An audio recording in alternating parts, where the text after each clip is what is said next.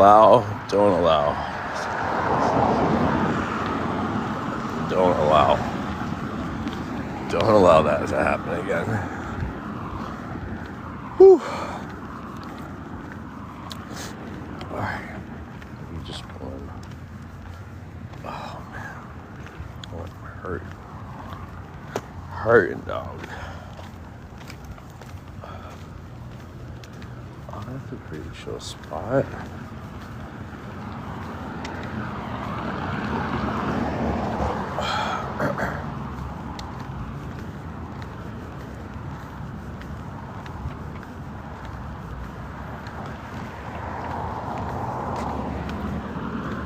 Let's get this algorithm pumping.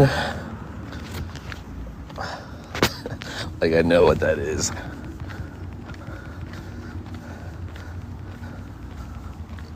Oh my God.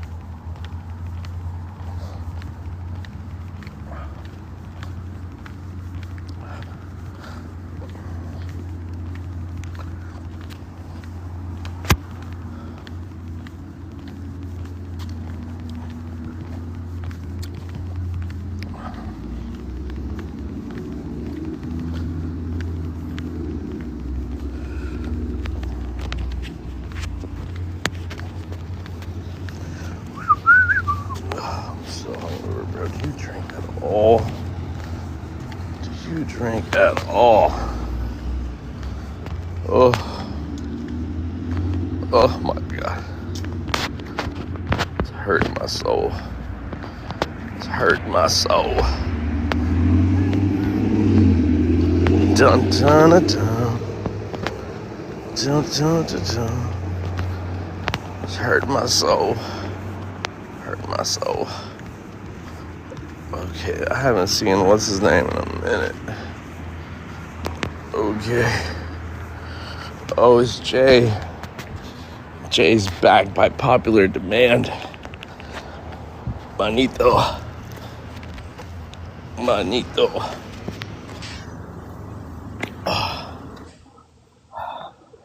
¿A dónde ¿A vas, dónde Carlos? vas? You sound like my mom now, bro. That's crazy. I love angry Spanish old ladies, bro. I didn't know if I told you that. I love Aren't them. they a gift?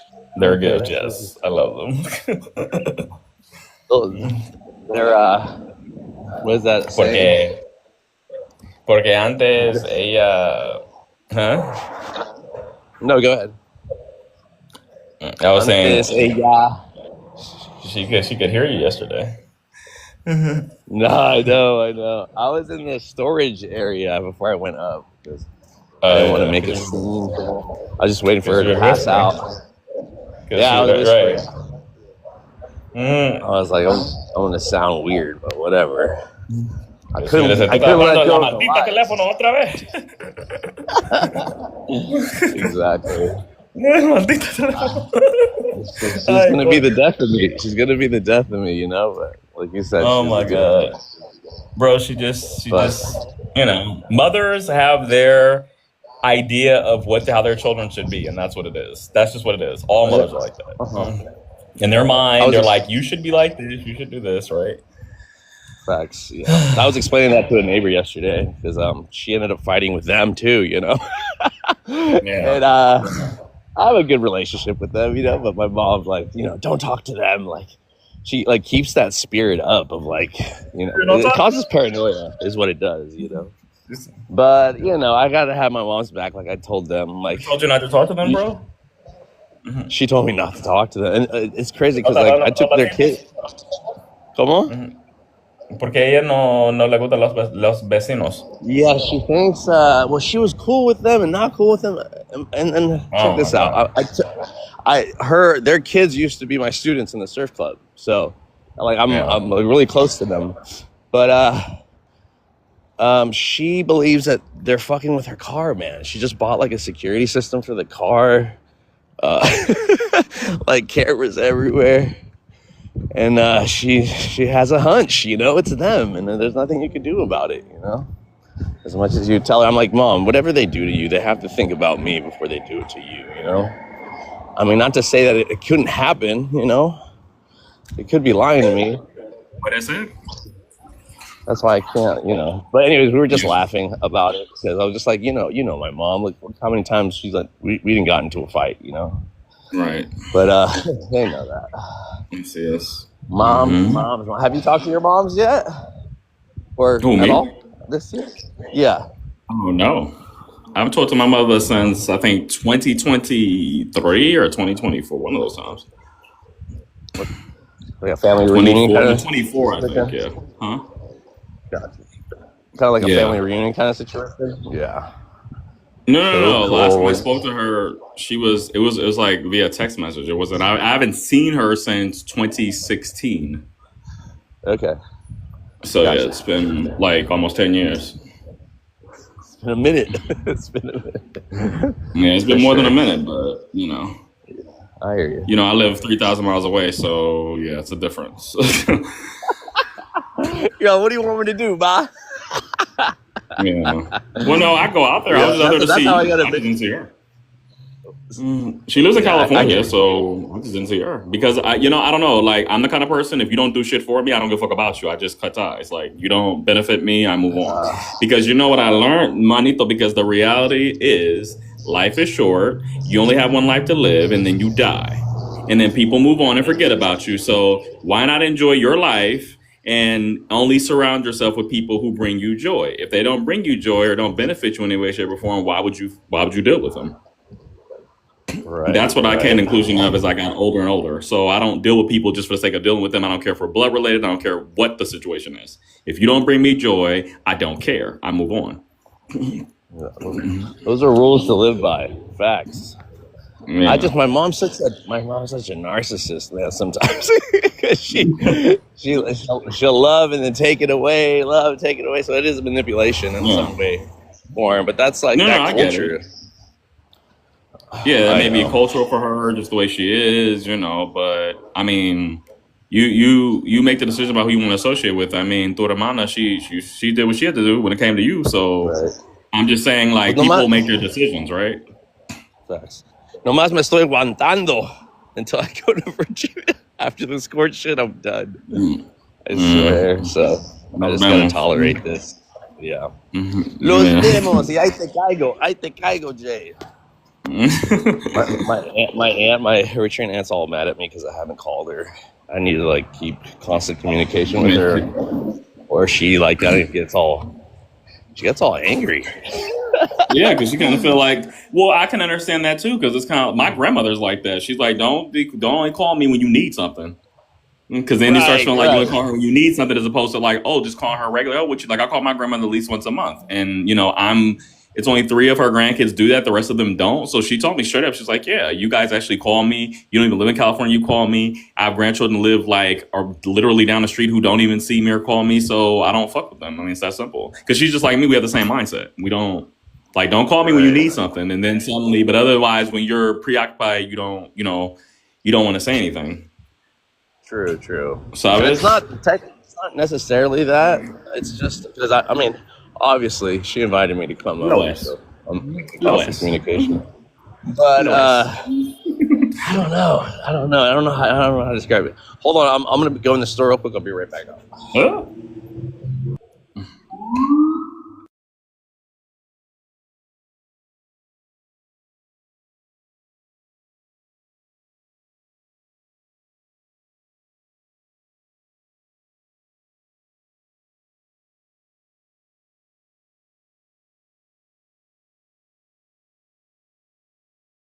So, what terms do you mean by the terms the government uses? Carrie, what terms would you say we should use?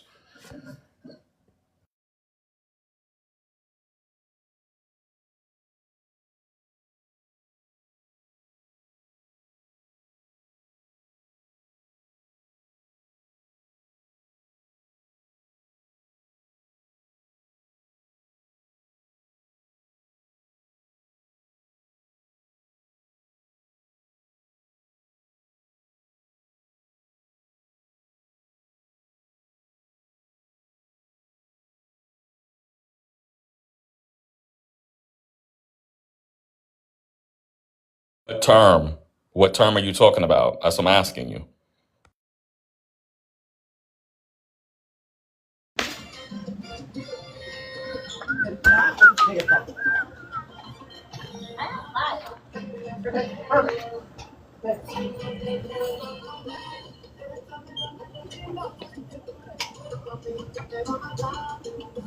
What a weirdo. 6127.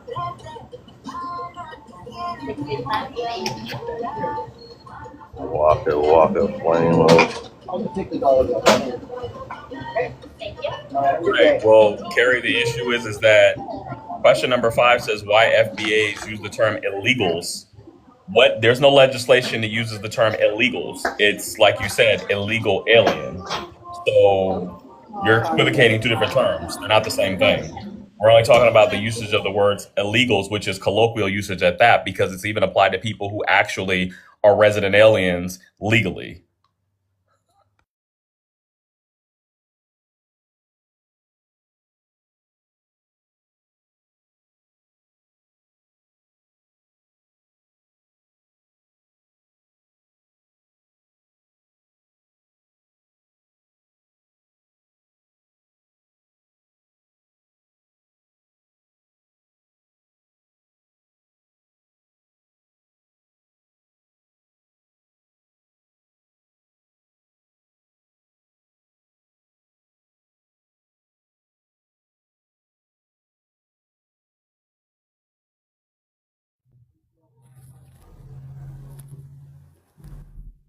Welcome to the panel. Can I get your age, ethnicity, where you from? I'm in my 40s and I'm from California and I'm an FBA. Okay. So now what were you saying about this usage, this term we were talking about?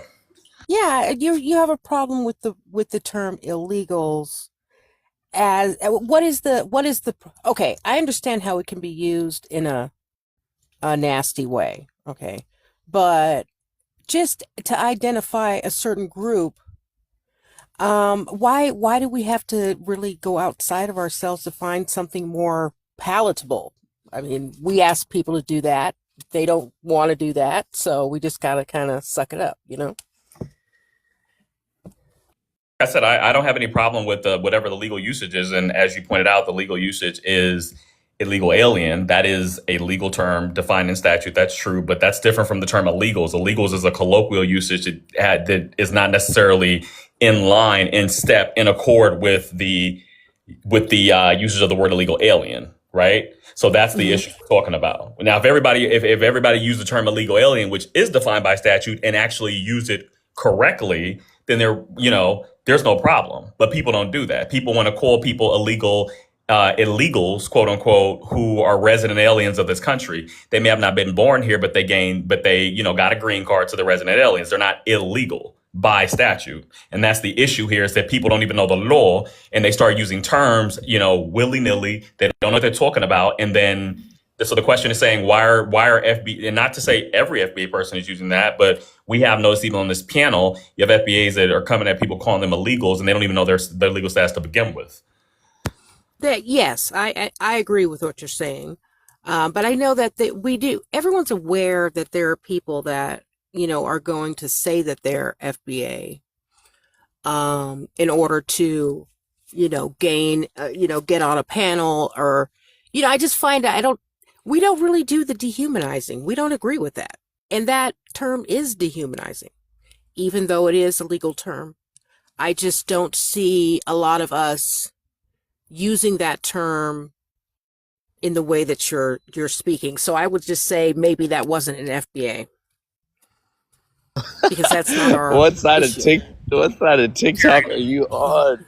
Yeah, Carrie, and I hear what you're saying, but that's kind of like an example of the no true Scotsman fallacy, which is kind of like, okay, well, if someone said that, then by definition they can't be an FBA. But it's like FBA, first of all, is not, we can also say, has no legal recognition either. It's not defined in statute. It's not defined by any government institution, as a matter of fact. So anybody could actually get on here and say, I'm FBA, and then start speaking. There's no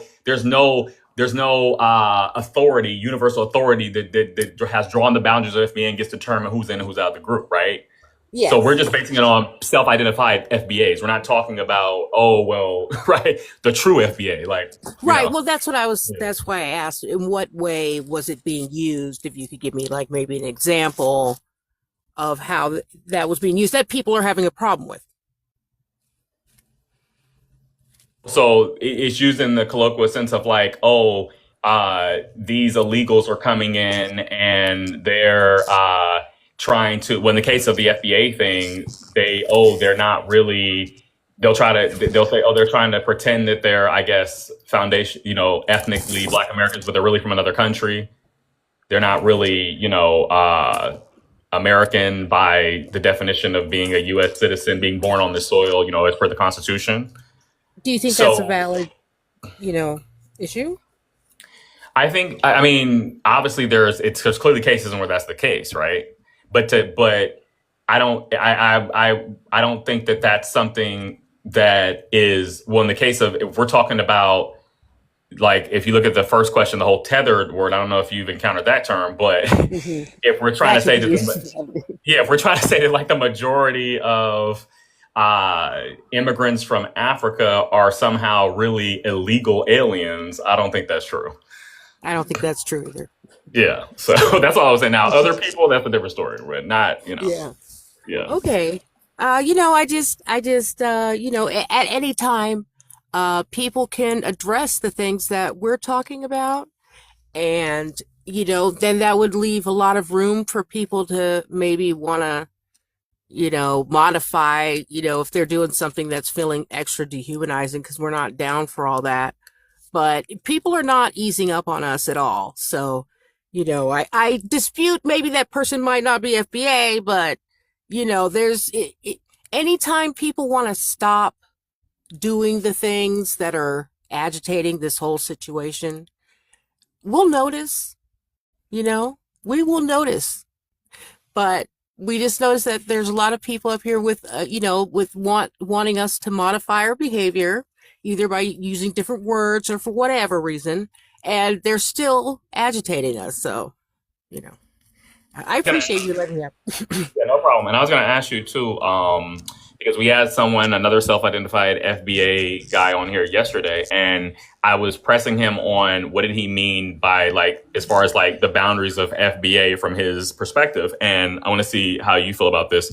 So what he said was that FBA, Foundational Black American, the American part specifically is what he means by it is a legal meaning. He said that it is necessary that you must be born on American soil to be an FBA. If you were not, it doesn't matter what your culture is. If you were not born on American soil, you are not FBA.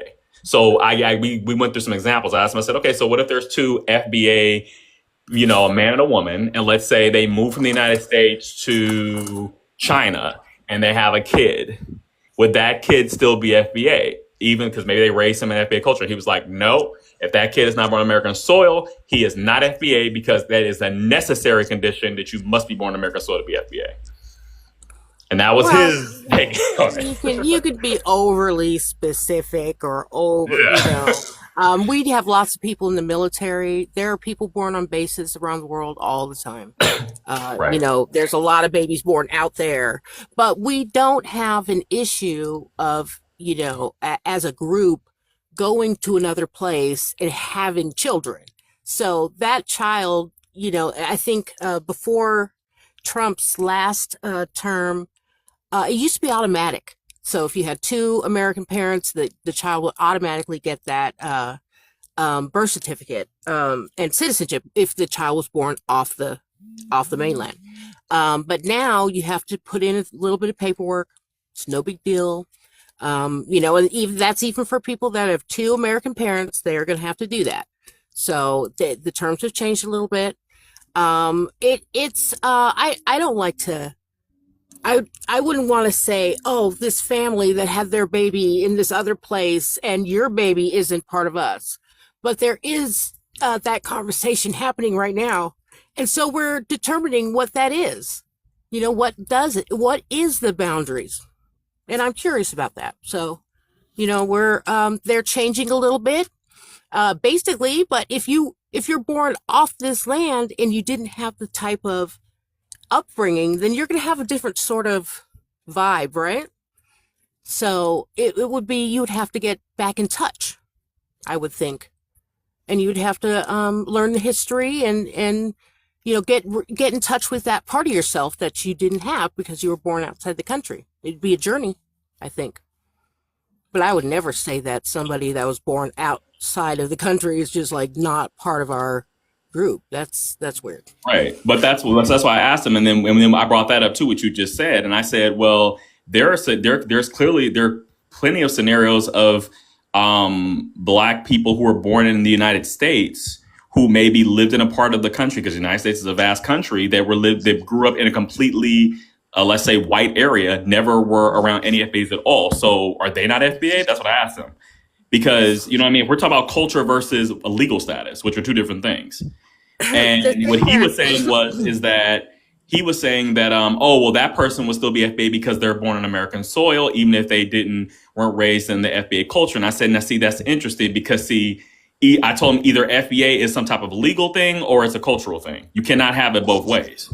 You can't say that somebody who has FBA culture but not born on American soil is suddenly not FBA, and invite somebody born on American soil but doesn't have FBA culture is not FBA.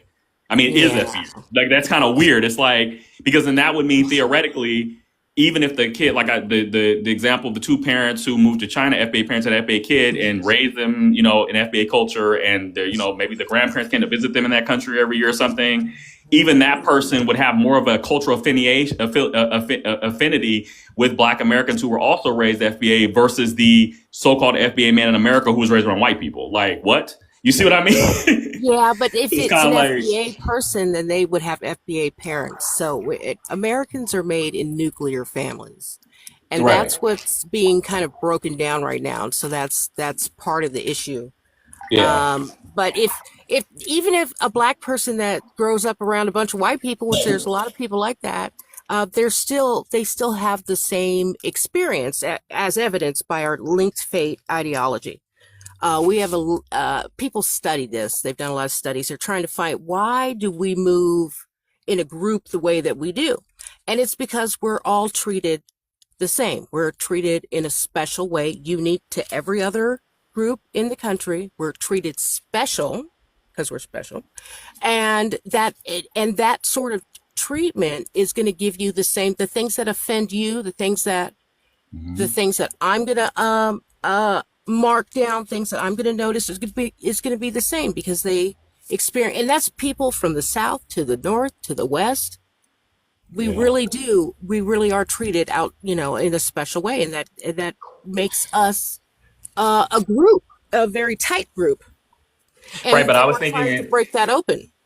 I was thinking though, more in terms of like, because we also talked about with that guy, well, how much FBA ancestry you have to have? I said, so what if like it's a white mother and an FBA father? And he said, well, that person's still FBA. I'm like, but what if the father was never involved? What if this was raised with the white mother? There are plenty of examples of that. You see what I mean? They're not going to be exposed to the FBA culture like someone who was raised by an FBA mother. Everybody knows that. Your mother usually is the one who passes the culture on, right?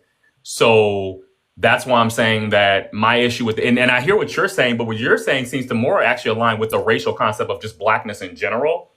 Mm-hmm.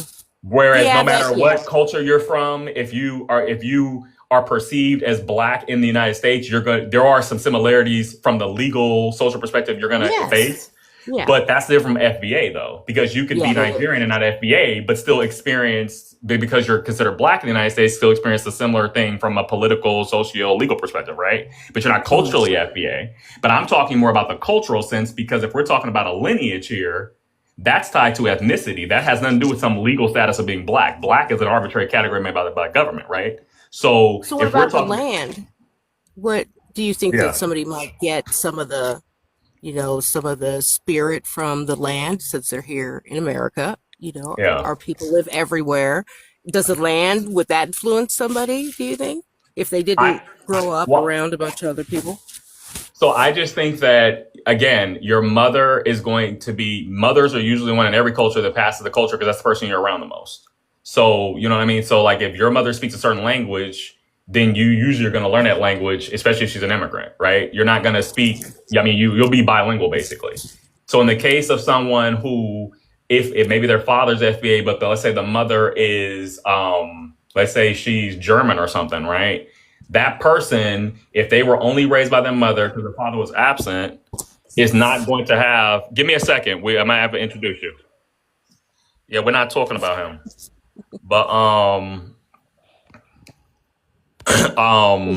yeah, we're saying that. So yeah, so that person is not going to be enculturated into the FBA culture the way a child that was raised by an FBA mother would be.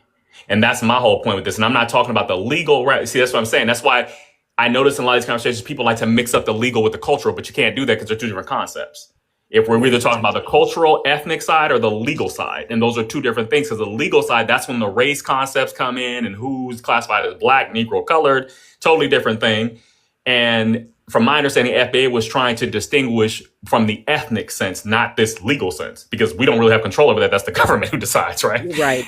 So if we're talking about things like reparations, for example, which is a legal thing, they would have to set a criteria for then who would qualify for that, which would therefore, now we're talking about, okay, well, who was ethnically, culturally this? Because then blackness wouldn't cover, because blackness is such a vast concept, it's a legal concept, it covers people who had nothing to do with, the people who were brought here in the 16th, 17th centuries, right? That's a totally different group. So that's why I'm saying, like, when I'm talking to people at FBI, I like to get their perspective about what exactly they mean and where these boundaries draw, because then that gives me an understanding of where they're coming from in terms of how they're grouping people, when they call people FBA.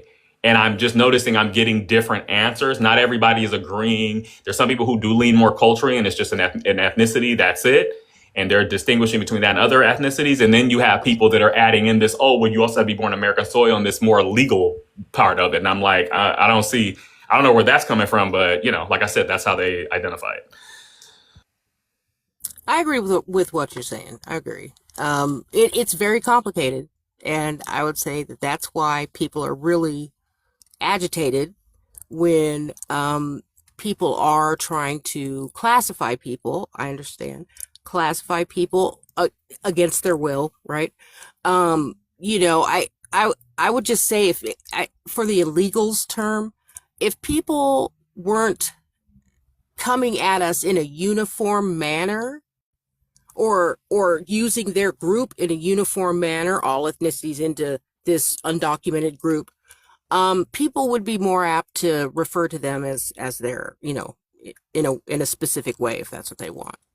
But I think the illegals term is because it feels like a uniform movement, and so it's going to be, identified that way. Okay, thanks. Yeah, no, I hear you. No, like I said, it's, well, what do you mean by unified front, though? You mean there's a unified front of undocumented people that's going against FBA? Is that what you're saying?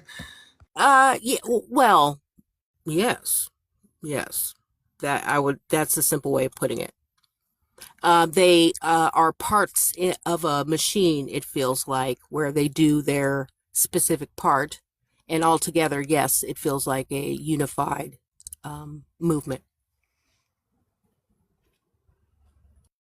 Ask you this, Carrie. I mean, these people, let's say it was a movement, there was really this thing going on with these undocumented immigrants, illegal aliens. Somebody has to be in power who's allowing that to happen. So if there's a movement to try to combat that, wouldn't we want to be going after the people that are enabling that? Because it's clearly not the people that are illegal coming over, right? Because they don't have any power. There's somebody's enabling them. There's like a pull factor. Somebody's pulling them here, right?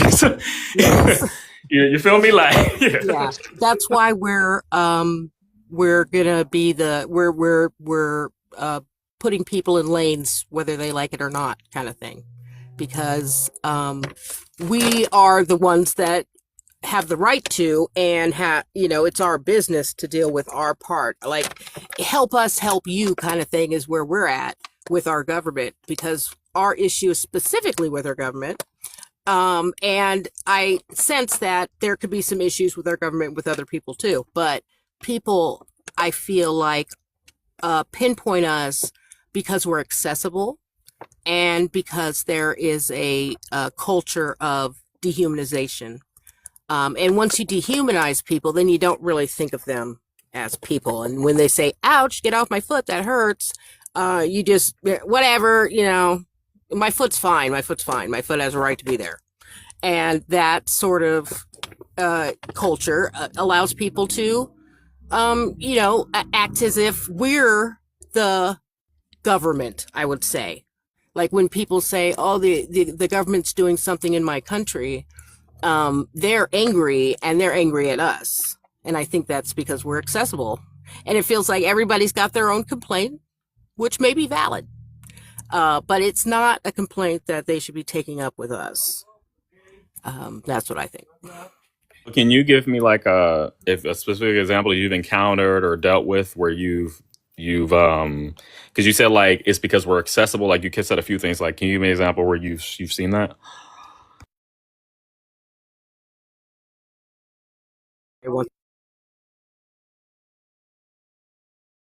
Again, sorry.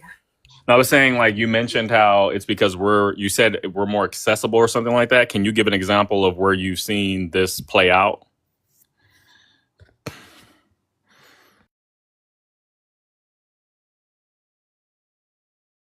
Sorry. Can you repeat yourself one more time? One more time. Okay. Can you give an example of where you've seen this play out, what you said about how we're more accessible and Yeah, they're coming for us? on social media. No, but like what? What did they say? That's what I'm saying. Like, what exactly did they? Well, they like to label us in various ways. Either as Africans, or they will label us as imperialists, or we are white supremacists. There's a few other terms that, because we are putting boundaries up. And so they push against those boundaries in a uniform manner. And usually with identity or station, they try and put us in a caste, or they try and change our very binary system, white-black system, into a white, black, and other, I guess, yeah.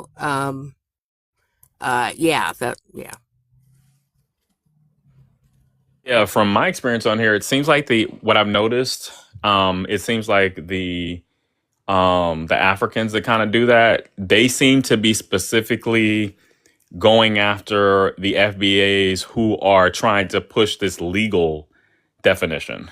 That's why I was bringing that up earlier, because like we talked to a few yesterday, and they were like, "Oh, we have nothing wrong, and we have nothing. We have nothing. We don't find any issue with Black Americans culturally, ethnically distinguishing themselves."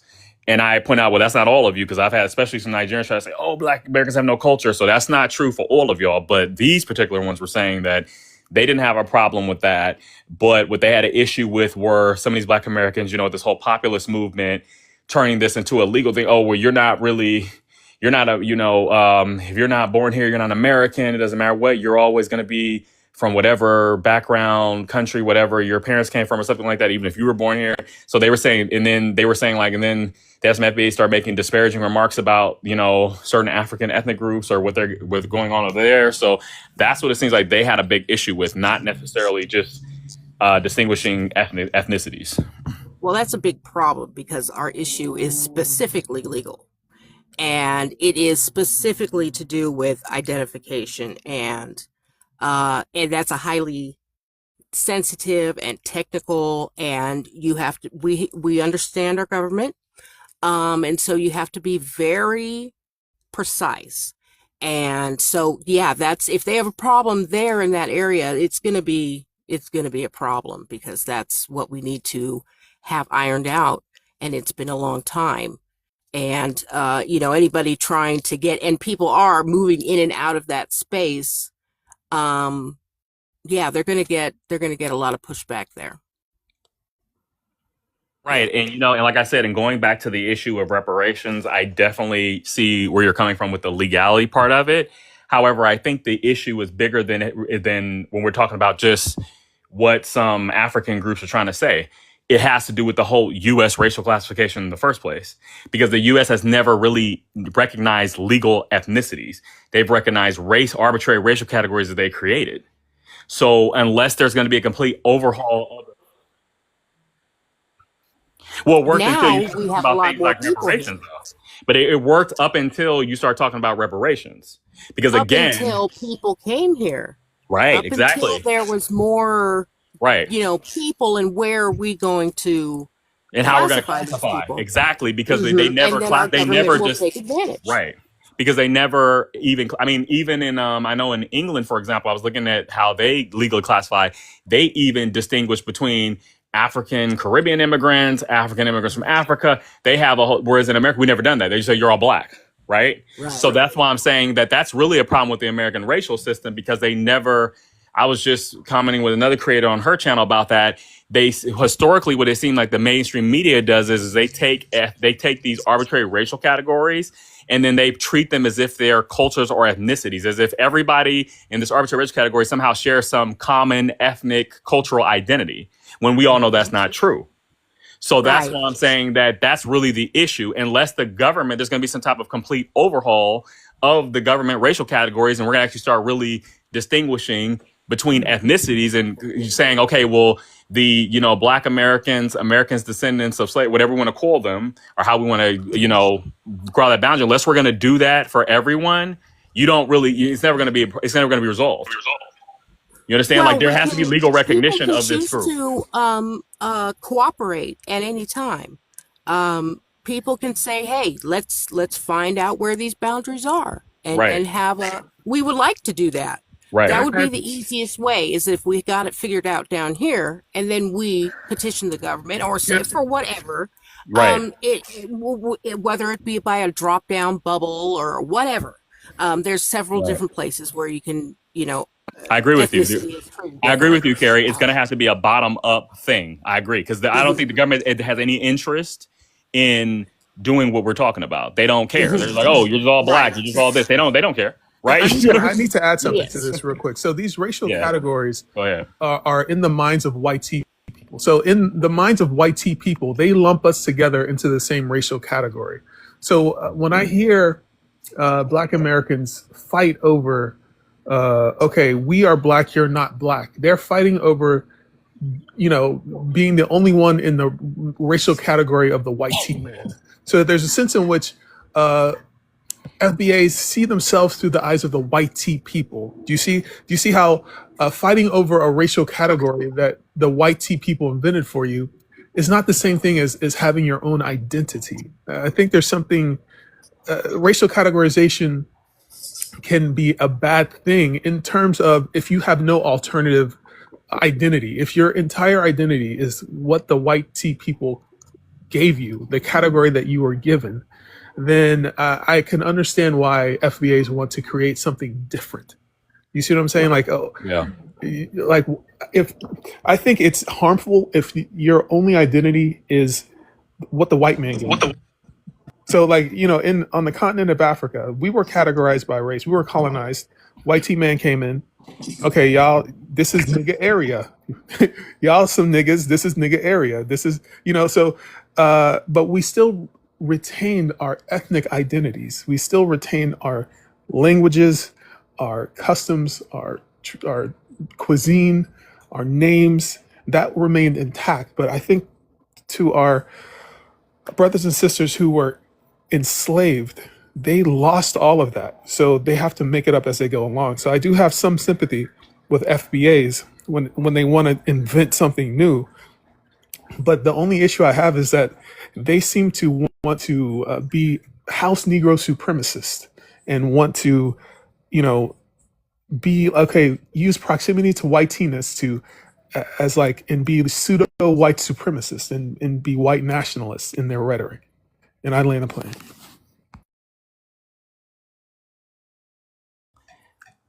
So what do you mean by that? Like, you said the house something would go up. What did you mean by that?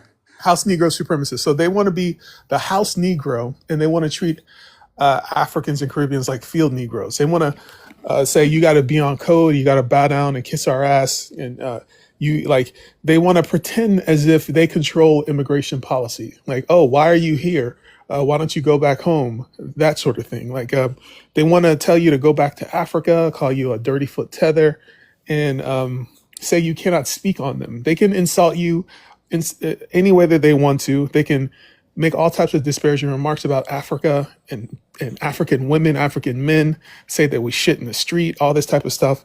But if you push back, then all of a sudden it's like, oh, how dare you speak on us? Like, there's a sense in which they think that they are the premium blacks. It's like they have applied American exceptionalism to being black.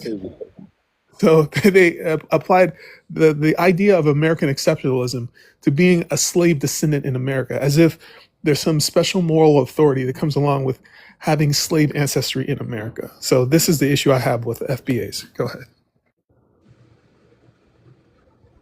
All right. I apologize for American exceptionalism. Yeah. Okay. We're gonna thank you for that, Tether.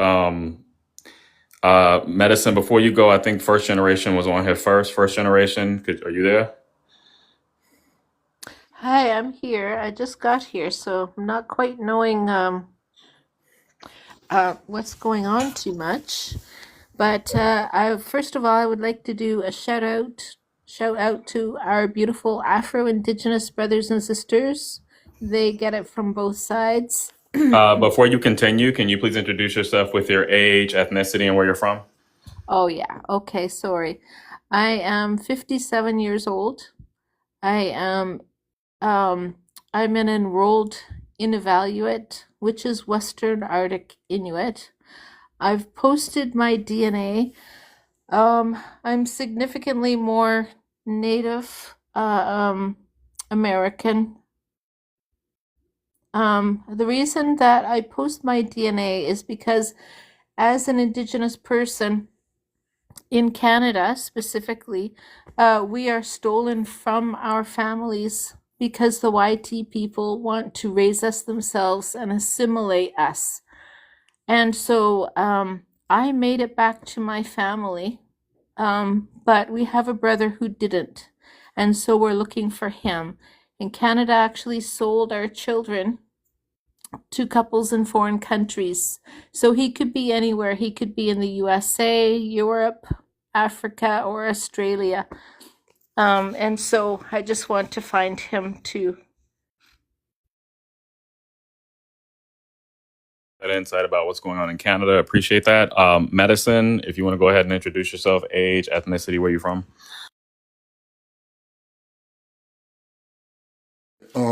I am in my late 30s, 37, Nigerian. Give me just a second. Hold on. Right. Nas, go ahead. Age, ethnicity, where you from? 26, so-called black, and I'm from Chicago, I guess. All right. Thank you for that. If you are welcome to either answer the questions on the prompt or respond to anything you've heard thus far. Does one drop tethered blood make you FBA? See, that's what I came up here for, right? Because I just found out what FBA was today, and the one drop rule. What does that tethered blood thing mean right there? So it's a term that's used to refer to people who are legally classified as black in the United States by the government, but they're not ethnically Black American. They could be from, Nigeria, Igbo or something like that, or different ethnic group, so they're racially classified the same, but they're not ethnically the same. It's a word that's used by some FBAs, I'll just say. Not every person uses that, but yeah. It's essentially a slur that means that you're a leech. You're somehow leeching off. Tethers leech off of the FBAs, so it's not. And just it's to not go deep. Yeah, it's a cosplaying. It's not a good word. It's not a good word. Well, you know what I found out here. I'm sorry, Jay. You didn't do such a great job. I heard yesterday that tether was a reference that YT people use to say we're going to tether this N-word. In its etymology sense, it means to be tied down to something, like bound to something.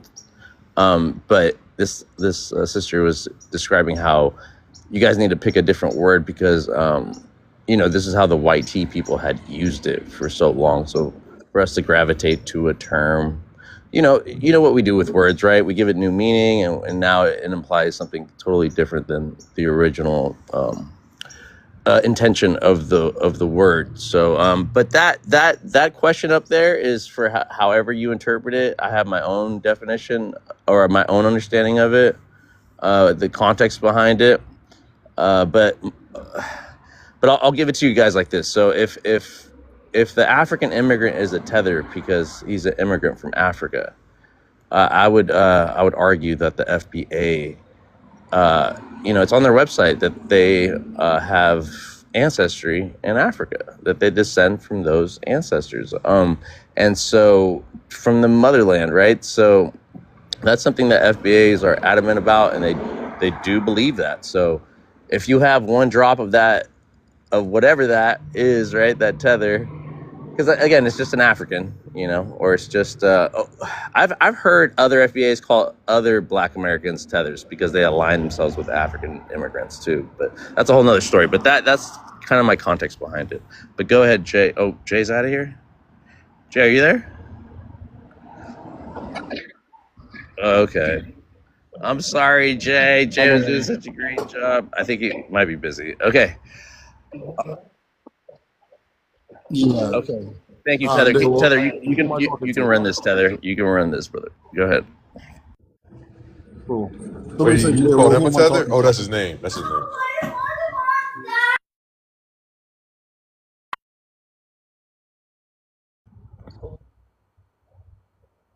I see. And the house, so we got to settle that. But yeah, one of the things I want to understand about this whole movement, I guess, is why we're all pretending that the Black American identity is like this very vague, super ambiguous thing that nobody knew about before, and we have to now establish some kind of clarity. Like, who didn't know what a Black American was before 2004 when all this stuff started getting loud? I don't know if there's any FBA people up here who can kind of explain, but I'm trying to understand this like fake ambiguity that's going on, or like, I mean, earlier I even heard somebody say that they need to have like bubbles on the census, or that they already do that. Like, they've been doing that for at least 4 years, to my awareness, probably within the last 6 years. But 4 years of my awareness, they already do that. If you fill out a census, it'll ask you for Black, and it'll say, okay, are you Jamaican, Nigerian, Ethiopian, Black American, all these different things. So I don't know. This whole thing seems very AstroTurf, like extremely AstroTurf. In 50 years, when the papers come out, maybe we'll understand what the hell's going on. But I just kind of want to understand why we're pretending that the Black American ethnic group is not a well understood group by both Black Americans and everybody else. I have an idea really quickly. So it's to do with delineation. The delineation is meant to separate who is eligible to get reparations and who isn't. So this is why groups like ADOS formed and splinter groups like FBA formed after them. This ostensibly is a reparations fight. So the first thing they want to establish is who is eligible to get reparations and who isn't. This is why creating an identity based on the U.S. Census. It goes back to whatever 17 whatever, or creating some division between who is a slave descendant and who isn't. Essentially, is what delineation is for, in order to petition the government for reparations. But what they've gone further with this delineation, and they have weaponized it in a way that to use it as an attack vector against Caribbeans and Africans. And I'll end the plane. I do got another question. I do want to understand like the pure hatred they have for. Hold on, guys. Hold on, please. Give me a second. I think medicine landed, right? You landed? Not real. Tethered answered a question, so I wanted to just add one more. Okay. Awesome. Jay, welcome back. Oh, Jay. I apologize. Yeah, I got you. No, you're good. No, you're good, Jess. You good, Nas. Just introduce yourself with your age, race, or ethnicity, and where you're from, and then we get the ball rolling. Who, me? Yeah, go ahead. Yeah. So I'm 37, Nigerian, Igbo, you know. Yeah. Yeah. Oh Black. no, I meant just. We did hear Okay. that. Thank you, Medicine. Appreciate it. For me, I introduced myself earlier. He already did vibes. We were Medicine was Oh one my of them. god, my bad, man. All right, Jay, you got it. You got it, Jay. Sorry. Yeah. So Medicine, you said Tether answered your question. You said you wanted to have one more follow-up question. We'll let you do that, and then we'll move on. Yeah. So like with the reparations thing, right? Now this is anecdotal, but I do have something that's not anecdotal. I'm Nigerian. All right, thank you. I'm Nigerian, right? I have never in my entire life of meeting thousands of Nigerians and living in the country heard of a Nigerian who's interested in Black American reparations. It's just like it's not even something that anybody imagines is on the table for discussion, let alone as an aspiration. So for right now, but the Bahamas and Jamaica are also lobbying the British government for reparations, but you don't see this extremely like loud kind of vocal movement to clarify who is and who isn't a Jamaican, because it doesn't make sense. Why wouldn't you know who a Jamaican is? Who doesn't know that? That's at least interested, right? So there's something very artificial about this, because during the, when at the height of the whole Black Lives Matter thing, reparations became a very serious topic, right? And I feel that this thing, right, kind of splintered off that momentum and turned that momentum into like thousands of online argument lives. And I think somebody has to look into that, because this is a very abnormal pattern, right? There's no ambiguity. Everybody knows who a Black American is. No Black American has ever seen a Nigerian and been like, okay, I don't know who I am anymore, or seen that kind of thing, right? You guys know who you are. We know who we are, that kind of thing. We know we're all Black, but we know that when we talk about reparations, we're talking about slavery. We know who underwent slavery in the United States and who didn't, right? Same thing with the Jamaicans. When they're talking about their reparations, they know who underwent slavery in Jamaica and who didn't, right? So, I don't know. I'm seeing some funny things. I kind of wanted to understand why there was a fake ambiguity, but Tether, you did a pretty good job answering, so appreciate it. And JST kept up. Let's go ahead and introduce Nas. Thank you for that insight. And then Carrie, we will give you a chance. You are the only FBA on the panel, and I don't want you to feel like you're the punching bag or anything. I do want to give you a chance to respond to all these questions. Nas, are you there? Can I get your? Yeah, I've been here for a minute. I introduced myself earlier. My bad. You want me to introduce? I know. Oh, there he goes again. Okay, did you have? Okay, so you already went. Okay, I'll just move on to Carrie. Carrie, are you there? Sure. If Carrie's not there, I just had one quick thing to add. So there are bi-ethnics, like for instance, me. My mother is a Black American. My father is Igbo. So if you go by the rules that FBA and ADOS has, all of you have to qualify for reparations, you just need one parent. So I'm the worst kind of tether, because I'm eligible for reparations. So I am in this reparations struggle somehow, because I could be a possible beneficiary. So I just to answer what the medicine shell asked, why would How dare you, Tether? I'm a tether who's eligible for reparations. So this is why I get a little bit extra. Real. Yeah, you're tethered for real. Yeah, no. No, I mean, you earned that badge. You earned that on your sleeve. I'm a tether with a hard R, but go ahead. That's wild, bro. That's wild. I might have to drop you for that one. I'm just joking.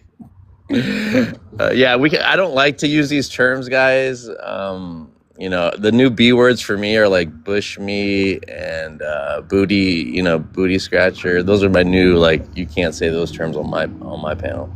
But it's just to equalize, like, what is a slur? What is these common terms that we're using in English, and like how it's like how we're so smart because we're catching all this, and then like we understand it. And with Tether, you embody it, man, and you take it forward. So I give you a lot. I lean into Tether. I will be that Tether that they're talking about. But brother, I hope you listen. I had the one last night recorded about how that lady from the South, she's a Black American. She was talking about stop using tether because tether was used once again from YT people talking about they're going to go tether up the N word, you know, and so it was literally a rope, you know, that they tethered them down. So strange fruited, you know what I mean? So again, it's just harmful if we keep taking terms again from the slave master and redirecting it. And like you said, the house Negro supremacists, you know, they want to live in the masses' house.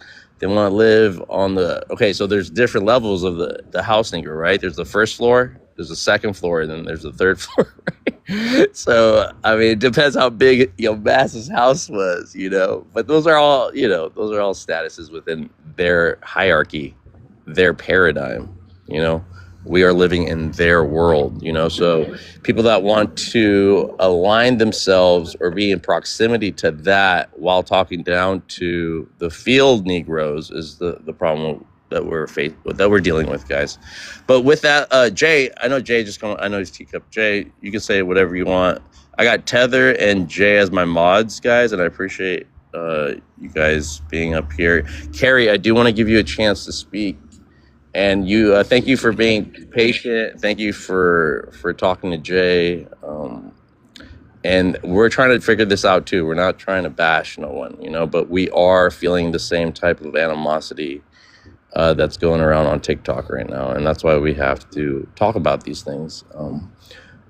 And on one side, yeah, obviously there's the toxic side of TikTok, you know, but I'm trying to change that thing, right, Carrie? So, Carrie, go ahead if you may, sister, and if you want to respond. I know there's a lot to unpack, but I do want to give you a chance. Yeah. I'll let you guys make your jokes. It's fine. You guys can make the tether jokes, whatever. It doesn't matter.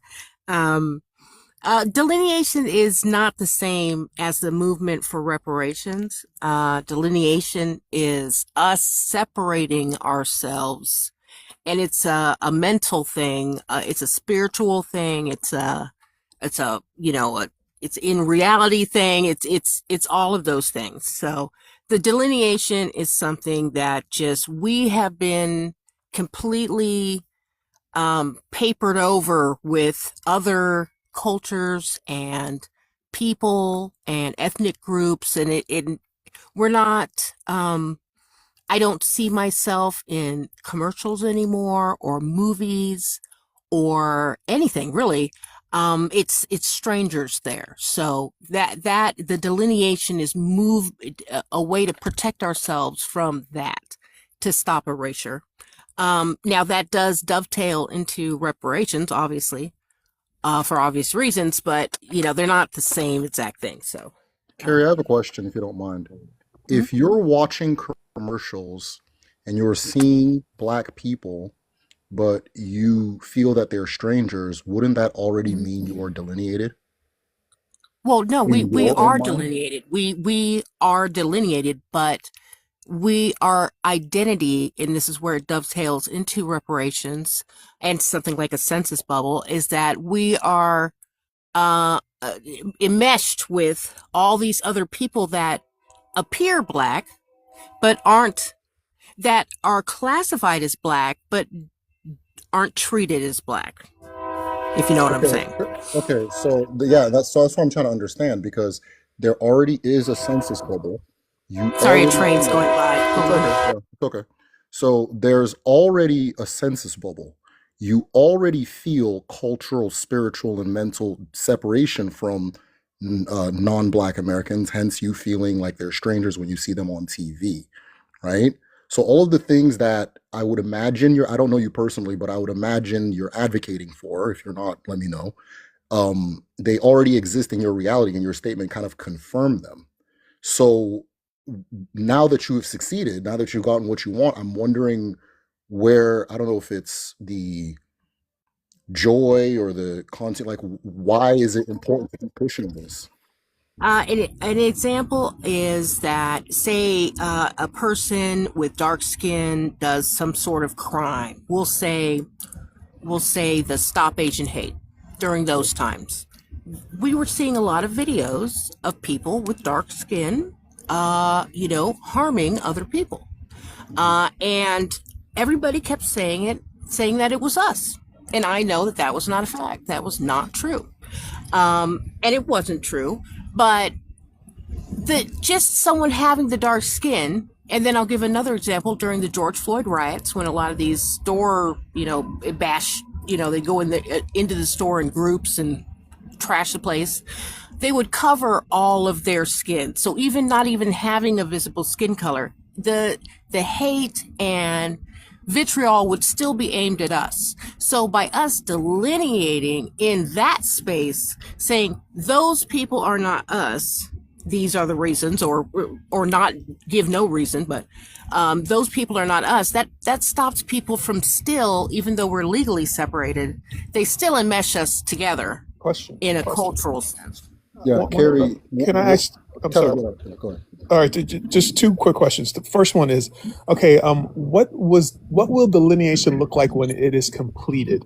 So let's wave a magic wand and say delineation has happened. What does that look like? How does that change your day-to-day It experience? looks like people not labeling us against our will.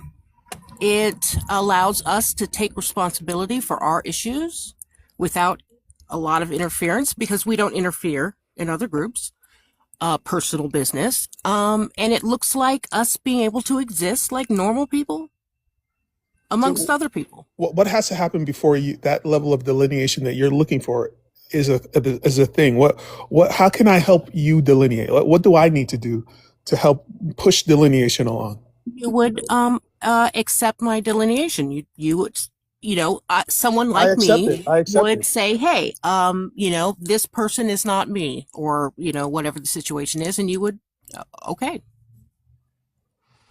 That's all it would Yeah, take. so Naz, you're going to be next, but Naz got a question. I'm going to hand it next before it. Joe, I was going to say that. I do appreciate the time, though. Thanks. Yeah, Carrie, and as we were talking about earlier, as I said, that whatever that distinguishment happens, Jay, you're that's going to be a little muffled. Jay, you're a little muffled. You're tapping. If you can get closer to the mic. You guys hear me or no? I can hear you better. All right, I'll come back later. I'll come back later when I'm not muffled. No. We can hear you now. Yeah. We can I hear have you a now. question. Can you reverse dehumanization? Do you think that's possible? Wait, What do you mean by diversity? hold on, If- Carrie. Well, We'll ask that question. Okay, let Jay run this real quick, and then we'll touch on that. Okay. So, Carrie, before you ask that, Naz did in the comment want to say something. So, Naz, go ahead and ask your question.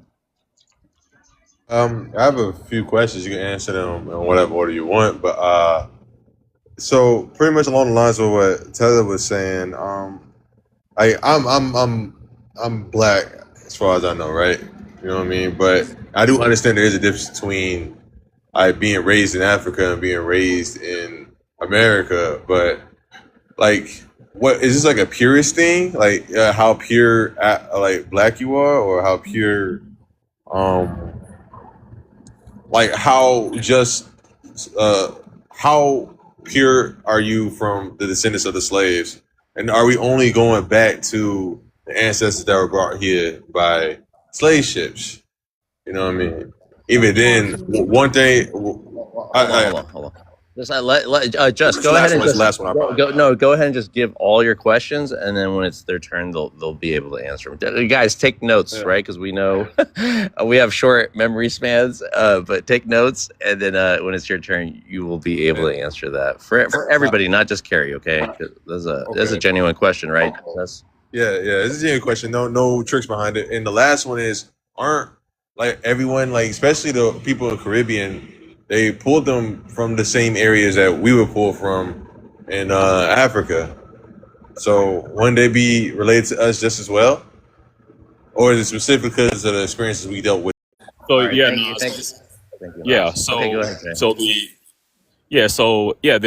The real issue is really, and kind of as Heather pointed out, and I kind of agree with too. The only reason this is even an issue is because of the reparations argument. Because if you're going to talk about reparations, then you have to show, okay, well, now we're not talking about the concept of race in terms of the government classification, which is arbitrary. They put people of different ethnic identities into one group and treat them as if they're an ethnic group. But if we're talking about reparations, then you have to then draw the boundaries on who qualifies for that. So that's where this whole thing about being descended from the captives brought from Africa to what is now America at some point becomes a question. So when you're talking about Caribbean, people from the Caribbean or people from Africa, yeah, they all are classified legally as black in this country. But when it comes to reparations, they don't classify as the descendants of American slaves. So that's what that is. In the concept, in relating to reparations specifically. Right. Yeah. Reparations, because obviously, if the United States government is going to give reparations to persons whose ancestors were slaves within the United States of America, then the question would become, well, why would somebody who's classified as black yet their parents came here in the 1960s? Why would they be qualified for it? You understand? Here's the difficulty. There's a difficulty here, really quickly. So the difficulty is that what FBAs want is they want a delineation in the minds of white T people. This is what I mean. So what they want is like in the minds of white T people, they want the white T man to have an FBA category and an everybody else category. So this is really an issue between FBAs and white T people, because white T people put all black people in the same mental category. So the difficulty that you're going to have with delineation is getting white T people to distinguish between who is FBA and who isn't. And I land the plane. Talking to Kerry about it earlier, I said what they're really calling for is an overhaul of the entire U.S. racial classification system, because with their, like you just said, Tether, that's controlled by the government, and historically that's been white T people. So you're asking them to then say, oh, we're going to overhaul this entire racial classification system and start distinguishing people by ethnic groups instead, which they've never done in the history of this country. That's not the basis of colonialism. So, right, they're essentially we need the government to legally recognize FBA, ADOS, whatever they want to call it, and then go on from there to start talking about reparations. Without that thing, you don't even have a discussion here. Jay, would you, maybe I'm just the only one seeing this, but the last census I filled out, I don't want to say the last two, there was a bubble for Nigerian. I mean, this is already being done. Are you seeing it as well, or like I don't? So the issue is that first of all, the census is based on self-identification. Sure. It's not based on, they haven't had a government official come out to your house since the 1950s. Right. Actually, the government to classify you. So they're relying on a person to decide that. Then if you look at the categories, first of all, the instructions are very arbitrary. It says black/African American, whatever that means. I guess it means and or. And then you have the situation where, like you said, then it says, or you can write in a country, an ethnic group. But then remember, the Census Bureau has already predetermined and prescribed what countries will fall under the category of black/African American. So if you bubble in black African American, but you choose Egypt as a country, they're going to say, well, this is wrong. This is incorrect. You should have chose Caucasian/white. Even though you could physically look like a black person, be from Egypt. There's cases of that. There's a guy who famously sued for that. But that's not what they've prescribed ahead of time. You get what I mean? So that's all arbitrary. It's not scientific where they're going to be, right? Right. And it's on the federal Directive 15 where it says that this is not biological or it's there. It's the way they describe it. So yeah, and then you have the categories, right, Jay, where it's like you're Hispanic and Latino with no black in you, and that's the only one. Like, and again, Hispanic, Latino, those are like land, geographical locations as well as language, right? And we all know that we have like the sister first generation has said that Afro-Indigenous people, there are people, and they'll be like, well, there's the other box, and you can write it in, but I mean, it's not. It's like you're going to have to do the other two if you want to be an FBA and categorize yourself like that, because there isn't that clear distinction. Like the other brother said, people know about Black Americans, yes, obviously, but we got to add foundational to it to become something. You got to be a salon. It's going to evolve and change. And like Tether was saying, like we understand, we have empathy for people wanting to identify themselves the way they are doing. But just real quick. Hold on. Okay. Hold on. I just wanted to say this. So race is based off of geographical locations. That's why North Africa, and that's why the Middle East and Egypt, and they're classified as white when they immigrate here, even though they have dark skin and don't look white. It's a status. Okay, that's international law. but It's that's based on their different. skull. It's not geographic. It's their skull shape. No, that's Darwin. That's eugenics. So I don't That's play where race that. comes from. Yeah, that's where Said race that? comes from. You Who don't have just to. said It's not that? a Who thing said to that? agree with. I said it. Medicine. Yeah, so no, I hear what you're saying. That is one scheme, but that's not the scheme that's employed by the U.S. government or any major institution in the United States. So that's not relevant to this conversation. But I agree with you. There were race scientists who did use craniology. That's not employed by any institution in the United States. What But I'm just saying just is the okay. original, like, for example, right, in the 1700s, they went around measuring everybody's skull. And then they said, as a collective European group, these groups are Caucasians, these groups are Negro. And then they went, that's the origin of the whole race thing. Right, but that's not what we're talking about. We're talking about the categories on U.S. Census and what government institutions use in this country historically. They don't employ craniology. They don't employ anthropology. They don't employ any of that. It's Right. arbitrary. No. So what I'm saying is they established the lines based on it, and then they've been going since. They're not going to measure your skull now if you're from Somalia. They just know a Somalian, when we were making this classification system, qualified as a They Caucasian. measure the And they forehead. go. What I'm saying is you're equivocating. That's not the way the word is used But hang on, on hang these on, hang census on, bureaus. hang on. It's On the not. census itself, when Black/African American, what that means is any person from any of the ethnic groups of Africa. That includes African Sub-Saharan. Americans. Sub-Saharan. Yeah, Sub-Saharan. good. Well, Exactly. okay, That's my point. Yeah. but See? in that definition of Black/African American includes Black Americans. So what does it mean to delineate? Are FBAs no longer going to be Black? And if not, what are FBAs? If you're not a Black/African American, then what other category are you going to be with the Pacific Islanders? Are you going to be with the white people? Where are you going to be at? Oh, you mean like in terms of the racial scheme? Yeah, and in terms of there's there's 5 categories. There's Black/African American. There's Indian, Alaska Native. There's Asian Pacific Islander. There's European. If I remember correctly, I don't have it right in front of me, but Yeah, they have then Latino, Hispanic, and Hispanic. Yeah. So if you're not one of these 5, if you are saying we're going to delineate, we're not Black/African American. So where are you going to go? Is my question. Go ahead. It's so funny because I just saw this one white lady like not complaining, but she's like, "Oh, I just can't mark off that I'm white. Now I have to tell them what type of white I am." And there was a bunch of categories now, like what European, because it's European, it's not a continent, but what what denomination of European are you? And so they're forced to do that now because of all the attention that we're putting on within our own communities and racial classifications. I just wanted to add that. Go ahead, Jay.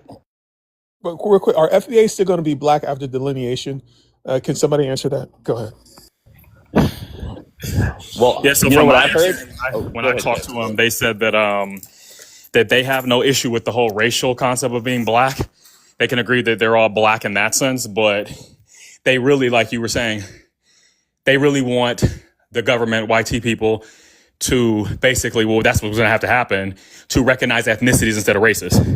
It's really, like you said, it's really an issue with the YT people, who are the ones who invented these concepts, who are the ones who employed these concepts. Because outside of that, you don't really have a conversation. It doesn't make sense outside of that. Jay's hitting the fucking treadmill right now. I can hear it. And more than that.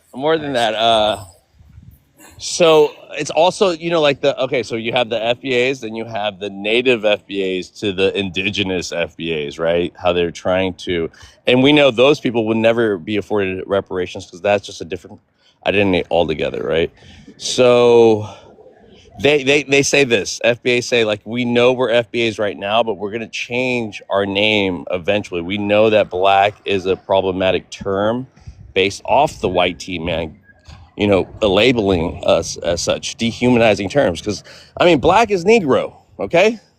It's just a different language. Just because it's said in English doesn't mean it doesn't take away from Black and Negro being regarded as property.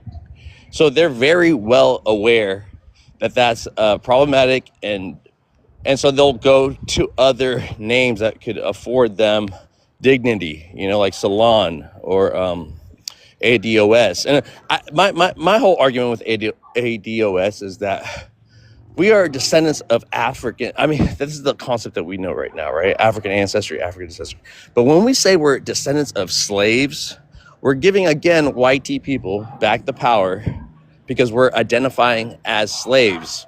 Who were the original slaves? The Slavic, Eastern European people that were first enslaved. And that was their name. That was their heritage. And just because we were enslaved doesn't mean we have to carry on that identity. You know, that's why we have prisoners of war term, or we have chattel slavery. Just the different plight that people had to take while they were colonized or captured by Europeans. So I'll land on that. Where are we going from here? Okay. I don't know. I do got one. Oh, my bad, Tether. You want? Well, just real quick, this author named Shelby Steele, he talks extensively about, you know, civil rights movement and politics, and his idea is that what this is about is he coined a phrase called white guilt, and he had a book called White Guilt, and in this book called White Guilt, he said that, you know, it's the way that the civil rights has shifted since the 1960s is that the civil rights leaders now, in the beginning, it was about, you know, equal rights. That's what it was about. But now it's about, you know, what is it? He said it's about like milking white guilt. So what he calls is the shame. White guilt is literally the shame that white people experience about the history of slavery in America. So that the civil rights leaders now want people to embrace an identity of a slave identity of grievance and entitlement in order to milk white guilt. And he's a black author who wrote this, and it makes a lot of sense when you look at BLM and how that whole thing was used to, you know, so white people could say, if I give money to BLM, I'm not racist. And then the BLM could take that money and buy and not actually help the people who are disenfranchised. It's like Tether, all they had to do is put the sign up on their lawn saying Black Lives Matters, actually. They didn't even have to give no money. But go ahead, Tether, I'm sorry.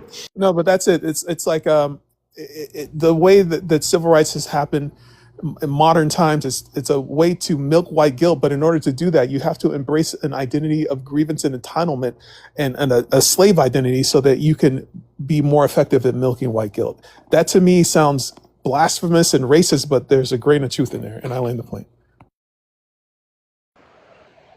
And a lot of these organizations were looking for that white guilt money. You know what I mean? A lot of the protesters that biracial, by the way, were screaming like, you know, what are you going to do for us? Like, what, like donate to us because you guys haven't, you know, like it felt, I forgot the term. There's a term for it, but kind of like the white, like, yeah. Yeah, they unalived Trayvon Martin.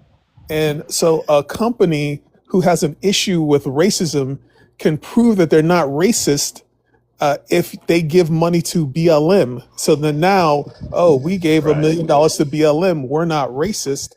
But then BLM, they're not going to give money to Trayvon Martin's family. They're just going to keep the money. So it's like a whole virtue signaling network of things. So let us show them that we're progressive and that we're supporting things that are important to the majority of these communities at the end of the day, because our dollars, right, biggest spending power, right? So they have to bend for us, but we just have to get in order. I mean, it was a great demonstration of like how reparations could go, but it was just the beginning of it. It wasn't set in stone. I have one question. I'm sorry first. You mind if I'll just ask this question now, and I'll just be quiet for a bit. But I do got a. Oh shit! Who's that? What's up with the? I hate to be controversial, but there's a lot of hostility amongst like the FBA community. This is how I found out about it today. But pretty much, I was coming through a live, and this guy, he was. I disagree with what he was saying because he was coming at Jamaicans, and I was like, was pretty much trying to defend Jamaica, and he was saying it's dirty and shit like that. And he started questioning my heritage. And, you know, I ended up giving out a little bit more information than I should have about my heritage, trying to prove to him that I'm black or whatever like that. But still, there's like a lot of hostility where they're trying to disprove other people are less black than what they actually say they are with it. You know what I mean? It's just the interrogation tactics, man. It's Tariq Nasheed manual booklet 101, you know. Once they disagree with you about anything, they'll start asking you questions like you would think you're you think you'd be in like an ICE detention center when you're talking to these people. They really think they run Homeland Security or something. And a lot of the balls they have right now is because of what the current administration is doing. And so they double down on that, you know, like Tether was saying, like they align themselves and they, but a lot, I would call them like black MAGAs or like FBA MAGAs. That's where I draw the line, but I'll leave it at that. Go ahead, first generation. Go ahead, Tether, and then Yeah, first sorry generation. about that. I just had a call from my husband. Yes, I was just going to say there is so much power in unity. I'm up here in Canada, and as Indigenous people, like we have a lot of problems with white supremacy. I've had 3 of my family members unalived by white supremacists. And the most recent one, 2 of my family members were unalived by a white supremacist family who pew-pewed my family and left them at the side of the road because they had a moose in the back of the truck. And the white people don't have hunting and fishing rights, and they're jealous of us. So anyway, because of Black Lives Matter and because of Indigenous Canadians really pushing for Black Lives Matter, really supporting our unity with the Black community, the judge in the case ordered that what happened to my family be kind of kept under the rug. It was not allowed to be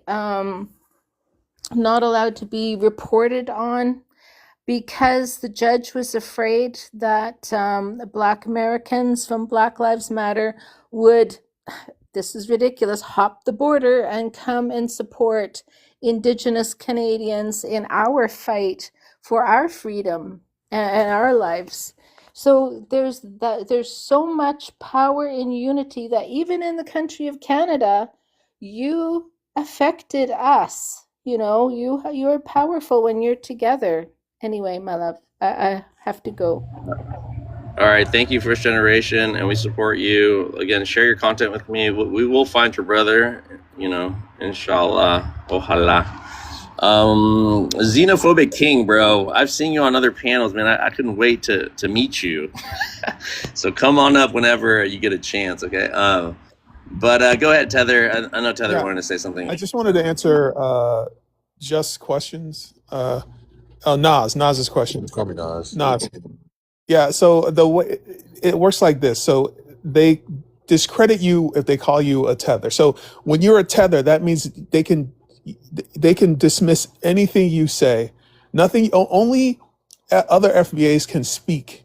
So if you're a tether, your opinion has no value, and you are essentially a persona non grata. You're a worthless human being. It's a way to dehumanize you.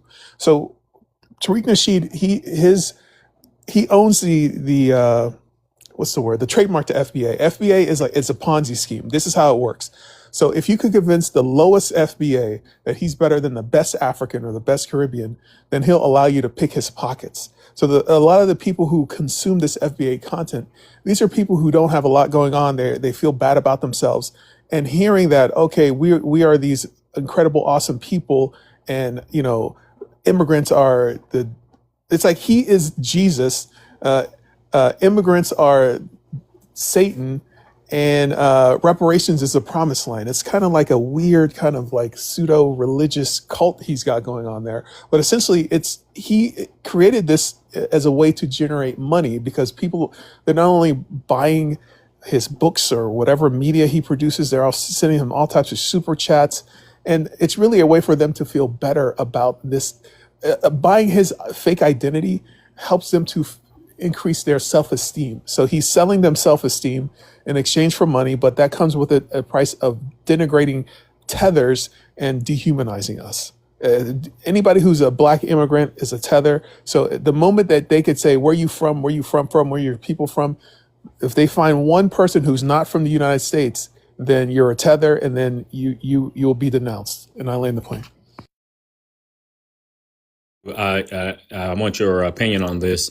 What do you think? Because clearly the majority of Black Americans are not FBAs. Most of them don't even know what it means. Never heard of it before. It's clearly an internet phenomenon. Yeah. But of the ones that do, what type of, I guess, personality type or psychological type do you think would be drawn to Tariq Nasheed's FBA movement?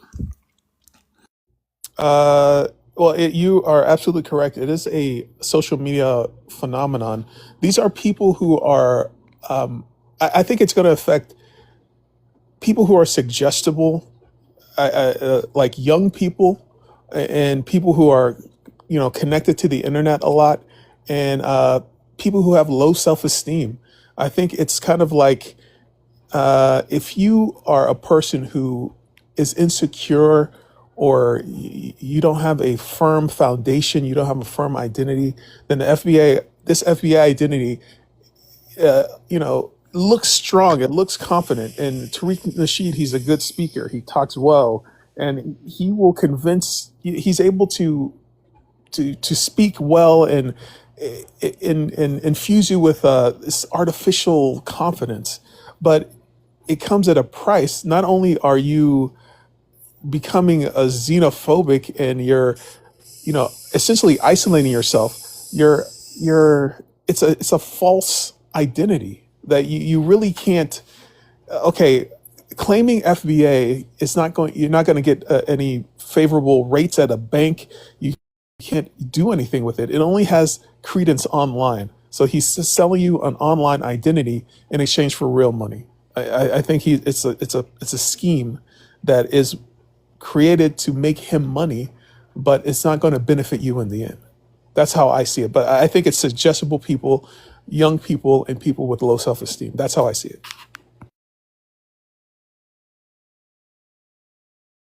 Give your insight into that.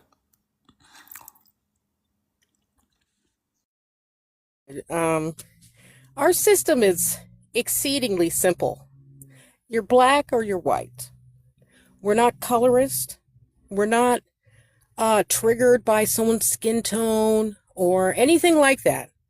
Our system is simple, okay? If you're not black, and all of the people that I'm looking at that have privilege, that aren't down here with me, dehumanized, where people get really confused over who you are and who you're not and what does it mean, okay? Down here where people are confused about who we are, this group of people, okay? We don't need to have all of this craziness because you're white up there, okay? You can operate, you can identify yourself, you can be your own person without people in your face asking you a lot of questions about it. And, I don't think that anybody that is in that position has a right to ask, how we, the inner reason why we might want to self-identify, which is the reason is we're human beings like everyone else. That's why we want to self-identify. We were fine being black, but we had to be foundational black because people kept tethering onto our name, onto our identity. We don't have a law that says that you can't, claim that you're FBA or whatever. It is a social concept down here where, yeah, you can say you're FBA, that's fine, but you're not. And we want to have that distinction there. And there's no kind of, you don't need to rack your brain on some sort of deep reason why. just think, why would you want to self-identify? Okay. And this is what I'm talking about with the whole playing kind of, playing aloof. Okay. That is a mechanism where people can then go, well, I don't know. Maybe it's ADOS. I never mentioned ADOS. ADOS is a group with a lady at the front of it. Okay. FBAs are not a group. People brought up Tariq Nasheed. Why? We were talking about identity. I mean, I guess you can fold him into the conversation in a normal way, but not after you mention ADOS. That just makes you sound like you're talking to not FBAs and you're repeating things. And if people would just listen to us, and this is where the dehumanization comes in, people don't listen to us. If you just listen to us, we could get this ironed out, because I think we kind of have it ironed out. But people want to, mess around and stuff. That's why the delineation is important. Because when people get confused, we don't want that to be, people to see that as some sort of trait that FBAs have, that FBAs are confused. We're not confused. Okay. So that's, and we're at home. So anybody at home, if mom and dad are fighting, you're going to have to kind of see your way out of the room. And that's kind of how and it will get aggressive. It can get aggressive if people keep pushing against that, because that's a boundary. Can I ask a question? Mm-hmm. And give us a moment, because actually, this Abby I was done. Thanks. Thank you, Carrie. He was here before, so I want him to introduce himself with your age, ethnicity, and where you're from. Yeah, I'm a Black American from Illinois, age 39. All right. Yeah, Miss Carrie spoke very eloquently. I'll concede my time to Divine. And Divine, before you go, Carrie, I just wanted to let you know the only reason Tariq Nasheed was brought up is because, as Tether pointed out, he did apparently trademark the word, so that's the only reason why. It wasn't necessarily saying that you were a definer. Capitalism. That's capitalism. No, yeah, and I hear you. But I'm just saying that was the reason. It wasn't like it was out of left field. He has nothing. He did trademark the word, so that's why he is going to be brought up anytime, because he did trademark the word. It's a part of it. It is relevant to the conversation, but yeah, he's not a leader, but he's an owner. Yeah, he's not a leader, right? He's not a leader. Acronym. He owns your ethnicity. Is it white trademark? Who? Is white trademark? Is it a white trademark? Is that what you said? What's trademark? Wait, hold on. BLM. White Lives Matter. Yeah, BLM. And is- BLM. Mhm. Yeah. Carrie, so you have no problem with him taking all the profit from a term? Like, if you made some shirts today and you wanted to, he could sue you and be like, you did something without my permission. He can. People do make shirts that say FBA and whatever. I don't think anybody's sued them. Your When lineage is Tariq what he owns your lineage. Nasheed decides to sue you, okay, for whatever reason, he can and he will win against you. Him and the honky. I don't know by whom, but I know it is. It's a corporation. The same United. You guys love to put I think America. she said African American. You can't go with that, because you guys deleted from African American. You can't go back, right? You can't backpedal now. But here, I'll tell you this: Well, some people still America. identify as that. No. Part of delineation, Carrie, is that you have to get rid of these other names. That you can't just like backpedal and be one foot in and one foot out. We have African Americans that are proud they're Americans, regardless if they're first generation or second or whatever, right? But they still have an affinity to that identity, and you can't take that away from them. So you decided to delineate from African American and Black American. You wanted to add the foundational aspect to it, right? Not just Africans. So I already heard, Carrie.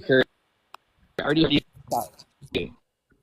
already heard that you haven't delineated. If you still think that your people are in the category of African American, you haven't delineated. But African American is how we were identified They're not your before. people. This You're is what not happens, African Carrie. American, Carrie. You're FBA. All of our names, which is a So crime against hold on, humanity, Tether. mind So He's you. a We do government not agent. want to keep getting He's, so he's saying Barack that the government allows him to do Obama this. is our Barack Obama was our He's an president. African. Carrie.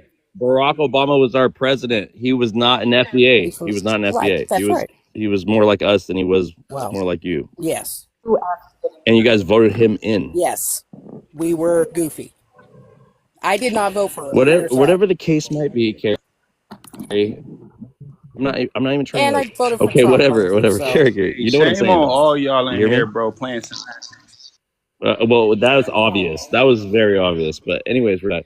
Okay, I'm gonna let Jay just run this. Tether and Jay are my mods. Okay, so I gotta go take a shower, and I'm charging my phone because it's about to die. But I just made it back home. Thank God, because I wanted this conversation to be done. Do you watch Stranger Things?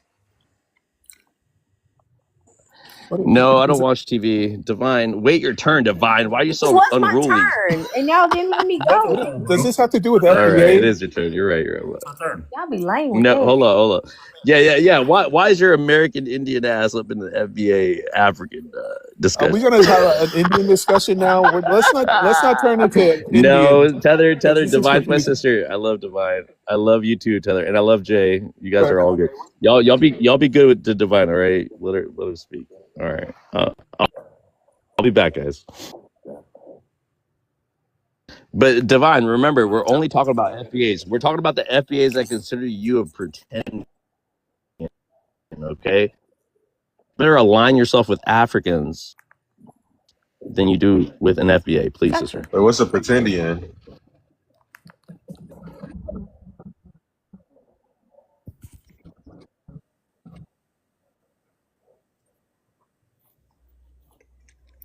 Okay, I never heard that one. Okay, so my question is to Carrie. My whole thing about like FBA, right, is it's a little bit confusing because I started off, right, trying to integrate into this whole FBA movement, trying to get involved, like, oh yeah, delineate, I get that, that's cool. But then soon as I tell people that like I have indigenous people in my family and we are indigenous, then there's this whole thing of, well, you're not African, you're not us, and it's now all of a sudden all the people that was considered Black American, African American are no longer part of this FBA movement, and now we're separate from even y'all. So it's kind of like, where are y'all going with this? Trying to separate anybody that's Black American from anything. We're trying to put a boundary around us. So I don't know who you were speaking to. That was kind of rude. No, if I said I'm that to you. yeah, this is for any FBA, because it's like what makes your FBA different from my indigenous story when we both Well, identify as Black not all of Americans us and all are. of our parents and our ancestors have been enslaved by the same people. So I'm trying to figure Right. out what is the difference. Well, if you are a Black American, there is no difference. What you're coming in contact with is the tip of the spear, the people that are laying the boundary and defending that boundary. So yeah, we're gonna butt heads with people that are, wanting to interfere with that, and so that can get kind of ugly. But now that's what I'm But we're not saying. trying to exclude anybody that is Black American. We're just trying to clarify, because a lot of people have a lot of different ideas, and it's kind of rude and not really. You're not moving correctly if you're going to define people, and then if you're not those people and you're defining those people with ulterior motives, then you're going to get we're going to be more aggressive and more obnoxious, when we're drawing those lines, and I think that can get a little wild. Well, But we're not trying to separate anybody. that's what y'all said. That's what y'all said. Y'all said we were pretendians. Y'all said that because I was called a we were. pretendian. I think people No, are I'm just getting just called asking. that. No, I'm just speaking in general. All the FBAs I've ever met, like we all share the same cultural experience. We all have been reclassified as whatever when we came into this country, or have always been in this country. We all ended up getting enslaved. We all have the same grandmama and granddaddy that either came off a boat or was enslaved from an actual indigenous tribe. Now, are So you I'm Pan-African? confused. Because No, I'm that not. was a That's what I'm bone saying. there. Y'all trying to, but what I'm saying I is, don't think we're y'all are trying to do trying to that. take control of a Black American experience when the Black American experience is not monolithic. Real That's quick, the We're can I Black problem. American. just The help me problem out 1 is second? there Hang are a on. lot of Black Americans on this soil who all have different stories of how their family were enslaved, and y'all Are are they immigrant saying, stories? huh? Just are they from an immigrant background? Because if there's a No, confusion, there's a that's what I'm saying. confusion with Yeah, people because that it's like, don't what know. are You y'all? Are know, you African or are you not African? But Because hang on, that's hang where I'm on. we're not confused. African. Okay, We're Okay, so American. that's where the confusion We're is Black coming in with American. FBA. There are a lot of FBA saying, "Well, we're African, and this is an African movement, and we're trying to get our Well, those are reparations from Pan-Africans. being on a boat and coming over here." you And have we're different like, origin "What? That stories. don't Our even make story does sense." not start with slavery. Slavery is not the central part of our story. We have So, a what longer is the story. point? What Okay, makes you so what is foundational if it's not slavery? What the slavery is what's your the foundation? story? Because it starts with the foundation Slavery of is all our a defining ancestors getting feature. enslaved. The Oh, yeah, foundation that's starts when we yes. all got enslaved, ma'am. That's what I'm saying. If we all got enslaved, regardless if you came off a boat or not, what is the point of FBA if we all got enslaved? All Black Americans, no matter if The they're point Indian, of anything else, we FBA, all got enslaved. What is the point of it? the reason why FBA is a thing is because people were assuming our identity, misrepresenting our identity, and speaking as if they were us when they were not. So we had to find a way and a term that was airtight that we can exclude people that are causing confusion and noise. So it's a term that is a reaction. We were fine just how we were, I think. So, Yeah, people, I get that. it'll be something else if it needs to be. Yeah, I get that. I'm like all Okay. down for, delineating and making sure that we don't have people speaking for our culture. We're However, not all going to delineate the same either. You don't have to agree with our tactics. no, I'm just But saying, they're like, a the reaction. idea of there is cosplaying going on regardless of what type of person we all Black American first, right? But even if you choose to identify as Indian, Moroccan, Black, African, Moroccans?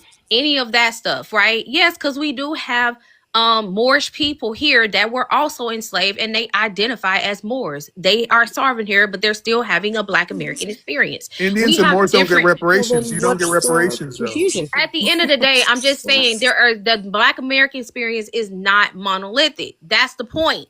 The point is you're saying, hey, look, we are the people that are over here and our people are getting cosplayed. Everybody that is Black American, people are getting cosplayed. The people that were indigenous here, that parents literally came off of a tribe, they're getting cosplayed right now in a reservation.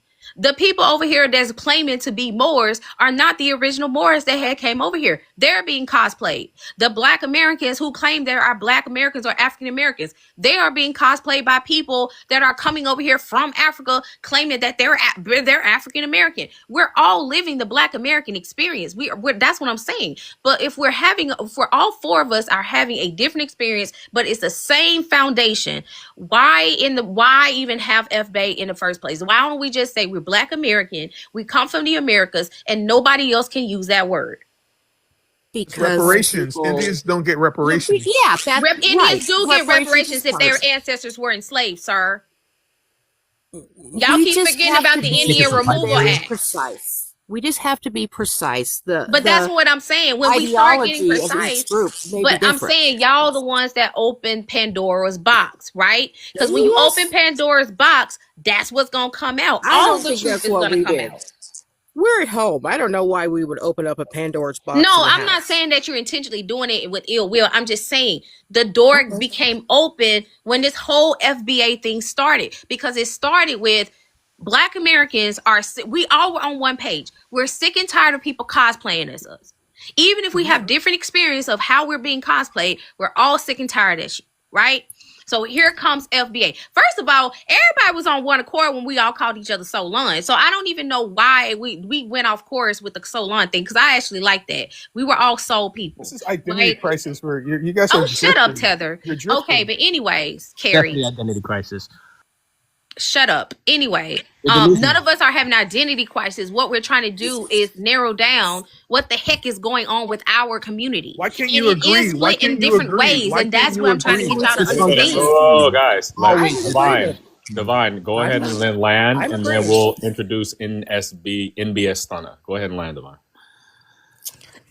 Yeah, that's all I'm saying. I feel like we were all on one accord. We all was like Solon, Solani. We had our flag. We had everything cool. And then out of nowhere, FBA was like, no, pretending is not allowed to be in it. No, if you're identifying as Black Americans and you're not African and you came off a vote, then that's when stuff started getting confusing, because it's like, wait, what are y'all doing? We're going off course. Y'all starting to sound extremist.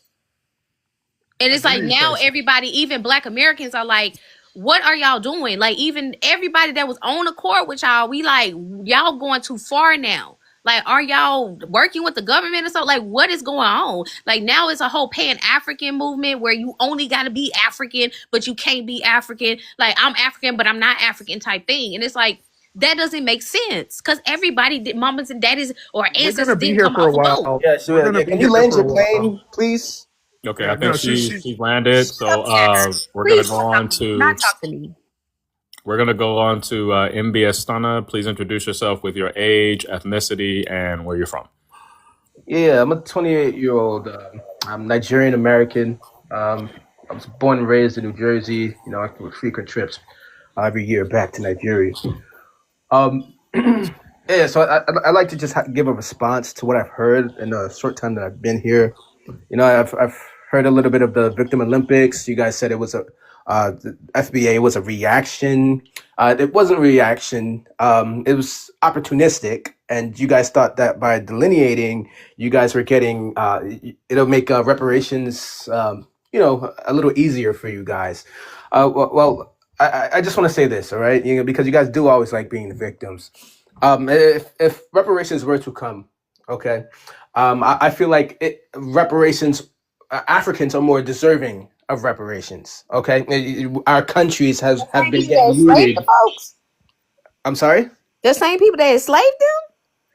And that's this is the common thing that goes on, especially in the FBA community. They're saying that Africans were just willingly enslaving and No, that's what selling. your leader said over there in West Africa and apologized to our group. Divine, let him just get his point out, and then you can respond. Go ahead. Let me finish, please. I'll let you finish. Yeah. So if any continent is deserving of you know feedback, you know, or just reparations or any charity, it's the African continent. Okay. You guys are FBA is already here. You guys don't even have your own country.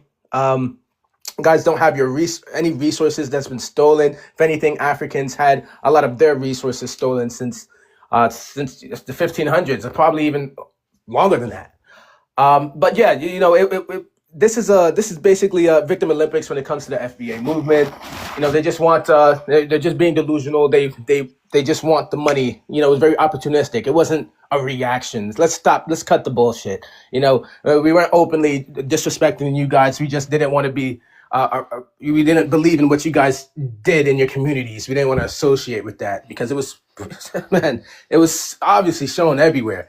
But that's all I have to say right now. You know, if you guys have any rebuttals or anything like that, feel free. I mean, I do got one thing to I say. do have something to say. You mind if I say one thing real quick? I do say FBA culture, or for what I've seen so far, it does have like this lack of accountability. Where I know Carrie said something about the riots and like during the George Floyd situation. I was there in Chicago. I'm not proud of it, but I was one of the people rioting. You know what I mean? They say like, oh, those people weren't black. I mean, we were. We definitely were. We were looting the shit. Again, that's giving a little bit more backstory I shouldn't give, but you know, it's less of it's a lot of erasure of the bad things of the of what we've done in the past. You know what I'm saying? I don't know. I feel like the FBA does. It is a one-minded. It is just white supremacy in my eyes and blackface. You know what I'm saying? Yep. So the only thing he specifically mentioned that the only people that should be getting reparations are the people in the continent. So I partially agree with it. I agree with it, but I partially agree with it. And I'm gonna tell you why. Whatever happened in the continent of Africa has nothing to do with the United States of America when it comes to slavery. The only people that you can get reparations from is the French government, Britain, and Spain. That ain't got nothing to do with the United States. So whatever got FBA, Pretendians, whatever Indians that y'all have a problem with for them wanting to get with their government and figure out what they need, that ain't got nothing to do with Jamaica. It ain't got nothing to do with Africa. Because if it did, y'all would have been came and got y'all African cousins a long goddamn time ago. And y'all didn't. Because I'm still trying to figure out where are your cousins. We still trying to figure that out. Benefited off of. Okay, so where are the cousins? America is still benefiting off of the undermining of African. But that ain't got nothing to do with slavery reparations. And they took people. And people are resources. So that's a separate lawsuit. But I'm saying that's a separate lawsuit. And you guys are acting that would be like that would be another. But I'm saying that would be another lawsuit that you would have to pursue your with white the state and the United Nations, to our continent with weapons, not through the reparations of the people that got enslaved in the United States government. The United States government and Black Americans, FBAs, or whatever we want to call ourselves, that has something separately to do with us. Hold on, what went on over there is a separate lawsuit. Your YT masters. Divine. Remember, Divine. I gotta mute you, Divine. You hear me? Anybody hear me? Yeah. I thought you knew, Divine. I thought you knew. Again, Divine, relax. Slow down, Divine. Kind of dominated the conversation and led nowhere. Well, again, I have to remind her that this is my panel. This is my panel, not hers. We're not talking about American Indians, okay? I can understand where she's coming from, but whoever dropped her, did you guys drop her? Please tell me you didn't drop her. I didn't drop her. I thought she dropped herself. Cheddar, did you drop her? I might have some. I'm eating right now. I didn't drop nobody. All right, cool. It might have been like Grace. It might have been somebody else too. But we love you, Divine. You know, there's nothing wrong with what you're saying. But when it comes to African people talking to FBAs, like I always feel like you have your plight, you know, and damn, I had so much to say. I was in the shower. You know when the shower's running and the water's hitting you and you get the downloads? And then I'm out of the shower now and I don't know. So, okay, but regardless of the fact, someone brought up how she would, okay, again, the only way we can make this happen is if they all see the, and not to pick on Carrie, right, Carrie? Because you guys did open up the Pandora's box because now it's just on TikTok. It's like nowhere else. Like no Black American even knows what an FBA is until we get on TikTok, to tell you the truth. I always have to break it down to them about what an FBA is, okay? My concern is, Carrie, you said that you didn't see FBAs being dehumanizing when we're talking about the word illegal. You haven't, but you're also recognizing that they do clap back when they get roasted back, right? So again, these are TikTok beefs. These are TikTok battles. People got bars, right? My people, I'm proud of my people because we can joke around. We can joke to the we can joke around, but at the end of the day, we just want solutions. We don't want to be joking around like Tariq Nasheed is doing up there. He's fucking a minstrel show. He's over there. Oh, okay, you can't speak Ebonics, but motherfucker, it was called AAVE for a reason. All right, African people were included in the way we talked. You don't think you had any?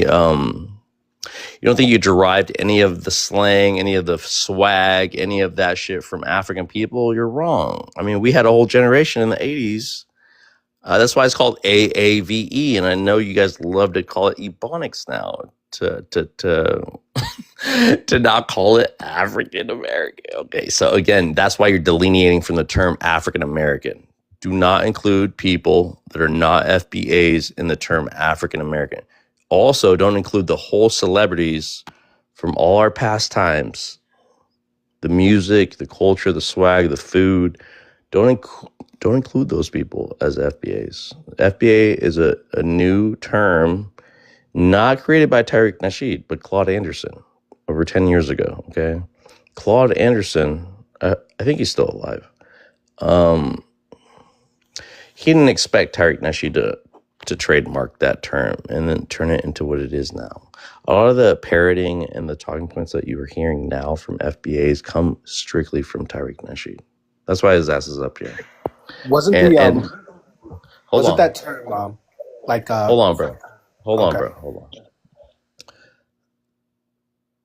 And moreover,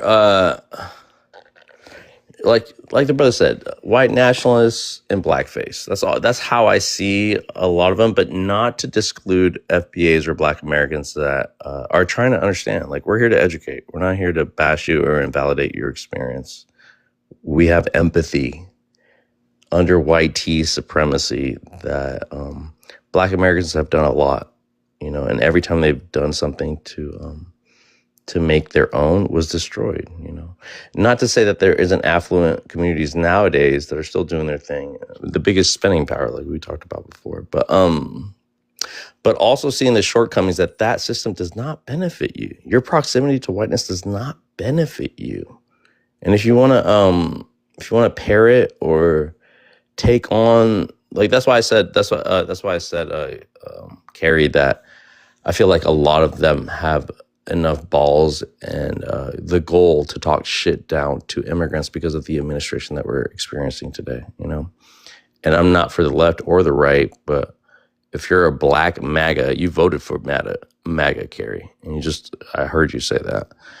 And maybe you regret it now, maybe you don't regret it, right? But I really don't care. Like, I'm not here to argue, but that's where I draw the line, between people, because I just can't entertain it. But I love that you stayed up, Carrie. I give you more upliftment and encouragement because, like, you're trying to understand, Carrie. And, we want to allow spaces for you to understand it without being dehumanized, So I appreciate you coming up and talking to Jay. Jay did a really good job starting this off. Look, it was just between Jay and Carrie, and look what it turned into, Yeah, But I totally appreciate it. Thank you. I think thanks a lot. Thanks. yeah, Carrie, and you always feel welcome to come back up and let us know what was happening over there, so we can. I won't ever let anyone just bash you, But I mean, we do bash FBAs, if they're on that time, we're gonna clap back. But all right, Carrie, I hope everything's good. Okay, open panel, guys. Appreciate you guys.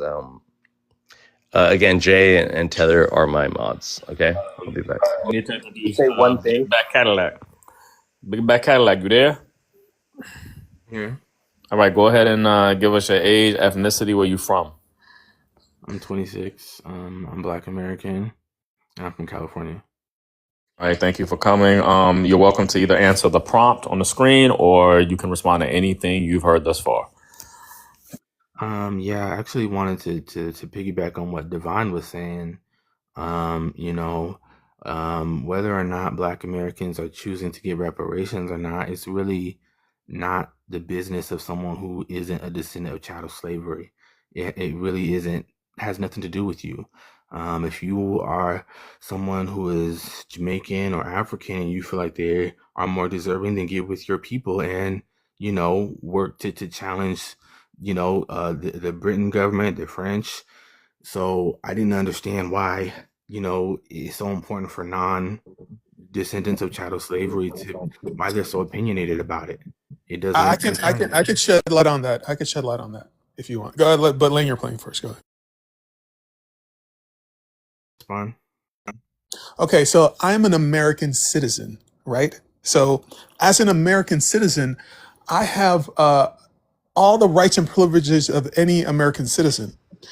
You having slave ancestry doesn't make you extra American. You have to understand this. Okay, I understand. You Well, they already think 350. they already think we're they already think we're anchor babies, right, Tether? So they already think that everything that's happening with Donald Trump right now with the Right. Naturalization Act, and that's where they're ushering in the Tether talk because they want to invalidate how American we are, Tether. But I want you to. I'm sorry to interrupt you. I had to put that out, Tether. Go ahead. Right. Okay, but the point I'm making is this: I'm an American citizen of the United States. What that means is that all the Constitution, I have all the protections that you have, I have all the rights and privileges that you have. There's a common misconception I hear is that, oh, because we went through slavery and Jim Crow and redlining and they bombed Wall Street, that makes us extra American. That's not how America works. America is kind of like a slave ship. Slavery was a business decision in order to make the plantation owners wealthy and to, ship tobacco and cotton to other countries for profits. They knew exactly what they were doing. Just because, I understand that you paid a higher price for citizenship, but the issue is not with the people who are here legally, who are citizens. The issue is with the people who make the laws.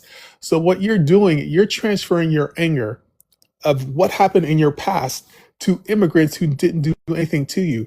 You don't have any smoke for the white T-man who was the one who actually has his foot on your neck, who actually Jim Crowed you, Willie lynched you, redlined you, force his DNA into your genome. That was a white Talking T-man. right there. I'm not FBA, and if I've been up here many times, I am not FBA. So Right. you're talking Okay. to the wrong person.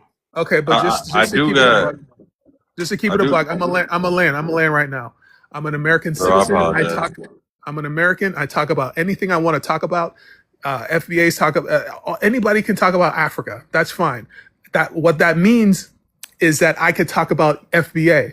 So it's give and take. You talk about what you want to talk about. I talk about what I want to talk about. You are not above criticism.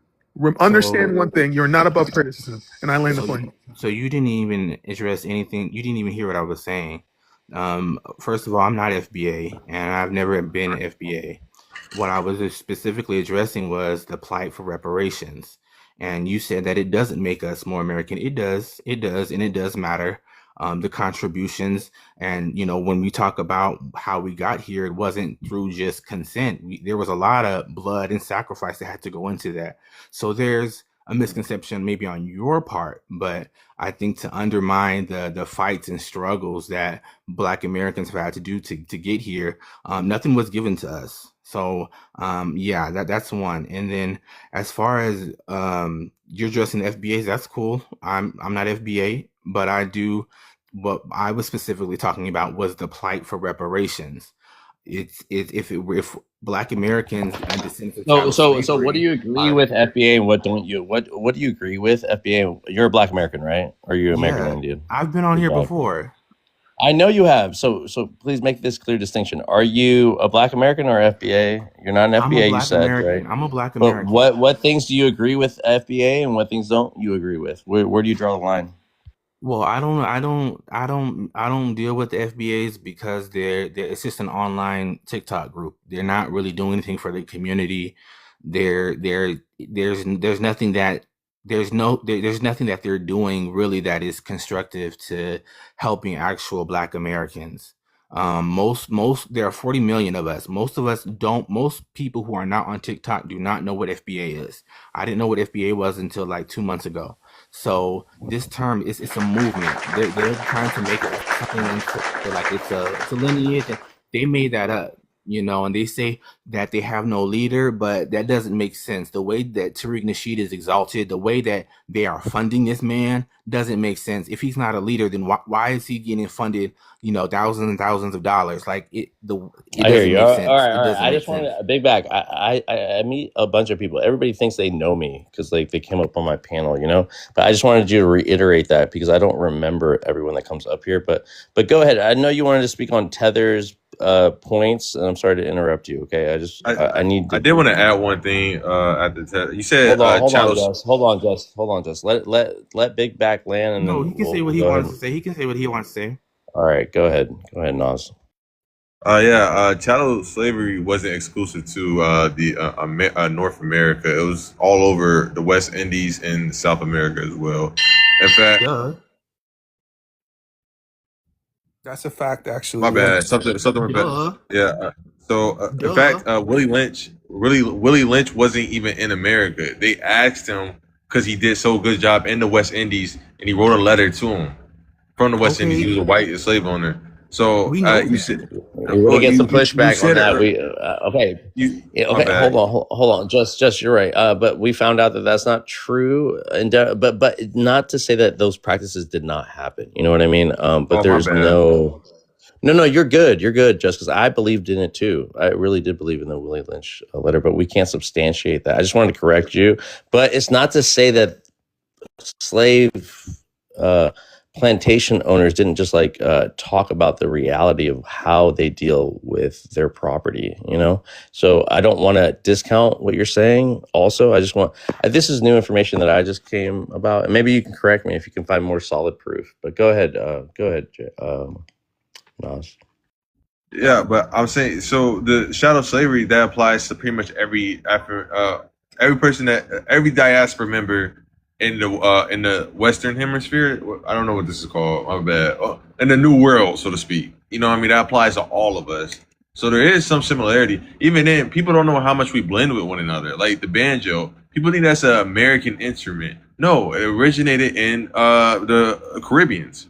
You know what I mean? And I just know that because I personally play bluegrass music. You know what I'm saying? There's what Biggie Smalls he grew up in Bed-Stuy in New York, but he's Jamaican, like pure-blooded Jamaican, so to speak. But you wouldn't be able to tell because he aligns so much close with the culture that we blended together and became one. We became the same people in a sense where we had the same plight. We have similarities we have far too many similarities to be separating ourselves. I get the Africa kind of get Africa, but with the Caribbeans and the South American folks, I do not understand why there's such a big delineation between the two. Okay. Especially So when we connect so much. yeah. So The thing about Biggie, that's a New York thing, and it's very different. So you can't use that really as an example for the rest of the United States. New York is very unique as far as like people identifying, because you also have Puerto Ricans, all type of people who grew up in the hood together, and they all identify as the same people, even though clearly they're culturally different. So yeah, that's not. You get what I mean? Like that's not really. Yeah, New York is just an interesting place. It doesn't really work like that everywhere else. Everywhere else, it tends to be people stick to their own kind. So, but yeah, go ahead. You before Big Bag, you go. Peach Girl, if you want to introduce yourself, you there? Yeah, if you want to go ahead and give your age, ethnicity, and where you're from. Age 25 and ethnicity, I'm Haitian. And where I'm from Florida. All right, nice to meet you. Did you want to comment on anything you've heard thus far?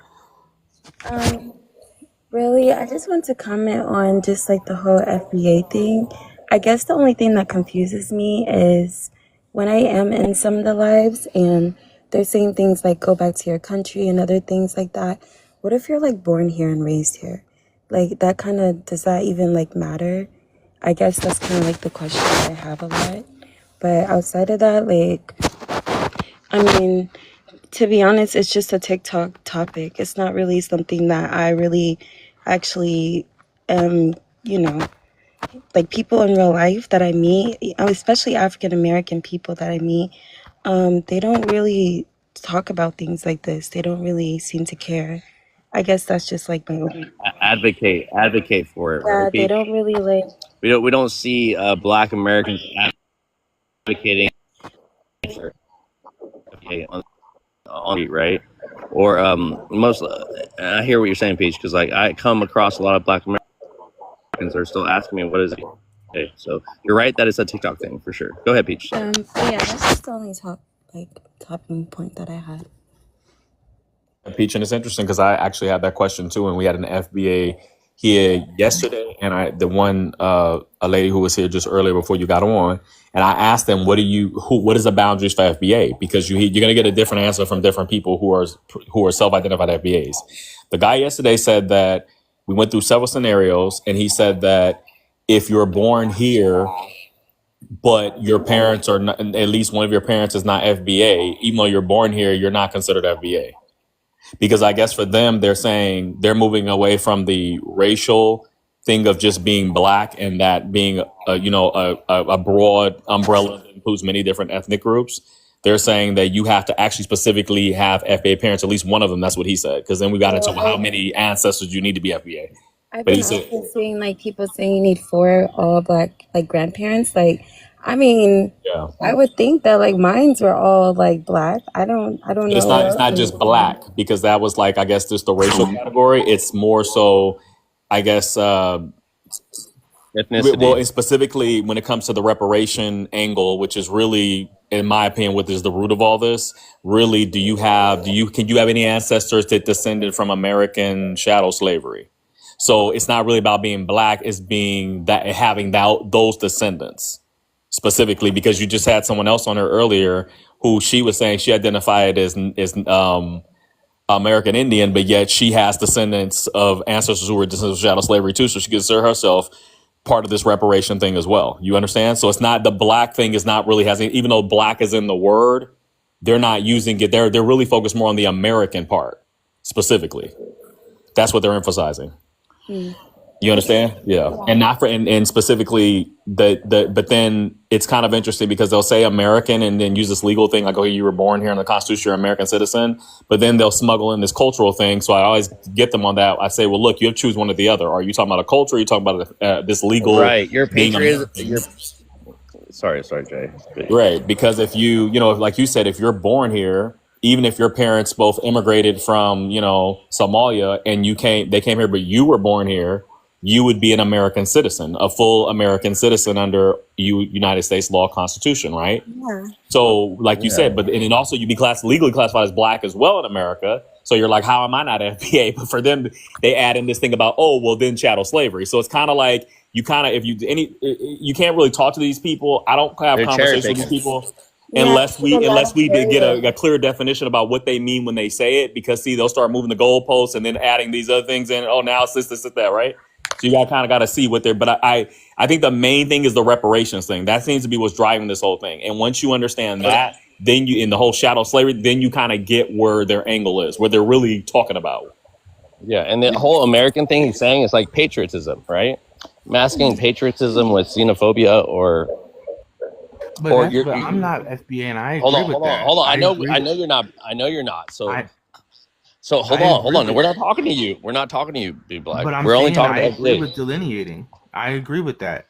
I agree with us, distinguishing because we have different cultures and different So experiences. that's the thing. That's the thing. You get to choose from the FBA standpoint how you're describing delineation, man. Most people don't. Okay. So back to the patriotism thing, right? They can't agree on or what. American exceptionalism. Go ahead, Tether. So. No, go. Crazy thing is, okay, I agree about delineation. I agree that African Americans are their own ethnic group. But the problem is African Americans can't even agree on what their ethnic group is. They don't know if they're Black Indians. They don't know if they're Salon. They don't know if they're FBA. They don't know if they're Negro, freedmen. They don't know. It could be anything. They cannot agree on what it is that they are. This is why this exercise is a little bit ridiculous for several reasons. One, if you're going to delineate, are you still going to be black after you delineate? If you're going to be black, then you're still going to be lumped in together with all the black people because white people put all black people in the same mental category in their brain. So how are you going to delineate the minds of white people? That's not going to happen. And two, you can't even agree on what the hell to call yourself. All this, argument about, oh, we're unique, we're these magical Negroes. You don't even know what to call yourself. You can't agree, and in 5 years from now, you're going to call yourself something else. So I think we're wasting a lot of time, and I land the plane. That's why I keep saying I think that FBA is a political identity more than anything. It's not an ethnic identity. And the reason I say that is because, as even the lady earlier was saying, even Black American itself is not a monolith culturally. So you have that. That's just the reality. Then you have the fact that FBA seems to be the real drive behind it is reparations, which is a political issue. It's not an ethnic issue. So, and then you say, okay, well then to delineate, to, I can't even say the word, I'll just say distinguish. Delineate, Jay. In order I to know. do that, you have to then show ancestry going back to chattel slavery, an ancestor who was under that system as a slave, enslaved person. So it's like, so you're telling me that this so-called ethnic identity is based on slave status? Like that's really would then be the basis of that ethnic identity, because outside of that, you have different ethnicities. You have different ethnic groups. People even marry, like even Tether, he's only, apparently half FBI, I guess, from their reckoning, he would be. So outside of that, outside of the chattel slavery thing, you don't really seem to have any type of solidarity there beyond that. But then that means it's more like a political thing and not an ethnic thing. Because ethnically, you're usually united by language, religion, or, My brother got a phone call. I really appreciate y'all. I'll give you a follow. All right, appreciate you too, Nas. Stay safe out there. Stay safe out there in these TikTok streets. But yeah, that's what it is. It is the FBA it's a movement. It's very clear that it's a movement because it's they're tying to the American status, but part of we can't figure out what we are. That's just not knowing the history of how the government has reclassified us. They've dictated what we were called, right? The term African American wasn't legally, we weren't called that until the 1980s. Okay, so if you look at the birth certificates of most of our grandparents, it didn't say African American. They were classified as Negro. And then before that, it was colored. So a lot of this confusion does, you have to know the history in order to understand why our ethnic group is so fuzzy on how we identify. So here, Tether, hold on, real quick. 1 second. Tether, you're right next. Again, when an immigrant comes here and he has to read the manual about what an American is, it's about the 13 colonies. It's about white history, not about Black American history. So if you want to talk to the white person about the questions that are asked, to be informed about Black people in America before you come to America, right? Because they are the Americans. They don't have a hyphen. I love to call them European Americans for that same reason, right? Because they don't want to delineate. They don't want to delineate from Europe. The Queen's English is what we don't speak like them, but there's a. So again, Britain released its criminals to America. That's the story that I have. And then also at the same time, those same criminals enslaved people, and did what they did. And then when they decided to free them, allegedly, they also asked Britain for payback they asked for reparations about freeing their property, and they got paid. Right. So again, if you're property of someone else, right, you carry their names and all that, they're going to pay out the people that owned you. They're not going to pay you out. The 40 acres and a mule never happened. And not to say that Black Americans weren't having shit when they were here. You hear about everything that Black Americans have done and succeeded, but it was tore down over and over and over again. So it's not, and so us Black people in America, right? Not Black Americans, but Black, because Black is a universal term. Like we can't, but we also can understand that it's a different slave master, right? Africans had the French, the Polish, all them Europeans, Dutch, the British. Yeah, thank you. So they dealt with the Europeans, the original Europeans, and every denomination that did something and carved out for Africa what we're doing now in America, right? So again, it's kind of but you hear what I'm saying though, a Big Back, without going too deep into it. Yeah, I understand that. Um, people, so when people say black, it's a race. It's a race. It's a racial category. But people are now trying to make it a ethnic group, which is it just causes a lot of it's a lot of miseducation. Right. But the denotative, I think this denotative definition of black is it's actually a racial category. Exactly. But people are associating it with like more so an American definite finding of it, which is, so it gets confusing. Here's the confusion too. Okay, in America, black people went from colored to Negro to black to African Americans. Those are all euphemisms that mean the exact same thing. It means the slaves that came from Africa. Anonymous. Yeah, they're synonymous things. So a black person, a Negro, a colored person, and an African American are all the same thing. So to be black means that you come from one of the ethnic groups of Africa. So, but what FBAs want to do is they want to say, I'm FBA, but I'm not African. So black is in the name Right. of FBA, but they're So not African. tether. Uh-huh. So Black American is just added a nationality to the race, right? Exactly. and then they want to add a foundational to it to be the root, the base, if I may. They add adjectives like salt and pepper. Adjectives, yes, facts. What I would agree with though is that one of their points is that as far as like, I guess culturally, I can say that they, because there were different groups that came, that were, brought here and stuff like that.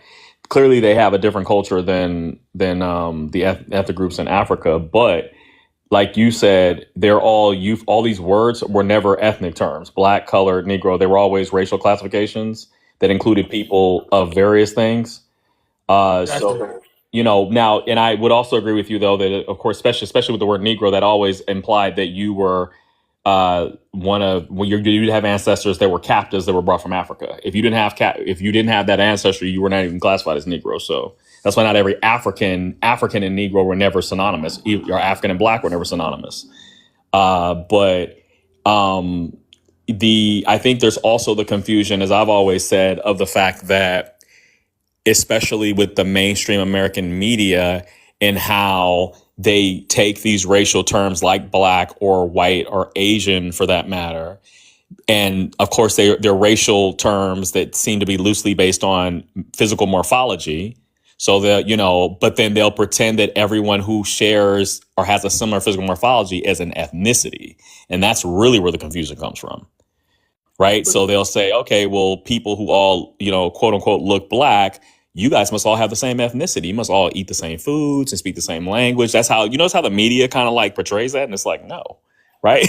That's because that's how white people see us. White people see us all as one big Negro. We all exist in the same mental category in the white man. Right. Because it's a white supremacist concept. That's the whole point. Yes.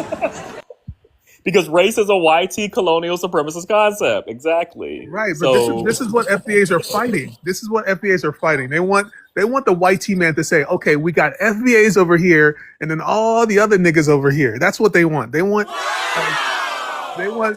a supremacy. They want a house Negro supremacy. They say, okay, FBAs are our favorite house Negroes. Look how wonderful they are. And then we got all these other FBAs are the premium blacks, and then we got all the bottom shelf blacks over here. This is But that's what I say with nationalism. Nationalism don't want to identify with their ethnicity.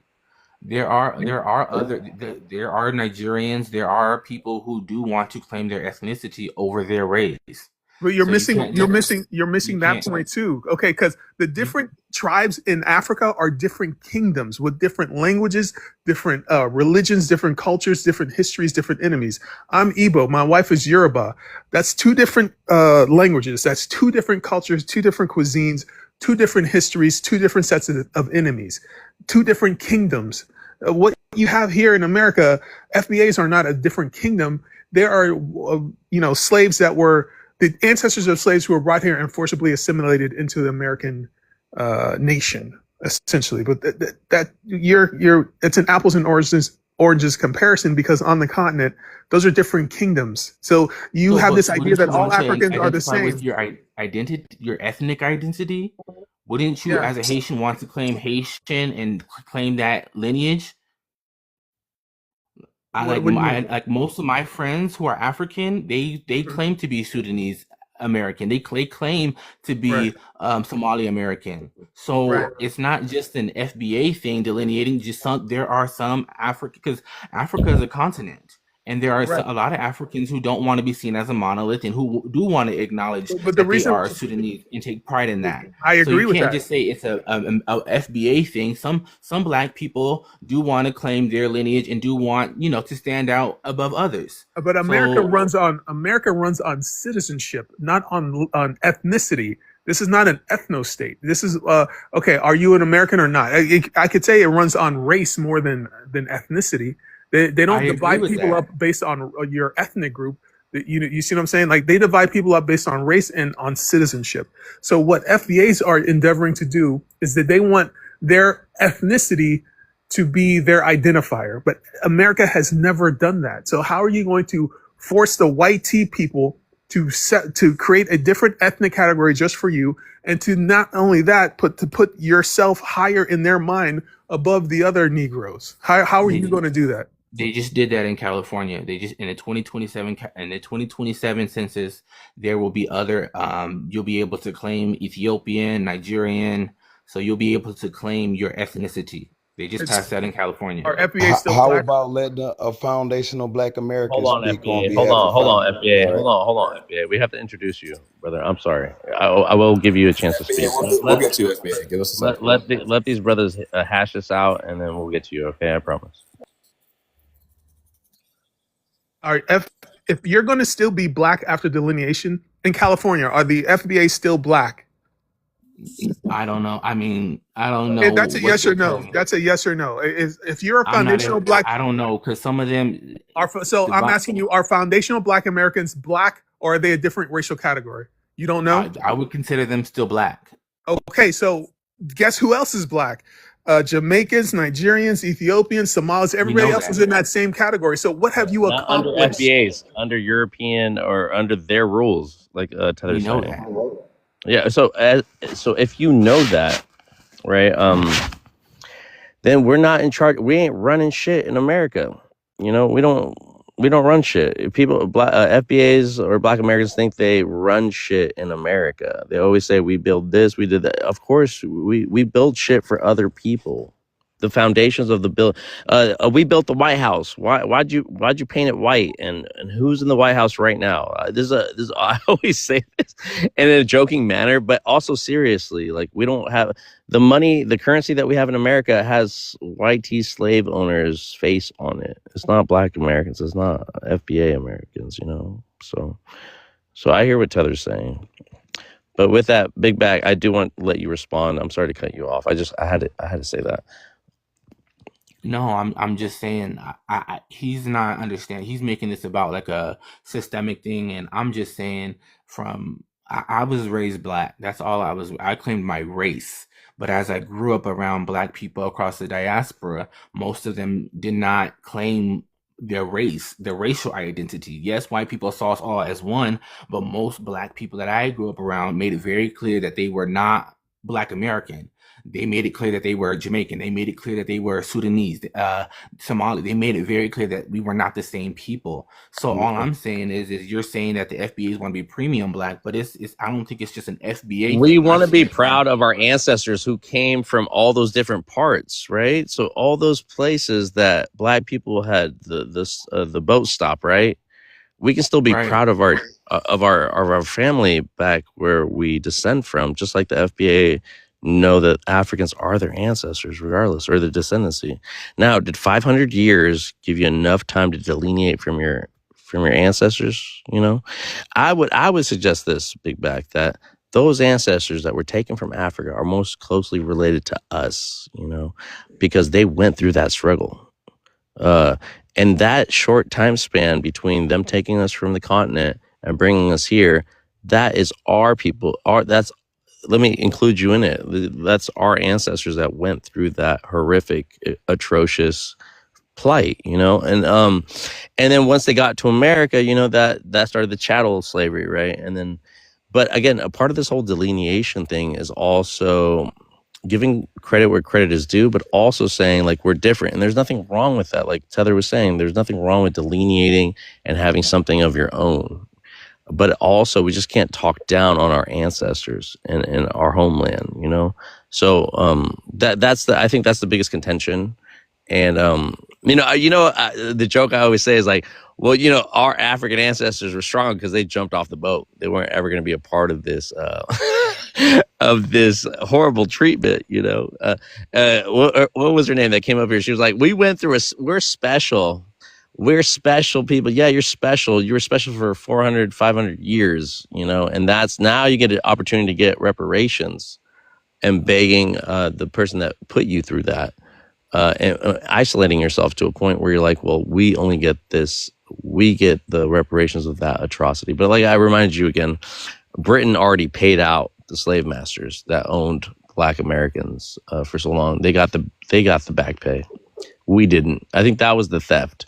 And if they were to pay Black Americans or FBAs for reparations, it'd be in the trillions. Our currency isn't shit. Right, but it would devalue the money because you're just giving out all this monopoly money out. And my biggest hang up is like a lot of FBAs are like, well, I'm like, what do you want out of reparations? Do you want land or do you want money? And they always say money for the most part. Some say land and money, but it's like it reminds me of the Dave Chappelle skit where the brother where he got Black community got reparations, and all they bought was like Black Miles and Escalades, and that's the stereotype, obviously, right? But like again, we take whatever's given to us and we think that's a form of repairing something that has been done to our ancestors, and they know they can't ever repay that back. I mean, everything they built off of was through our hard labor, and so that that doesn't sit well with me about how people are willing to get paid out and forget about what happened and how it has ramifications for the rest of the denominations of Blackness, let alone the lowest common denominator in our demographics. But I stand in solidarity with FBAs when it comes to reparations because I am eligible. I'm one of these rare tethers that is eligible for reparations. So I want FBAs to win. The issue I have is that there's no lever of influence for FBAs to force the issue other than protests, which doesn't really, it's not really a strong lever of influence. So I wonder, what are the FBAs, what's the strategy for actually winning reparations? Calling me a tether online is not going to win for you reparations. So you got to have a strategy that doesn't involve insulting immigrants. So what is the reparations strategy? How do you go from, how do you get a reparations bill passed? How do you get the Supreme Court to make a ruling on it? What is the actual strategy? Calling me a tether is not going to do it. So anybody have any idea? But that's So Tether, it's that's kind of like what exactly Jay why. was saying. Hold on, Big Back. It's kind of like what Jay was saying, though. How do you relate to the? Okay, so the FBA is a unique lineage, right? It comprises of Europeans ancestry. It comprises of Native American history and African ancestry. Now, they are at a point where they're asking, oh my God, I forgot my point. Oh my God. Brain fart, okay? What? Oh my God, I forgot what I was gonna say. Somebody in the comments made a really good point. The FBA Clarence Thomas is guaranteed to strike down any reparations ruling that comes across. So it'll be how will FBAs feel if it's an FBA who blocks reparations? That's another question I have. Go ahead, sir. Yeah, that's exactly why I say, this FBA thing is only online. It's not a real movement because they're not making real moves to actually get the reparations they talk about. And even when it comes to reparations, that's so I hate what? Okay.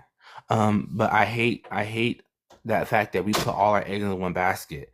There's a lot of things that we need to be done in our communities, and fighting for reparations should just be one thing. Like we shouldn't just be focused on, oh well, they might give us that if we fight hard enough. No, there's assignments that and real work that we can do that could heal our bloodline, that can liberate our bloodline. And I hate that they're so, like what Tether said, they're xenophobic. It's all about getting the Africans out of here, and they shouldn't be us. Okay, like yeah, we need to delineate, but you're missing the plight. You're missing what we need to be doing. We need to be in our communities doing the work that needs to be done, policing our own communities. We need to be educating our people, doing our genealogies to understand where we come from. We need to be doing the work, and it doesn't seem to be anything that anybody is actually doing outside of TikTok. So it's why I can't rock with them. I go on these panels and it's just talking about the immigrants, and I'm like, even if these people may not necessarily be Black American, that doesn't necessarily mean they're our enemies.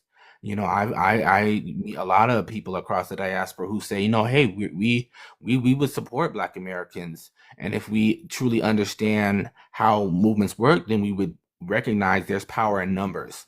So to alienate people instead of trying to build that bridge with other people in the diaspora, it just seems foolish, and it doesn't seem very strategic. I hear you. Okay, so I remember what I was going to say. Jay had brought up a good point about how even being a Black American, like even within the biracial conversation, right?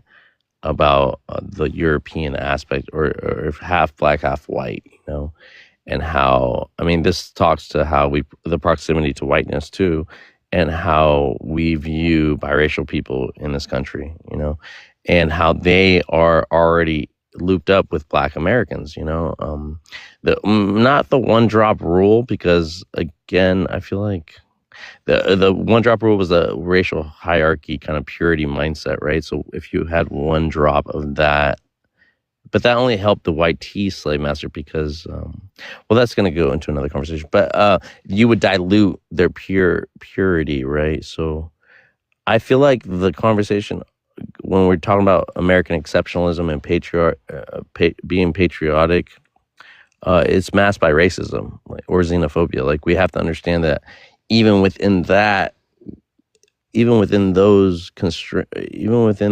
hierarchy, we're still playing the same, you're allowed in here or you're not allowed in here. And I think most of the contention is that the relationship between the white tea slave master that brought you over here, the foundational white Americans and the foundational Black Americans, and how they built this country. Now, foundational Black Americans built it, but who did they build it for? Who built the house? So again, you get caught up in this revolving door where it's like you can't escape from your ancestors. Now, who are you going to give more credit to, your African ancestors or the European ones that brought you? If it wasn't for them, you wouldn't be to this position to ask for reparations from someone that never gave them to you. And at the same time, the Africans are dealing with their own European masters that carved up Africa. So I feel like we get a little derailed about like what we're really asking for, to tell you the truth. And it's sad, but as long as you see the overall picture, I think you'd have more understanding. Not you, Big Back, just people in general would have more understanding about the conundrum that we all find ourselves in today. And like as I was talking to the first guest we had earlier, she was an FBA.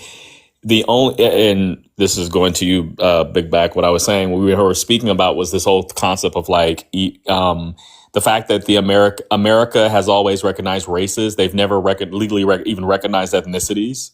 So this whole movement, FBA type of thing online, which I think is actually a form of a populist movement.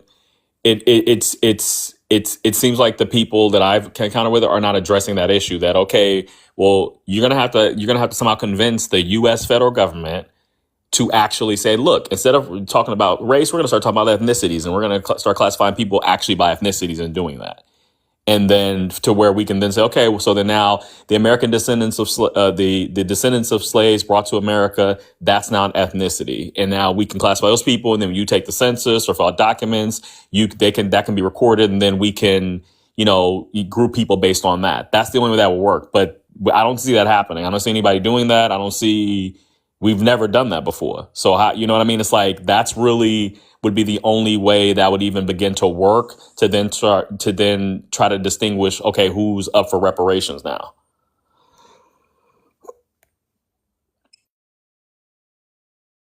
I kind of agree with this guy, what he's saying. I was almost going to argue with him, but I agree.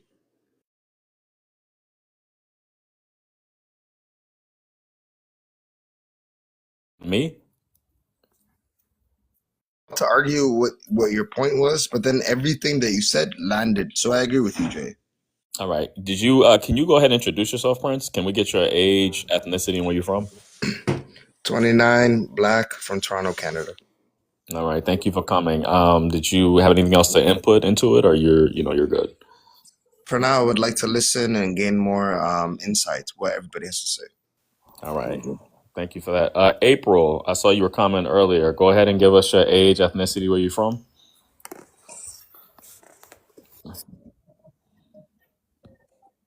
April, are you there? Can you talk or no? No, you said you were. Yeah, she may not be able to talk at the moment. Rojo, you there? Hey, what's up? Rojo. Oh, Rojo. Oh, my fault. Rojo. Go ahead and give us your age, ethnicity, where you from? 33, California. And your ethnicity? Black American. Black. All right, got you. You want to respond to anything that you heard thus far? Or? Because, I want to respond to you. You said because you haven't seen the work being put in. That means what? Because you haven't seen it. What does that mean? No, I didn't say I haven't seen the work put in. What I was saying was when I was speaking to another self-identified FBA earlier was that in order for this to even work, the United States racial system would have to be abandoned in favor of a system in where people are classified according to ethnicity, ethnic identity, because that's not what it currently is. It's never been that way. Ethnic identities are not even recognized in U.S. law. They only recognize prescribed races. Hold on. So April is ready. So I yield the mic to April. She ready now.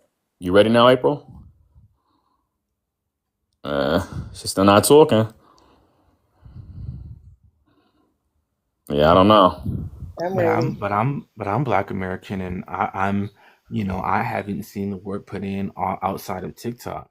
And if there is work being done, then I would definitely like to know so I can support it. So I wouldn't say I see any work being done. I heard you speak before, and I don't think you know. Okay, well, can you enlighten me on where the work is being done? Because I think we didn't said enough. It's to the point that if you don't know, you don't need to know. But I'm Black American. No, I don't think you are. I don't think you are, sir. Yeah. So this is a problem. This is the problem with the FBA movement. Is anybody? If you guys are saying that it's a lineage, it's a lineage. Well, if it's a lineage, then it's about bloodline. It's not about us thinking together. How do you guys alienate people from a lineage if we're a bloodline?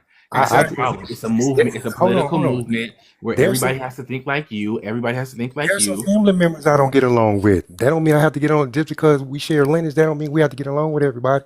I don't get along with you. If it's a bloodline, how do you? I don't. I heard this dude speak before. I don't trust him. But he's part of your bloodline. I don't care. Like that makes no sense. Because we're not here to, first of all, prescribe identities for people or tell people who is not what. When you become a government official, you can work on doing that. But that's not what we're doing here. So we're going to go ahead and move on. West, you were next. If you are there, go ahead and give me your age, ethnic identity, and where you're from. 50s Club. I'm Black American. I'm from California, born and raised.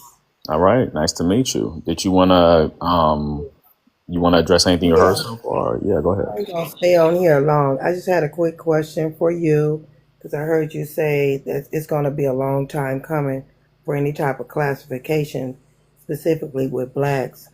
So you don't think that people, specifically black people, all black people, shouldn't classify themselves as who they are? Like, for example, if they're in America, to classify them as a Nigerian American or a Somalian American or an Ethiopian American, or they should come and just say they black like us.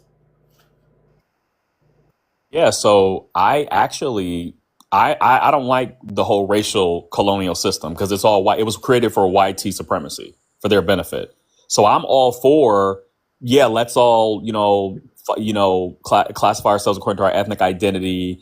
If we don't know it, let's go find it or something like that. I'm all for that. I find that very interesting because historically humans group themselves according to their ethnic identity, which is usually based on language or something related to that, not on arbitrary racial categories. So I'm all for that. What I'm saying is that here's the reality we are. The United States has never legally recognized ethnic identities. What they've recognized is these arbitrary racial categories that they completely made up. And then they took people who were completely different cultural ethnic backgrounds, threw them all together in these racial categories and pretended they were all the same people. So I understand that. you get what I mean? So if so-called FBAs, ADOS, all these groups, they want to say, okay, we need to distinguish based on us being descendants of American slavery as our own ethnic identity, great. But then you have then to contend with the U.S. government and whether or not they're going to even legally recognize you. Because if they don't legally recognize you on paper, you don't exist. You can say Exactly. FBA all you want, but if you're not as recognized on paper, you don't. It is meaningless. You I go into a understand court, they're what going to say, you're "What is an saying. FBA? That's nothing. We don't legally recognize that. What are you talking about?" You Yeah, get what I mean? I So understand that that point has of to view. take that. In other words, you have to. There's steps to this. You have to take this step first before you can even move on to then start talking about reparations, because it's like, well, right, right, because you can't even get into who's qualified for reparations if we haven't even legally recognized the descendants of American slaves as an ethnic group in and of itself, right? Aside from just being black. Right, and I understand what you're saying, and that goes right to my point. If we have people identifying, this is not based off of what the YTs did with the race classification. This is just a person identifying themselves and what country they come from, who they are. That right there is enough, because then that right there tells you who are the descendants of slavery and who aren't. But man, the one point you're missing, real quick, is that the U.S. government flattens our blackness. They practice flat black. They do flat blackness, right? So when you immigrate, when you become a citizen, you are assigned into one of these racial categories. Okay, Africans from the continent, we're not Asian Pacific Islanders, we're not white Europeans, we're not Latinos. We are black/African American. This is what the federal government, this is how they categorize us. So your issue is not with the immigrants, your issue is with the federal government, but you're expressing animosity at people who do not run the federal government. So I'm why not are you not? expressing animosity. I'm just discussing. And we have laws and things like you saying put in practice. There's a lack of laws that would distinguish Black Americans from, an African American. So that's a law in particular right there. We're just discussing. I'm saying that it is necessary to distinguish between the two because they are two different group of people. You have African Americans and you have Black Americans. I agree there is an ethnic distinguish. There is an ethnic difference there, but I don't run the federal government. Right. It's, Absolutely, so none of us do. But I'm right. just So saying, as far as documenting the citizens of our country, and especially with immigration, how we're needing to reform that would be definitely a necessary step, like a census of a Right. type. And West. And the thing is interesting because, like I said, if we're talking about the political aspect of it, like reparations, then yeah, you're absolutely right. But then that would mean instead of the census being based on self-identification, they would have to go back to how they did it in the 50s, where you go, a census bureau taker goes to your house and you have to demonstrate that you were of this lineage. If we're really going to go there, because see, the problem is they didn't do that. They would just They use self-identification now. Prior to that, it was just based on what they thought you were, based on what you look like. Even it had nothing to do with your ethnic background. You could be from Nigeria, you could be from anywhere, but you look black to the census takers. That's what they check, right? So that's what I'm saying. You would have to have a total revamping of the system, and where they're really, and because right now we don't have that. It's very loosey goosey. You don't really know what people are. Right. You get what I mean? It's an outdated system. It's an outdated system because the reason for that was 100 years ago we didn't have immigration. It was basically Black Americans. So we there was immigration 100 years ago. What you were. You don't have to ask what you were. Well, no, they actually allowed African immigrants after the passage of the 14th Amendment. They didn't allow other places, like they still had Chinese exclusion and stuff like that, but they did actually allow African immigrants, because prior to that, only free white persons could immigrate to the United States and become citizens.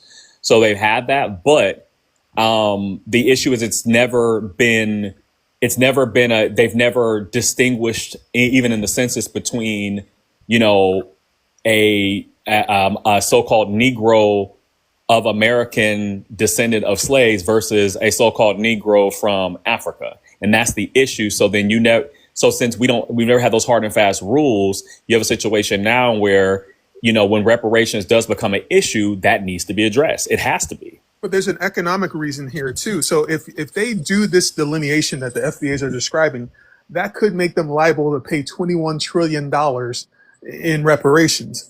So wouldn't it save a lot of money to just not do the reparations and save $21 trillion? You have to look at it the way white people look at it. Yeah, that's interesting. FBA, you want to go ahead and give your age, ethnicity, and where you're from?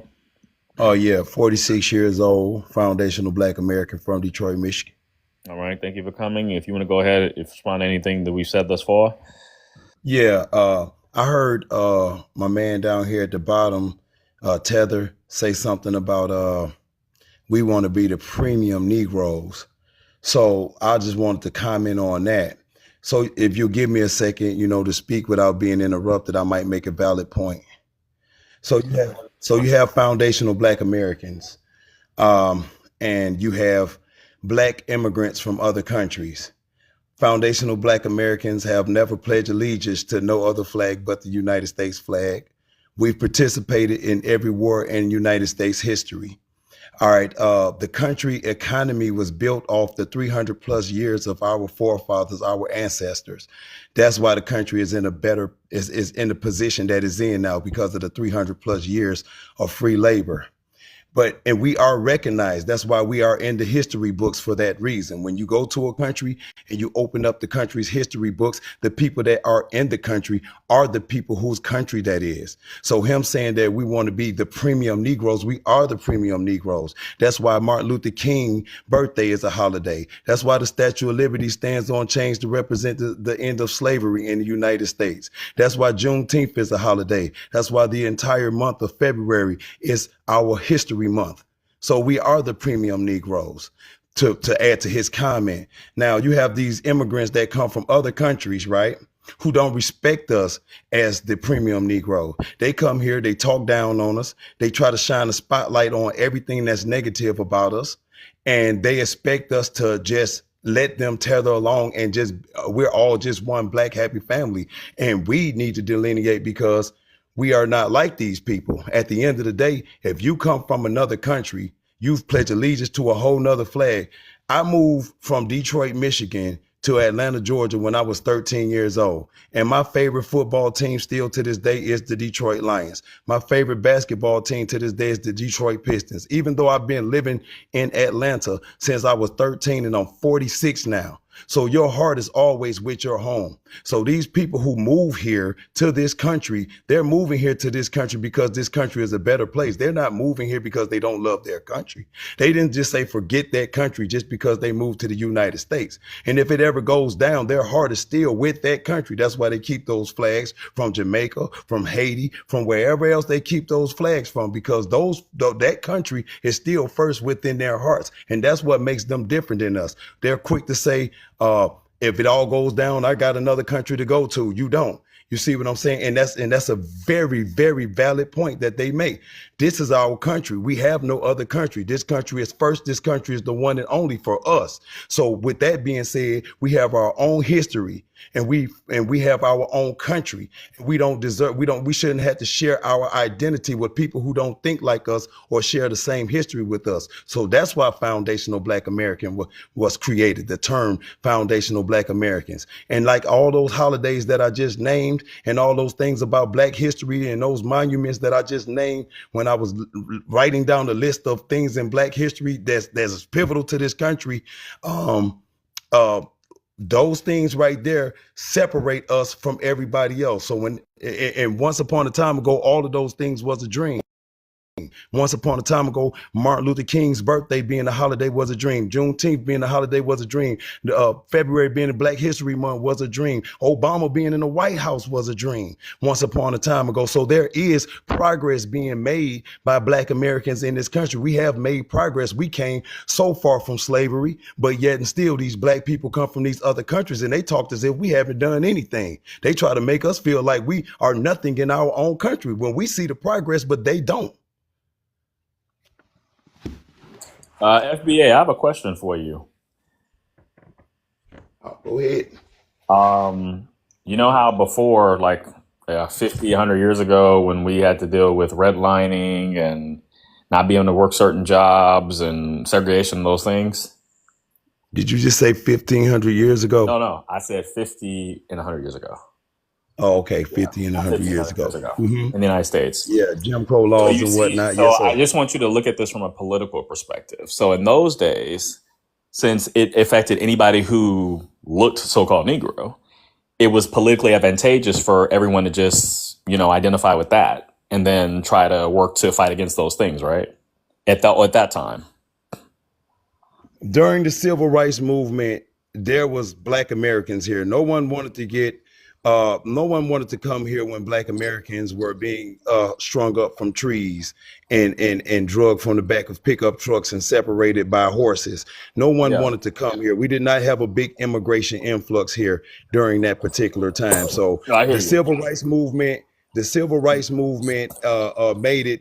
it for after that was over, everyone we had an influx of immigrants, especially Black ones. But before that, there was none. Our people stood alone. No, I hear you, but we did have in the late 60s through the 70s this Pan-Africanist movement. And that's why I'm saying that it seems like you can see, all I'm saying is if you look at it from a political perspective, it seems like these movements are kind of tied to what's politically advantageous at the time. Because back then, the reparation thing wasn't really on the table because there were other more pressing matters that had to be dealt with that affected anyone who, was perceived as Black in America. I agree with you. The immigration things happened after the 60s and after the civil rights and all those things. So, yeah, I agree with you on that. But I'm just saying, now that we have reparations and that's now a political issue because those other things, are not as pressing anymore. Now it seems like, okay, well, now that we have this, now we need to suddenly distinguish between, what type of Negro you are. You American born descendant of American slaves, or are you from Somalia or something? You see what I mean? No, and you know what? Growing up, Black meant Black. And growing up, Black meant Black. We accepted everybody here as Black. If you were Black, you were Black. But at the end of the day, we share different history than everybody else from these other countries. The reparations that we're asking for is due to the 40 acres and a mule that was promised to our forefathers before the Civil War, that they fought and kicked the Confederates' ass, and then they assassinated the president 6 days later. And then the vice president came in 9 months later and took the land back. I got a question. Hold up, brother. Just let me finish. Let me land. We got deeper history in this country than immigration. It goes back way farther than immigration. Y'all ain't got nothing to do with us delineating. We just don't want y'all in our mix because it's people that come over here from these other countries and they speak on things that they shouldn't even be worried about because it predates them. Well, number one, Clarence Thomas is going to block any delineation bill or anything that comes on his desk. That's number one. Well, okay, why was there not a 1965 Reparations Act? There was a Civil Rights Act and a Voting Rights Act, but no Reparations Act. The reason why is because Martin Luther King made a deal with LBJ after the assassination of John F. Kennedy that made the civil rights and voting rights possible. So what that means in practice is that when he made that deal, it was for all Black Americans, but it did not include reparations. So reparations was really integration, civil rights, and voting rights was the reparations. So when Martin Luther King, 2 weeks before his assassination, started talking about we're coming to get our check, people in the government, Judge Joe Brown spoke about it, put a hit out on him, popped his head open, and made him into a mascot for the Democratic Party. These people know exactly what they're doing. So the reason why Tariq Nasheed doesn't want to call himself the leader of the FBA movement, one of the reasons is because he doesn't want to get the MLK treatment. So you have to understand that this country it was created for the benefit of white people, and they do not want to pay reparations. I want Black Americans are owed reparations. I stand to Can I benefit ask from you a reparations. question? Hang on, let me land. I stand to benefit from reparations. But when Martin Luther King said that he fears that he put his people into a burning house, this is what he meant. Not only are you not going to get reparations, but immigration. You're bound now to a country that immigrants are going to be on the increase, and just like what Dr. Clyde Anderson mentioned, the future it will be a permanent underclass behind, and you'll be, instead of the number 2 minority group, the number 3 or 4 after the immigrants, after the Hispanics and the Asians. And I land the plane. Can I respond to what he just said, brother, please? And I don't want to do all the Respond, talking. I don't want to then Zamad, dominate. you're gonna go next. Go ahead and respond, and then Zamad is next. Go ahead. See how everything that he said was negative about our movement? Everything he said, nothing was positive. We as Black Americans, we don't feel like that. We don't think like that. We are taught not to speak negativity into existence. So somebody that's sitting next to me saying, you're not going to get reparations, you're not going to get it.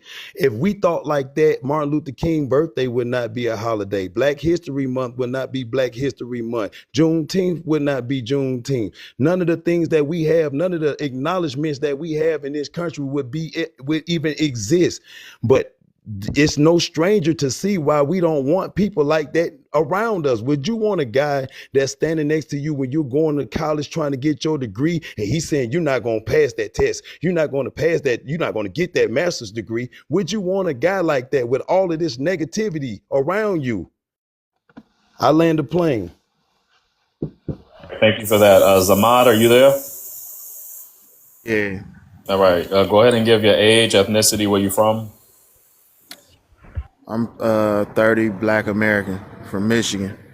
All right. You want to go ahead and respond to anything that's been said thus far? So I heard somebody say, I'm not sure who it was, but when I came in, I heard somebody mentioning that there was Africans coming to the Americas in large. I don't know if they said large numbers or not, but I just wanted to put something out there. That from 1865 to up until 1965, until the Civil Rights Act, Africans could not get citizenship in the United States.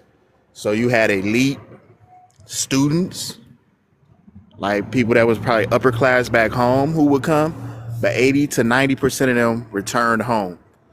Only Black people that could stay in the United States were Black Caribbean people, and their numbers were low as well.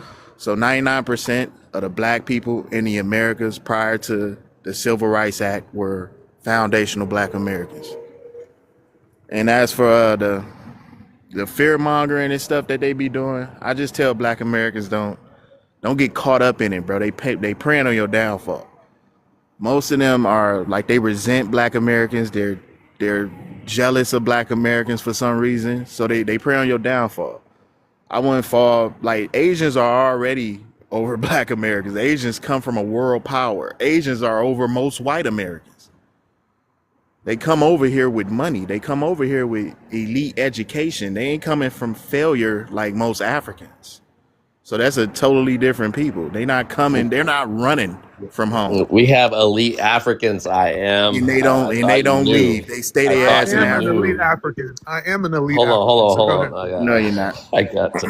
Hold on. No, I did want to give ass I in am a Africa. chance to land. Hold on. I already hey, welcome back. I appreciate you coming back, because we had a good, insightful conversation. I hope you didn't get run out last time, because you hung in there, and I appreciate that. I also want to give a shout out to Jay and Tether, because you guys have done a good job of being patient and poised and talking to FBAs, not in a demeaning manner. You know, if we're talking about what is happening in being black in America, right? Not just being a black American, right? Because again, we're giving you guys our experience, right? We're giving you the privilege to come up on this panel and speak about your grievances that we have nothing to do with, right?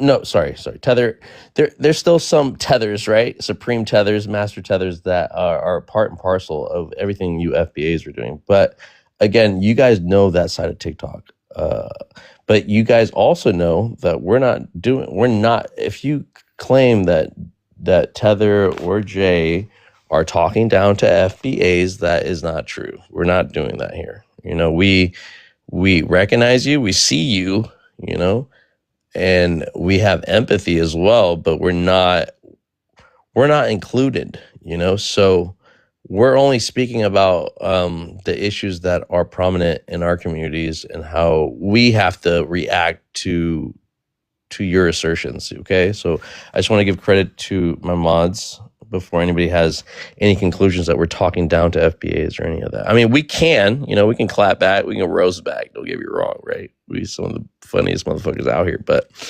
I just wanted to put that out there. Go ahead, brother. I'm sorry, and welcome back.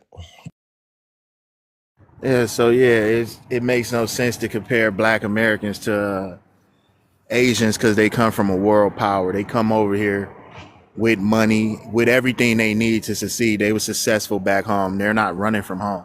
As for Hispanics, that's a broad thing. You know, you got more Afro-Latinas than you have Black Americans. They're not an ethnic group. Dominicans are Hispanic and they Black. So most Hispanics are in the same boat with Black Americans. There's more of them there. There's more Hispanics than Black Americans. They're not one people. That's my point. They're not one people. Dominicans don't cluster. They don't assimilate with Mexicans. They assimilate with Black Americans more. So you got to be the same language though. They speak the same language. They don't assimilate together. They don't build together. They don't fuck with each other. So they a broad group. That's my point.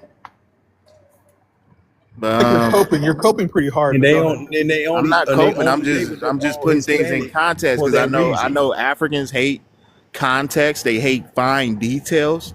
They like to throw shit out there and mislead people and fear monger and all that. So I like to correct all y'all misteachings, y'all miseducation, because y'all do it on purpose.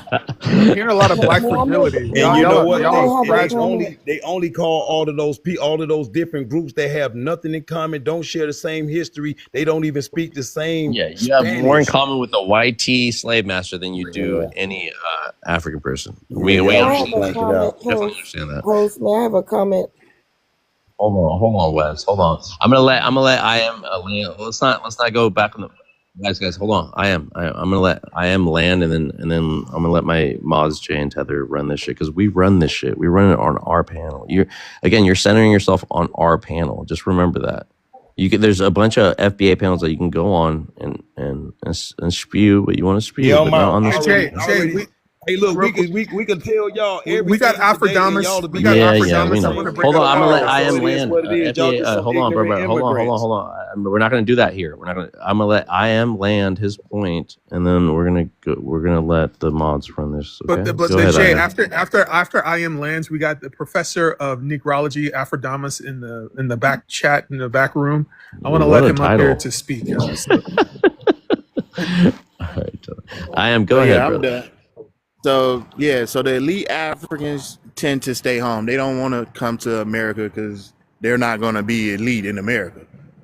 When they come over here, because they're so far behind, their upper class don't translate into America. Their upper class is working class in America. So they keep their ass at home. That's not the same for China. But yeah, I'm done. Y'all can go. Those are lies, but go ahead. Yeah, okay.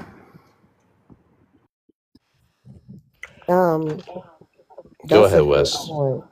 I'm not, I'm just here to hear facts, and that's a good point because American education is more elite than the education of the that continent. That's why they come over here. The But elites that's of all countries, the elites of all countries send their children here for education. That's why my father's here. That's why I'm here. Go ahead. yeah, they're here for education, exactly. But I wanted to say, respond to you, Tether, about reparations, just so so you can have a little more knowledge about it. The Voters' Rights Act and the Civil Rights Act was exactly what it was. That's what it was. It was not for reparations. Reparations is not only a group thing, there's also personal reparations people have suffered in the Americas, Black Americans. My family is one of them, and there's many families that have recent incidents that require reciprocity that we are allowed by the courts and by the laws of our country to seek reparations on an individual basis and also in this country on a group basis. So it's not just a group thing. You see what I'm saying? It's not like it's not like people just run around like, oh, give us money for. No, these things really happen. Just real quick. My granddad had 160 acres in Louisiana, and my grandma told him not to tear down the original house on the other side, but he did. And the YT came and claimed it. My granddaddy took him to court. He lost. My granddaddy got a white lawyer. He won. And then the two YT lawyers split his stuff. So type stuff. So that's something for reparations that we could seek. It's other stuff. I don't want to give you all my personal business, but that's just me. There's so many Black Americans with the exact same story, sir. So the reparation goes deep here.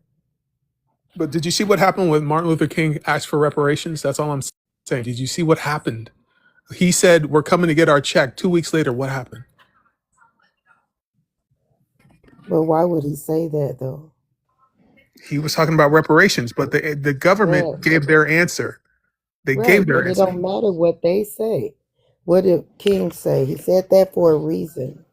Yeah, I don't think they get it, bro. We're gonna get it one way or another. Either they're gonna give it or So we're gonna take again, it. you've been waiting for it. Every time you ask Okay, for it, sometimes it should every take time you a you ask while. for it, there are consequences for I don't even believe in asking asking for it. for it like the way So I believe in so a whole nother approach. we're But not no, I want against we're not against FBA's getting I reparations or don't Black Americans protest, getting bro. reparations, right? Wait a minute. But Can I ask you a question though? here, hold I on, want to ask hold you on, guys. mister. Hold on, mister. We have to introduce you. The point is, guys, that we as all Black people across the diaspora, right?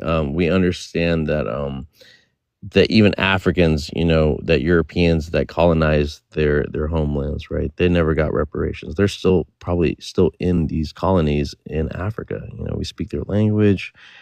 It wasn't the trade out wasn't balanced. Like Ibrahim Traoré, he got rid of the people mining his resources there, and I mean, you guys can be all witnesses to this about how disfranchised those communities are for that reason. You guys like to double down on that and tell us that we're not elite because we still have our problems back in Africa, right?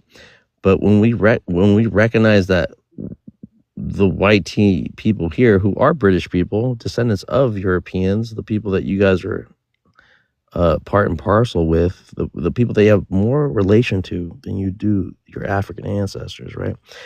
You guys are still, when we say you're begging for something and want to delineate from other people to be in more proximity to that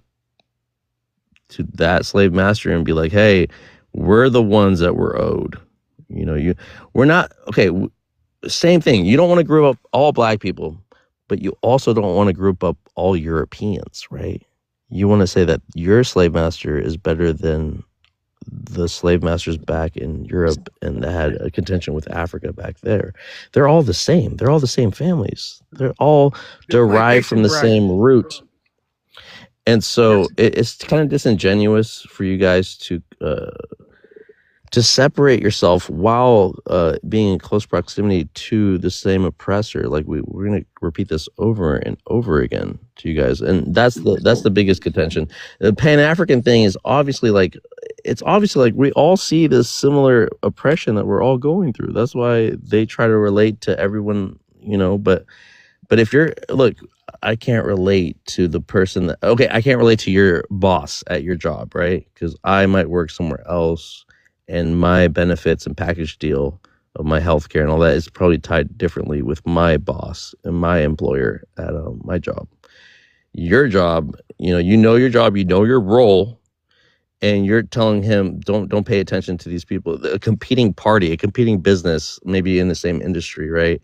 That hey boss, like you just hired this fucking immigrant, like he's not going to get the same severance packages I'm getting, right? Because I've been with you longer, and I've been working with you. And he's like, well, yeah, you've been here and I've recognized your hard work, but this guy, I can get him for cheaper. I can get the same kind of work from him that I get from you, but I can pay him cheaper. You guys don't ever want to go back to the root of the problem, which is they hire cheap labor for a reason. You don't want to see the relevance. White man is the issue. Yeah, you're blaming the illegals, not blaming the people that hire them. Okay? No, they need to. They need to that's my big. Hold on. Let me just land on this point. I'm almost done. You guys don't have to take accountability for those people, because that's not what you guys are doing. We're talking about the government and the people in charge of creating these things that divide us, amongst what we think our family and our ancestors and all that. So what I'm saying is you got to look at it, you got to break it down that way so you can see the relevance in these conversations that we're having here on TikTok.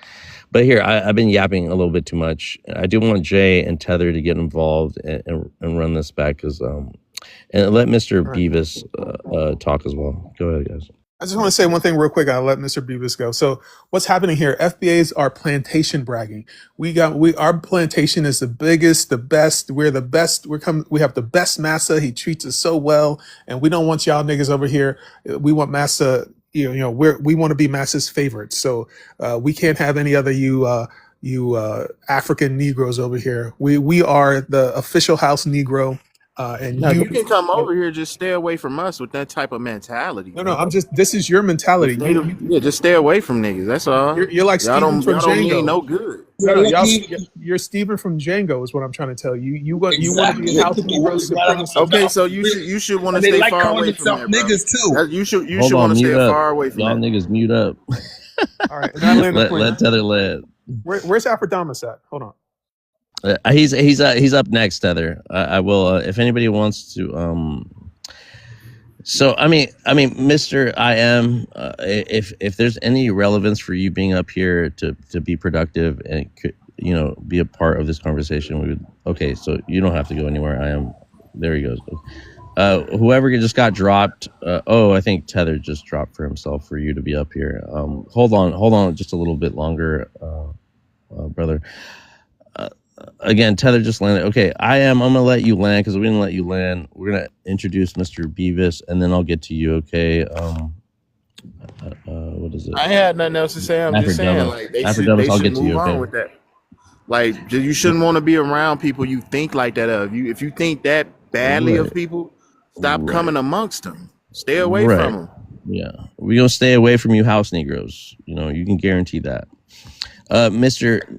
Payment tactics ain't gonna work. Mr. Beavis, go ahead, brother. You got the floor. Give us introduce yourself, please, with your race, your ethnicity, and where you're from, please. I'm a descendant of the Africans from the transatlantic slave trade. I live in New York and Florida. All right, welcome to the panel. Brother. Go ahead. Respond to anything that's been said, or go ahead. I don't want to see another pretendian or FBA in my lifetime. I never seen such bigger coons in my life.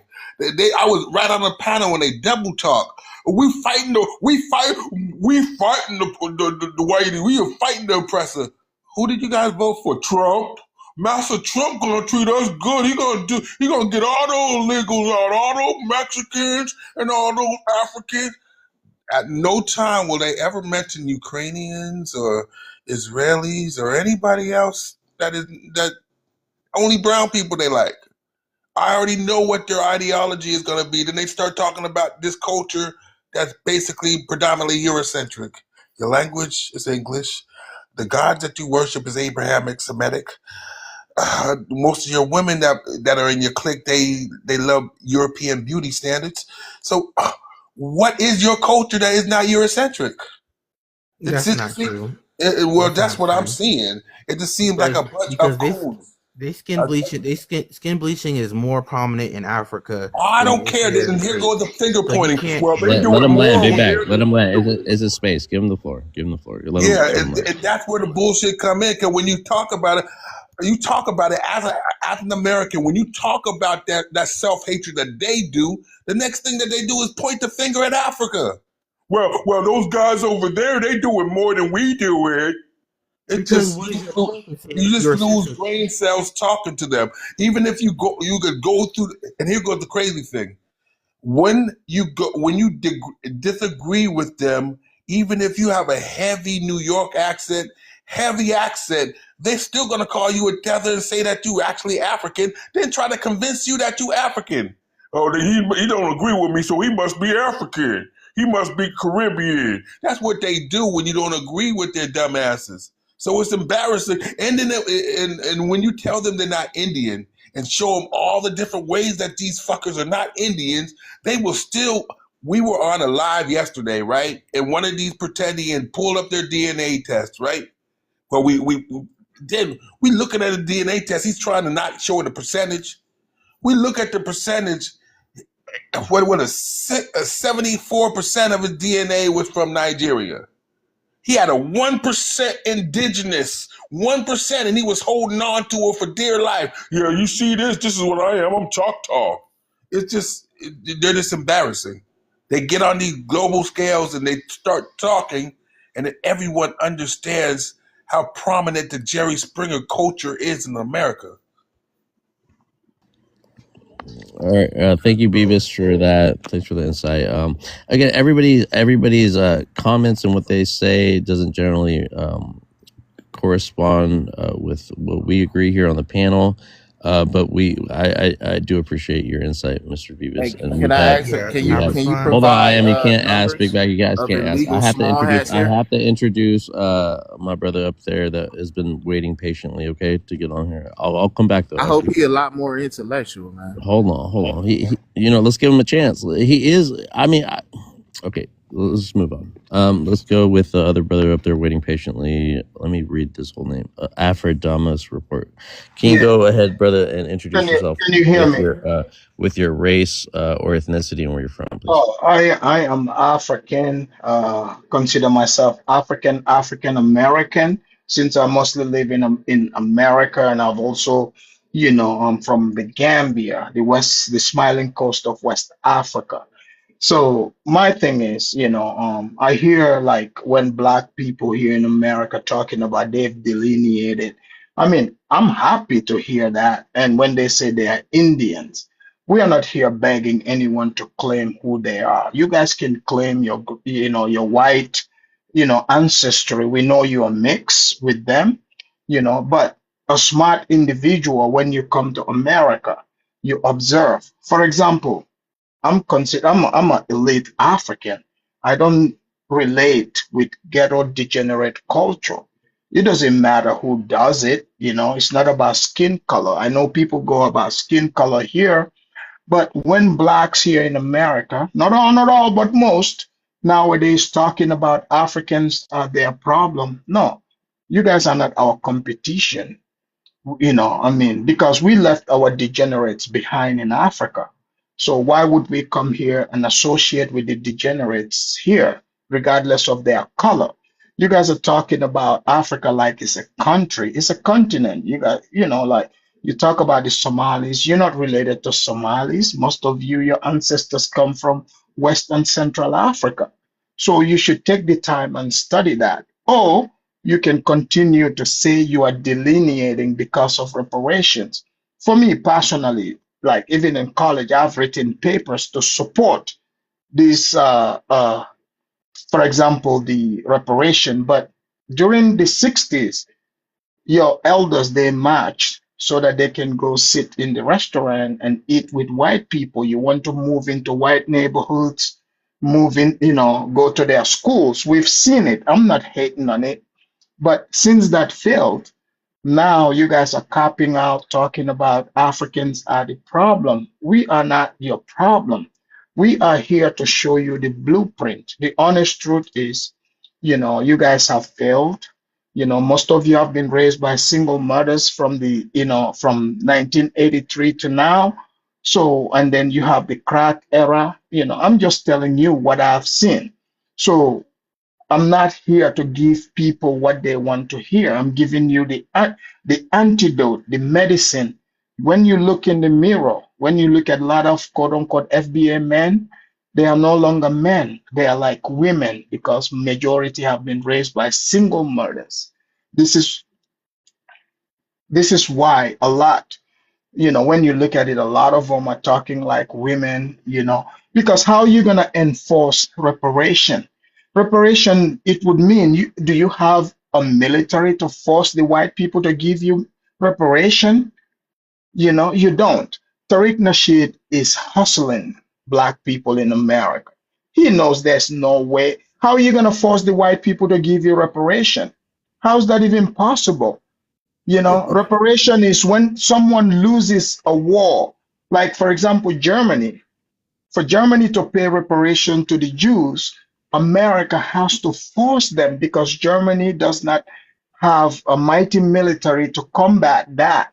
When the, mustache guy did what he did, right? According to what he was accused of. So you, the That's blacks, not talking true. about, when you talk about reparation, you don't have any way of enforcing that. You guys are the weakest group in America. All you got to do is beg and cry. And the white people, you are at the mercy of the white people. You're not getting How any long, reparation. Ghost, This is a Ghost, fact. You do not Ghost, have, you Wes, guys are let him land. controlled. Let him land. You how guys are long you gonna let controlled. this You clown guys are talk? controlled. You guys are controlled by your women, your ghetto mothers, and it's a wrap, buddy. It's Hey, time what to country you turn say this you was around. from, Savage? I'm Hey, from what this. country you say I'm you Hold from from? on. the Yeah, no, hold on. smiling. Don't I'm answer him. from. Don't answer him. No, no, Yeah. no. They've had So their so chance to I'm all, speak. Right. all I'm I will saying let this is brother right. land. What failed Let, If you nation guys you from, don't, Savage? I will drop you. Let me I will drop finish. you guys. All right, I'll let you guys. All Go I'm ahead. saying is, right, I'm doing it. I'm saying this out of love.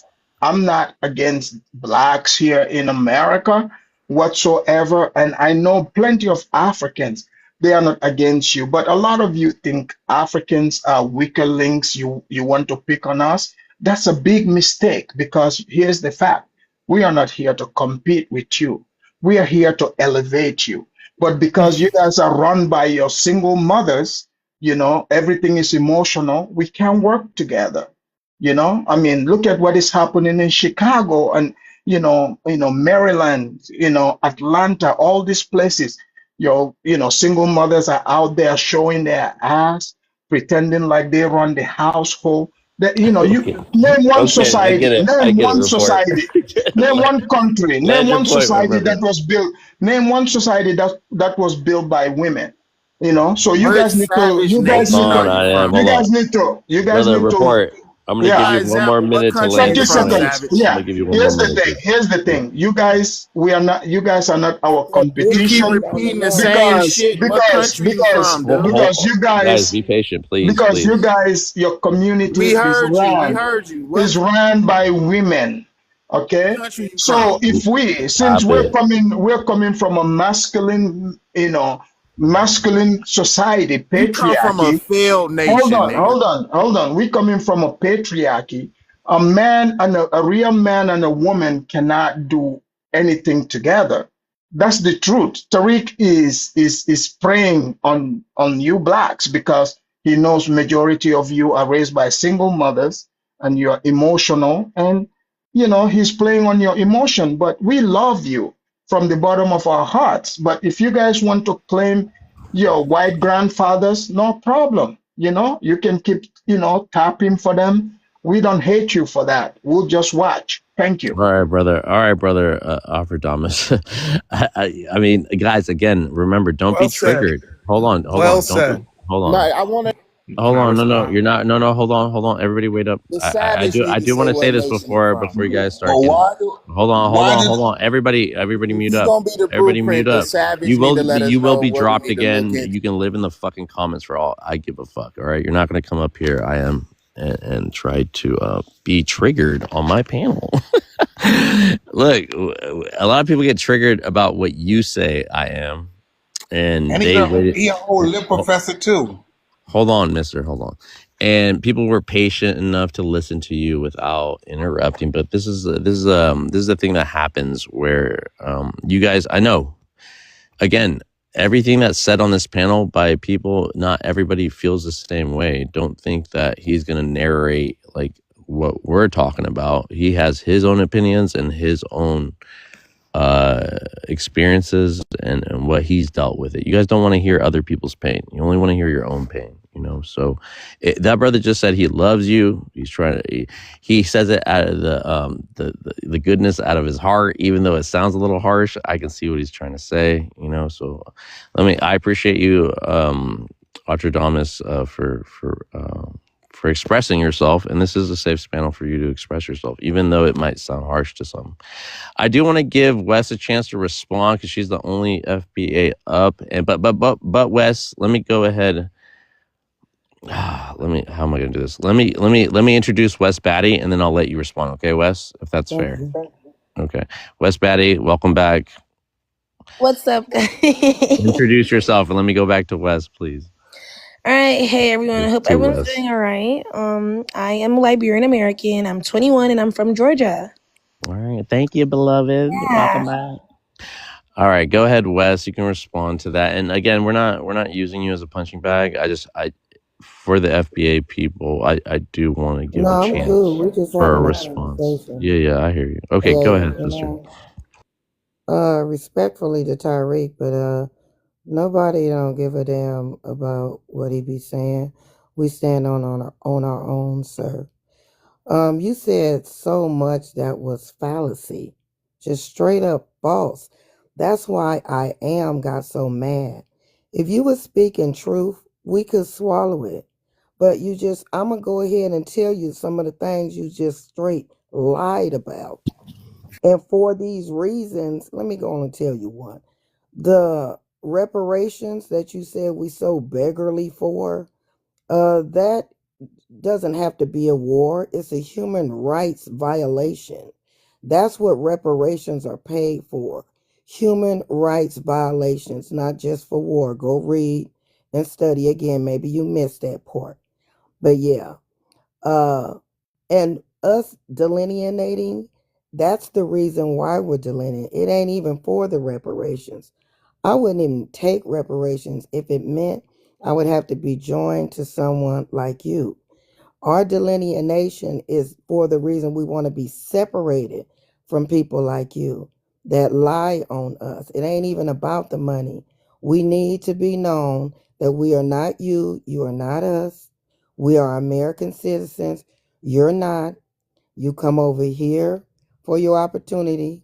You talk down on the work that the Black Americans did to get your foreign self over here. Side note, you eat roadkill. We don't. Just all type of things. And you're going to sit up here and try to come talk about us.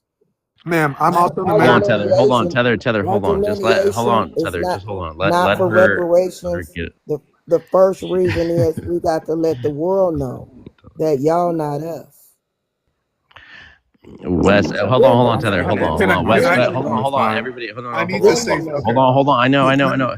I have to check. I Respond. check them. I'm gonna check my own too. But Wes, is that all? Is that all you have to For say? the human rights violations that this country did to my people and my ancestors.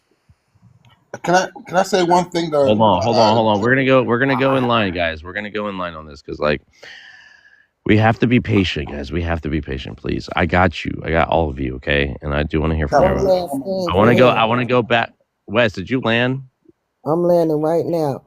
We never want to join with you, period. Okay, she landed. Okay, no more taking off. Okay, you landed. Okay, Wes. Okay, I'm gonna go back to Wes Batty, and then we're gonna go Tether, then I'm gonna go to Mr. Beast, and then we're gonna go back to I Am, and then lastly Big Back, and then Jay. Jay's my moderator. You can always intervene whenever, Jay. Okay, go ahead, Wes Batty.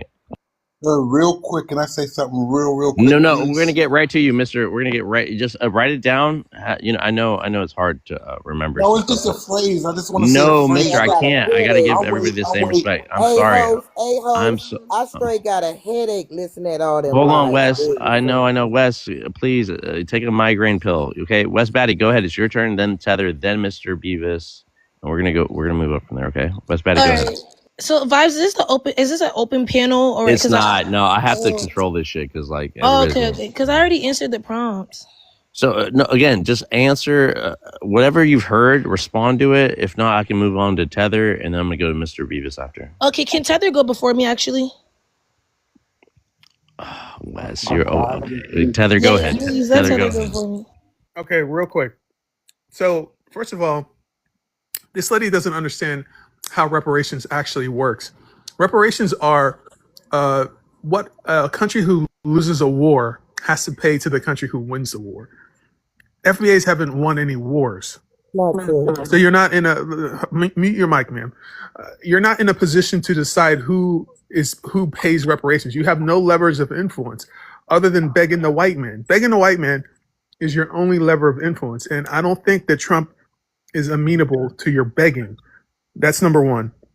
Number two, FBAs are not just house Negro supremacists. These are black rednecks. Listen carefully to these people. African Americans are a noble ethnic group who expanded the democracy and made freedom an absolute in America. FBAs, on the other hand, are black rednecks, the underclass. These are the Section 8 section of black Americans. They denigrate and insult African Americans every time they open their ignorant mouths. You are the difference between an FBA. The difference between African American and FBA is the same difference between a black person and a nigga, like Chris Rock describes. You guys make all black people look bad every day online. But the thing about it is, FBAs only exist online. They don't have any power outside of social media. This is why they spend so much time on social media insulting African immigrants, because in their day-to-day life, in their waking life, these people are the ones who are crashing out over Section 8 and SNAP benefits. So I just want to make a delineation between African Americans and FBAs. Do not ever let an FBA convince you that he speaks for African Americans. These are black rednecks. All you have to do is listen to Wes and I Am, whatever this fucking guy's name is. They're lost. They have lost. They're losers who have lost, and they want to look good while losing. Excuse me. So you're listening to the losers of African Americans. You ran from home. Your daddy's a bitch, nigga. Shut up. No, hang on. Shit out of you. Hold on. Hold on. Let Tether land. Tether hasn't finished, guys. Let Tether land. I'm Hold on. 30 Wes, 30 seconds out. Please. Let Okay. Tether land. We're gonna go back to Wes. Go to Mr. Beavis. Ask these people if they're baby daddies or stepdaddies, if they're baby mamas or stepmamas. You will understand what I'm saying. These are the underclass of African Americans. These are the people who are government dependents. These are the people who they're begging for reparations because they're depending on it for their retirement plan. So these are the, understand that this is a class issue. FBAs are black rednecks. They are losers who have lost, and we have to just step over them. We must force them to delineate, because I don't want them to contaminate the noble African Americans. And I land the plane. All right, thank you for that, Wes. Betty, go ahead if you want to respond to that, and then I'm gonna go to Mr. Beavis. Sorry, Wes. Sorry, Wes. I have to. Yeah, thank you, Vibes. And honestly, I'm glad that Tether went before me, because that really helped me gather my thoughts. So one question I kind of have for like a lot of FBAs when it comes to delineating for reparation purposes, right? Are you guys gonna also delineate from the Black Americans who are against reparations? Because you guys have Black Americans that are in politics currently that are against reparations and don't want reparations for your community, because you guys are paying more attention, quote unquote, to Caribbeans and Africans that are getting in political positions and going and opposing against y'all when your own people are doing it. So if somebody could please help me by answering that, I'd appreciate that. All right. Well, when it's their turn, they will. Thank you, Wes, Those for are the putting that out. Hold immigrants. on, Wes. It's not. Hold on, Wes goes. Hold on. I gotta go in order. Okay, Mr. Beavis has been waiting patiently. Go ahead, Mr. Beavis. The floor is yours. Yeah, I don't like one of the dudes on here, the dude that I am that now dropped. It just seems so hypocritical because I'm looking at the name, so it looks like he's part of the nation of God's and earth. And in the lessons, there's a lesson, and a lot of their lessons are philosophical. One of the lessons says, "Why does my uncle love the devil?" And then the answer to that question is because the devil gave him nothing. So it's funny when I see people that share the ideology of the nation of God and earth that are pro-black and pro-Africa, but somehow they got over here with the coons. They got over here with the black KKK. And look, the dividers. I didn't know how divided they were on Thanksgiving. I'm on one of these pretendian panel, and I'm listening to in the background dishes and all type of festivities of Thanksgiving going on. I'm like, why are these Indians celebrating Thanksgiving?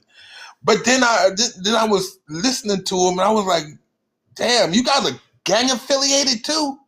You just now said you were Crip. You said you were Blood. You just now said, oh, so you guys are really race dividers. You guys talk this pretending and stuff, and you go outside and sell poison to your people.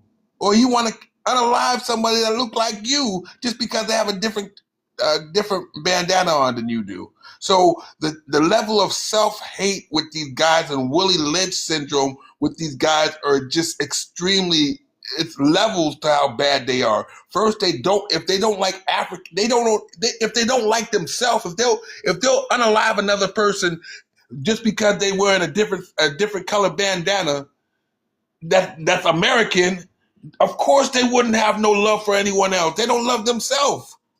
They don't love being, and like I said before, they say that, oh, I love being black. Nothing about you shows you love being black. Majority of the women I ran into, like I said, they wear weaves, Eurocentric style. Majority, or their religious preference is Christian, from Abrahamic religion in the Middle East.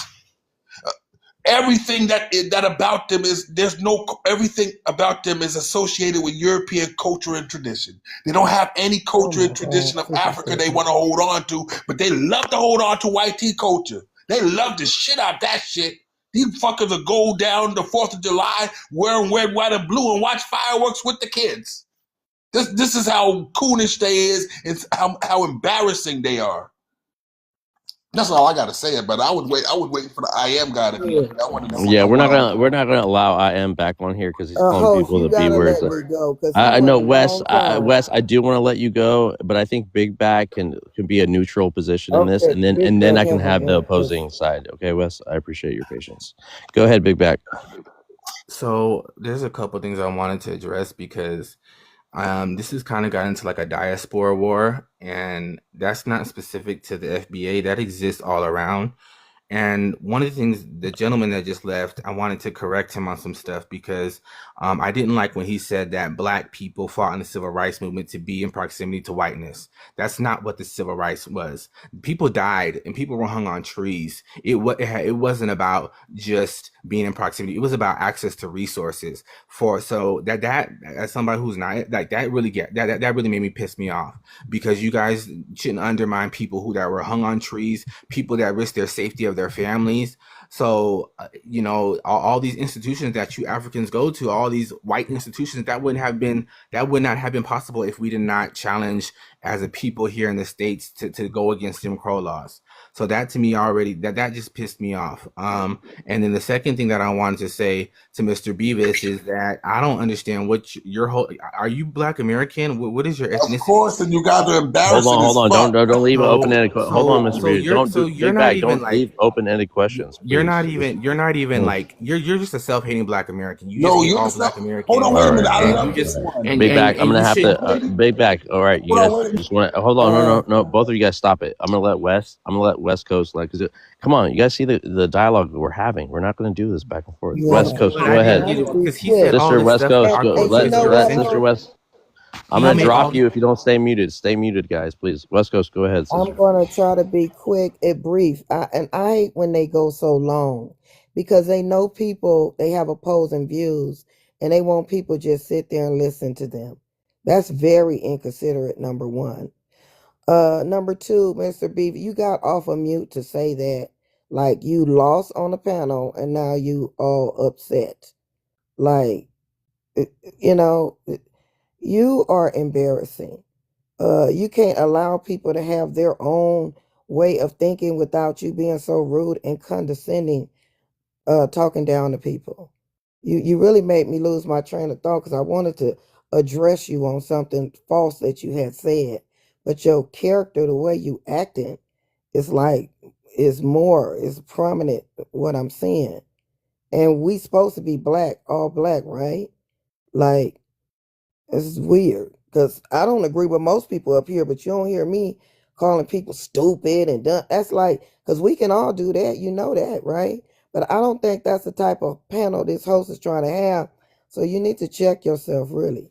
And when I get back to my thought, what I want, host, can I get it? Because I got you, Wes. Yeah, he was so rude. yeah, and I hear you, and I do apologize for going. I felt like Big Back could bring some neutrality before we heard an opposing view, but again, guys, remember I have a short attention span too. The great thing about being a host is that you can interject and that you can narrate this bitch, you know, because everybody has thoughts and everybody wants to respond, and so thank you again, you guys, for being patient, and I'm trying to do the best I can, you know, about what we're hearing. And again, we don't subscribe to what everybody is saying. We don't all feel the same way. Some of the opinions that come out, I can resonate with, but don't think that we got 100% of what they're saying. Don't think that because we give someone the floor, like we gave you respect to say what you had to say, talk about roadkill and shit, Wes. I could interjected and said some shit. Okay, hold on, Wes. Hold on. There you go again. Wes, I could have interjected and said some shit too. But anyways, what I'm saying is that I remember now what I want to say. Okay, go ahead, Wes. Real quick. It's interesting. I'm seeing especially the African brothers and sisters, well, the sister didn't say it, but they always think that we are in a beggarly mind state. That's weird. I mean, they all come speaking on us like that, like, because I think that's how they can only see it. We don't have that mindset here in America towards white America. We are indigenous to this land. We don't beg nobody for nothing. We stand on what's right and what the law is, and we as human beings, and we just get it done. We don't beg for anything. Number one, please get that out your vocabulary with us. Ain't nothing they can give us. Matter of fact, we built this whole, you know what? So we've been the givers here, you know. So no, we're not begging nothing. We taking, if anything. So stop being mad, Mr. Beavis, because you lose on the panel. Relax. I'm American. Be all right. It's gonna Hold be all on, right. Mr. Beavis. Hold on. We can go. Don't react, please. No, you can't go. Oh, Miss West, I will say this. Okay, this is a FBA African issue. You know, if you're an American Indian, you know, I can understand that too, and I'm not trying to put African on you or try to what is the word I'm looking for? Not trying to invalidate your experience, right, Wes? But this is a specific issue to my prompt, and I do have other sisters up here that do come from your genealogy and stuff like that you can connect with. Okay, we are pretty open minded. Again, we don't want to go. You know, we're talking about the FBA. So Miss West, your contention, your responses are always, because we're talking to FBA. So you consider yourself FBA and American Indian, West, at the same time? Foundational Black American. To me, it's the same. Okay, so it's not the same because, sister, FBAs consider you a pretendian, my sister. That's just the reality of it. And I'm not here to say I'm not. Yeah, them strict ones. And that's another person telling somebody what they not. So Wes, you know what I'm saying? I'm not with none of that. I hear you, Wes, but if you subscribe to something, you have to be fully aware of what you're subscribing to, right, Wes? So I just want to make you aware that the FBAs, and let's not include them all. You know, I don't want Not to. all of them. Yeah, you're right. So let me not generalize, right? But on their website, right, they make a clear distinction, you know. And so this is the thing I have. If I'm gonna need allies, it's not going to be the FBAs and the Black Indigenous folks in America. I find allies in Black Indigenous folks to go against FBAs because I have more American Indians, right, that push back on the FBAs. But you're the one that you support FBA, but you're still an American Indian. So that's the little contention, and there's nothing wrong with that. I just want to. If you come up on my panels more, you will see what I'm saying. Okay, Wes. So you don't just take my word for it, okay? I just try not to involve myself in those because there's so many little fights. I ain't got time for that. So yeah, of course. But here you have time to come up on this panel. So I just want to let you know from here on out. Just said something. I want to. Yeah. So we don't want to be triggered. We don't want to be triggered, right, Wes? So all right, sister. Thank you. I appreciate it. I'm gonna move forward. I know, Mr. Beavis, you want to answer back to that, but please be patient. Please be patient. I'm a step. Thank you. Okay. All right. Sister, I sound like a combination of Tracy Morgan and Mike Tyson. I have a heavy American accent. I could trace my ancestors back to 1765. And as far as self-hate, my brother, bro, you most likely you voted for Trump. Most likely you hate other people that look like you. You are a coon. A coon is the epitome of self-hatred. You don't like no one that look at you. I hear you guys call other black people monkeys. The rhetoric you use sound the same, like the same rhetoric those rednecks be using. It's like you guys copy the same playbook. So it's funny when I hear one of Uncle Ruckus' kids call me a sellout or self-hatred. That's the biggest self-hatred. Everything that you do is Eurocentric. The language you speak is English. If I asked you what your religion was, what is it? Most likely Christian. What do you have that is not from a byproduct of the Eurocentric culture? Oh, well, we make music, we make hip-hop music, we make those music, and most likely if I was to look at most of your playlist, it'll probably be a lot of drill music and a lot of unalive music or B&B crime music that those small hat peoples promote, and you guys twerk to the music that these people promote as they exploit you. You don't want to get on them though. You don't want to get on Johnson & Johnson, Aetna, all those white tea businesses that really are the ones that's in charge of our reparations. These blatantly, we know what companies benefited from them. But you guys want to go after West Africans and hair shops. That's where your energy go to going after West Africans and hair. No, I'm telling you, you guys remind me of Samuel L. Jackson on Django. It seems like you're getting jealous because you think Massa loved them. Massa loved the other brothers and sisters outside of the continent better than you. So anyone that look like you want to go against. And at the same time, you guys talking about you fight white supremacy, but no, it looks like you guys are in cahoots with them. You guys are the black alt-right.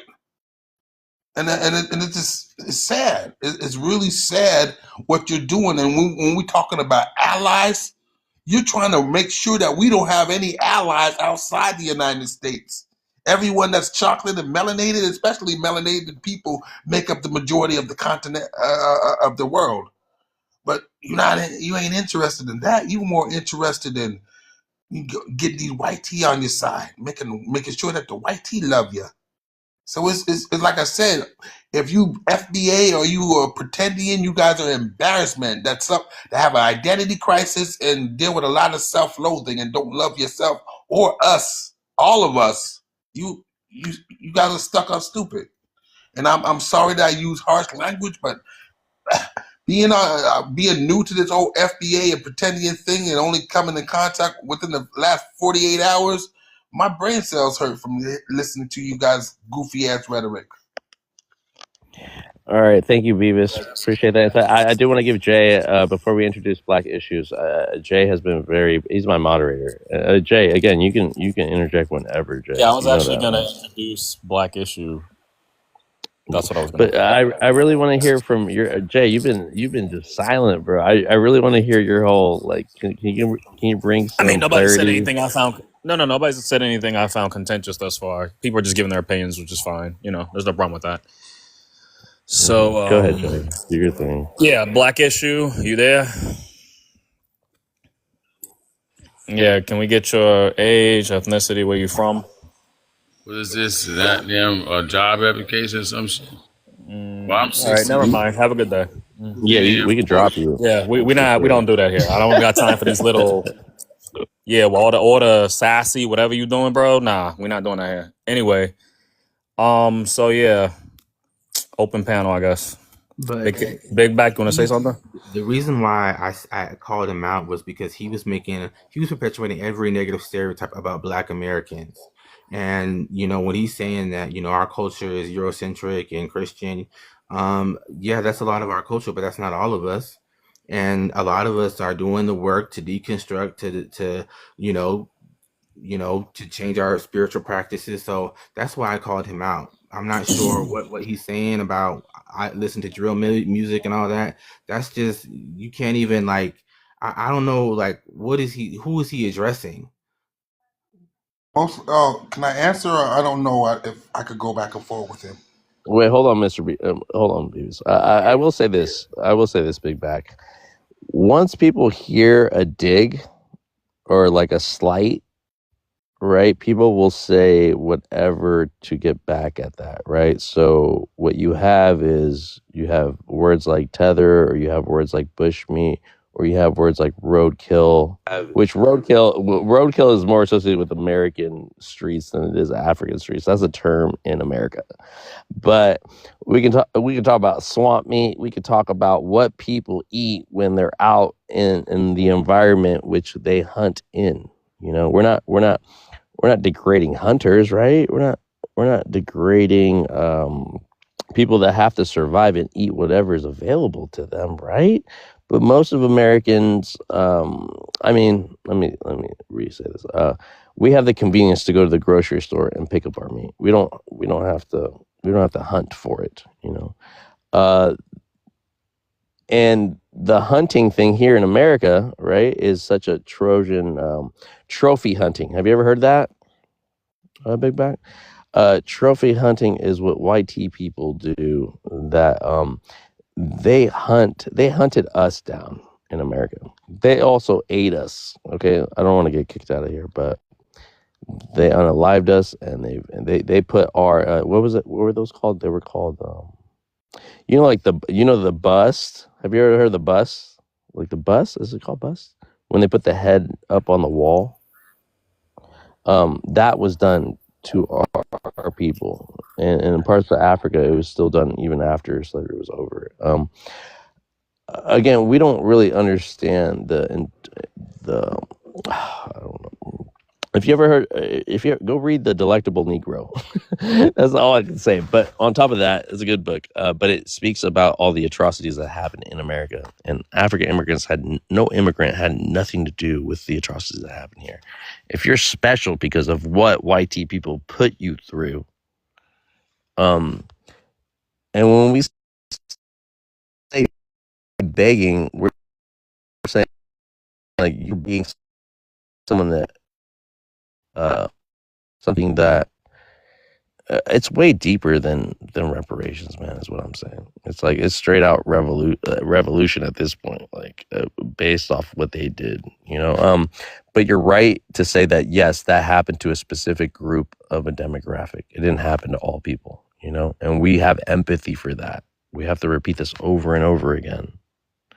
But we have to understand the people that we align ourselves with or want proximity to are not in our own best interest as well, you know. So with that, Jay, go ahead. I'm gonna let Jay run this. I'll be back. Yeah, Truth champion. Welcome to the panel. Can we get your age, ethnicity, and where you're from? Yeah, 35, foundational Black American. from New York. All right, thanks for Uh, sharing.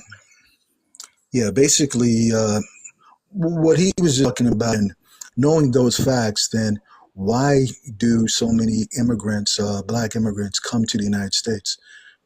You know, that's number one. That has to be looked at. Also, we have to look at the fact that when we're talking about foundational Black Americans, when you look at other platforms like Twitter X, um, you will actually see and witness FBAs going head to head, fighting against white racists on a daily basis. In fact, I'm having a debate right now with about 5 white racists at the same time. We go head to head with them. We tell them straight up about themselves and who they are. In fact, a myriad of white racists attack Tariq Nasheed every day because he spoke up. He calls them suspected white supremacists. He basically speaks out a lot against the racism, the systemic racism that is taking place. When he spoke up for Carmelo Anthony and he applauded black folks, Black Americans, for coming together and basically donating the funds that they did, close to $1 million, to get that young brother out of prison. All right, for the alleged crime that he did, that many believe was an act of self-defense. Okay, he applauded that, and he was attacked. Literally, this one post had close to 5,000 comments of these white racists saying all type of things. They're on Twitter X talking about black fatigue and all of that, and it's FBAs who are going up against them every single day.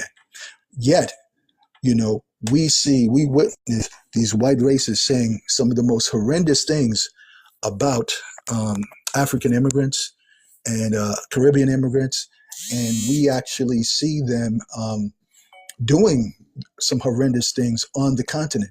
Yet you don't see many lives or of many folks going after these white races, because unfortunately,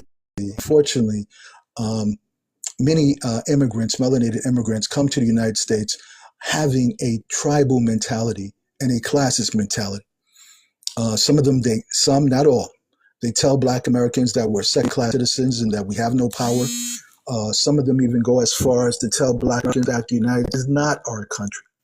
And unfortunately, a lot, not all, African immigrants, I feel, they seek white validation. And they try to be white adjacent because they view white people as the standard of success or the standard for success. And therefore, they try to mimic white Americans as well as mimic their white talking points.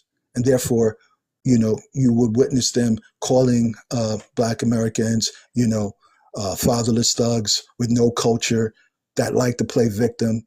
Some will even say that there is no systemic racism. Why are you complaining?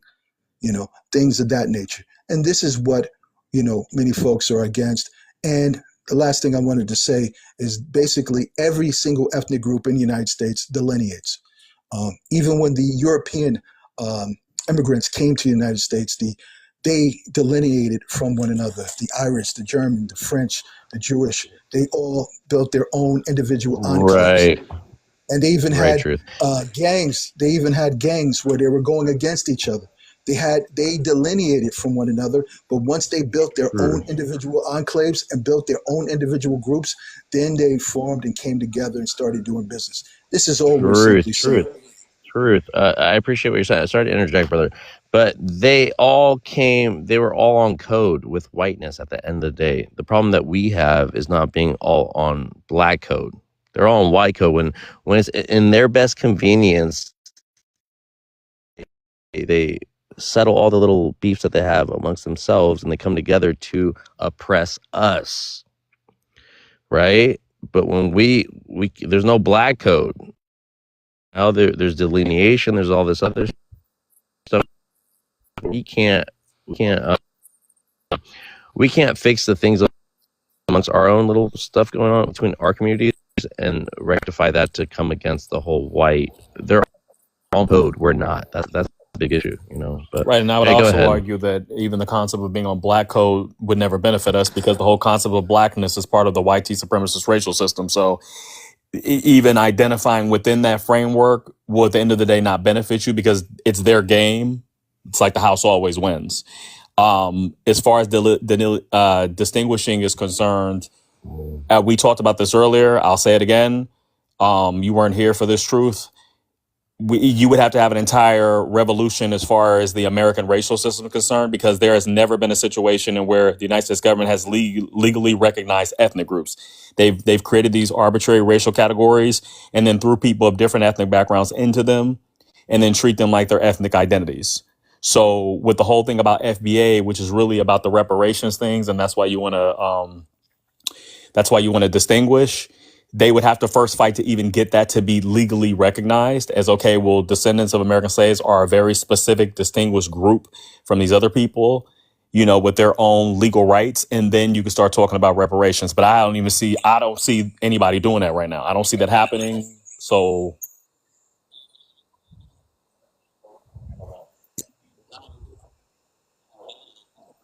Was that Hold on, no, you've been very. all right, bro? I'm gonna drop you again. I don't know who you are. Who do you think you are? I am. Swear to God, don't make me drop you, bro. I am. This is not your panel, bro. You can't just come up here like that, bro. I know that's how you run. I was really polite to you. I am. So if you can come up here, you're more than welcome to come back up and just like wait your turn. You know. Okay, Jay, I lost my concentration with that. I don't even remember. Jay. yeah. See me? Are you there? Here.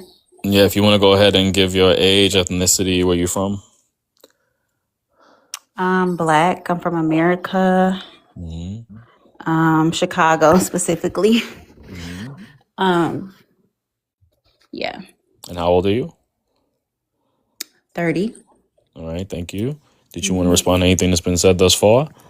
Yeah, I've listened in on a lot of these panels, and I'm still trying to figure out why is it a problem, especially if we know that the reason that Black people are trying to delineate is for a purpose. It's not to be nasty. It's not to be rude. It's to say, hey, we have something that we need to accomplish here. It's long overdue, hundreds of years overdue. And so we need to get this done, because if it doesn't happen now, it probably will never happen.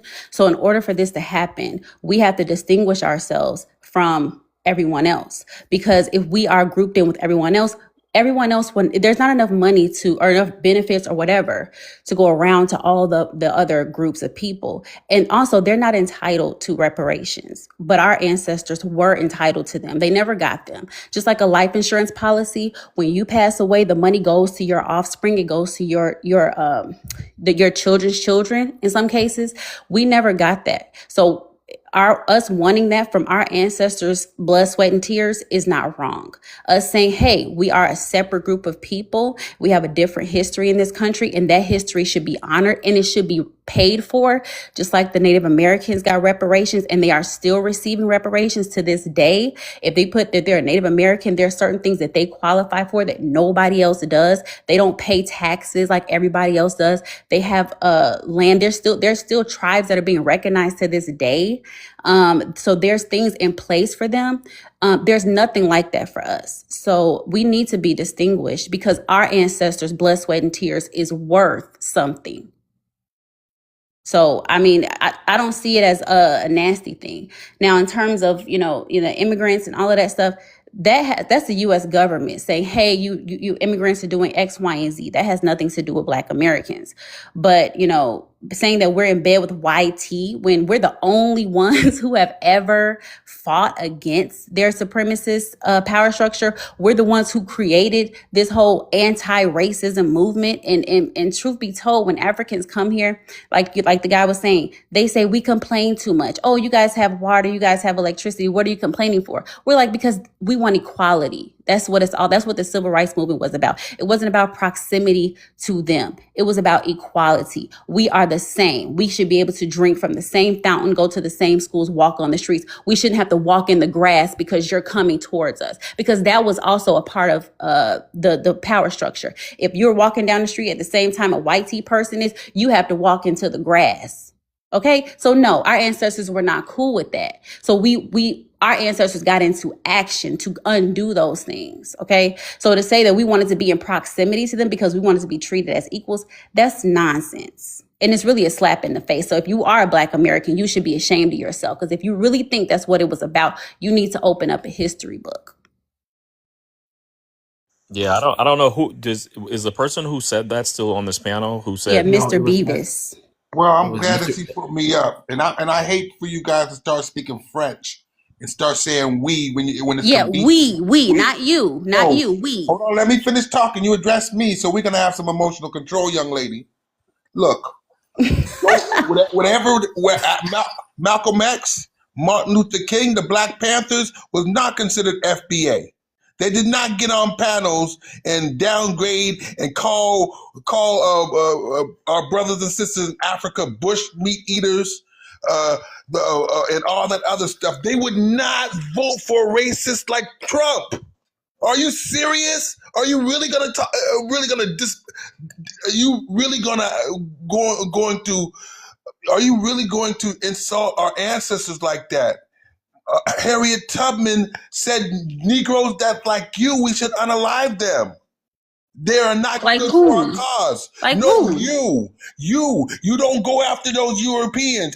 Every FBA panel I see up there is always attacking the Africans. You never say anything about these white tea Ukrainians, these white tea Boers, nothing. You guys will call, you have no problem going gung-ho, and you guys are sensitive because when another American get on you guys have very little smoke. But you guys got a lot of smoke for those Africans. You guys love to get on your panels, mute them, drop them, and bully them.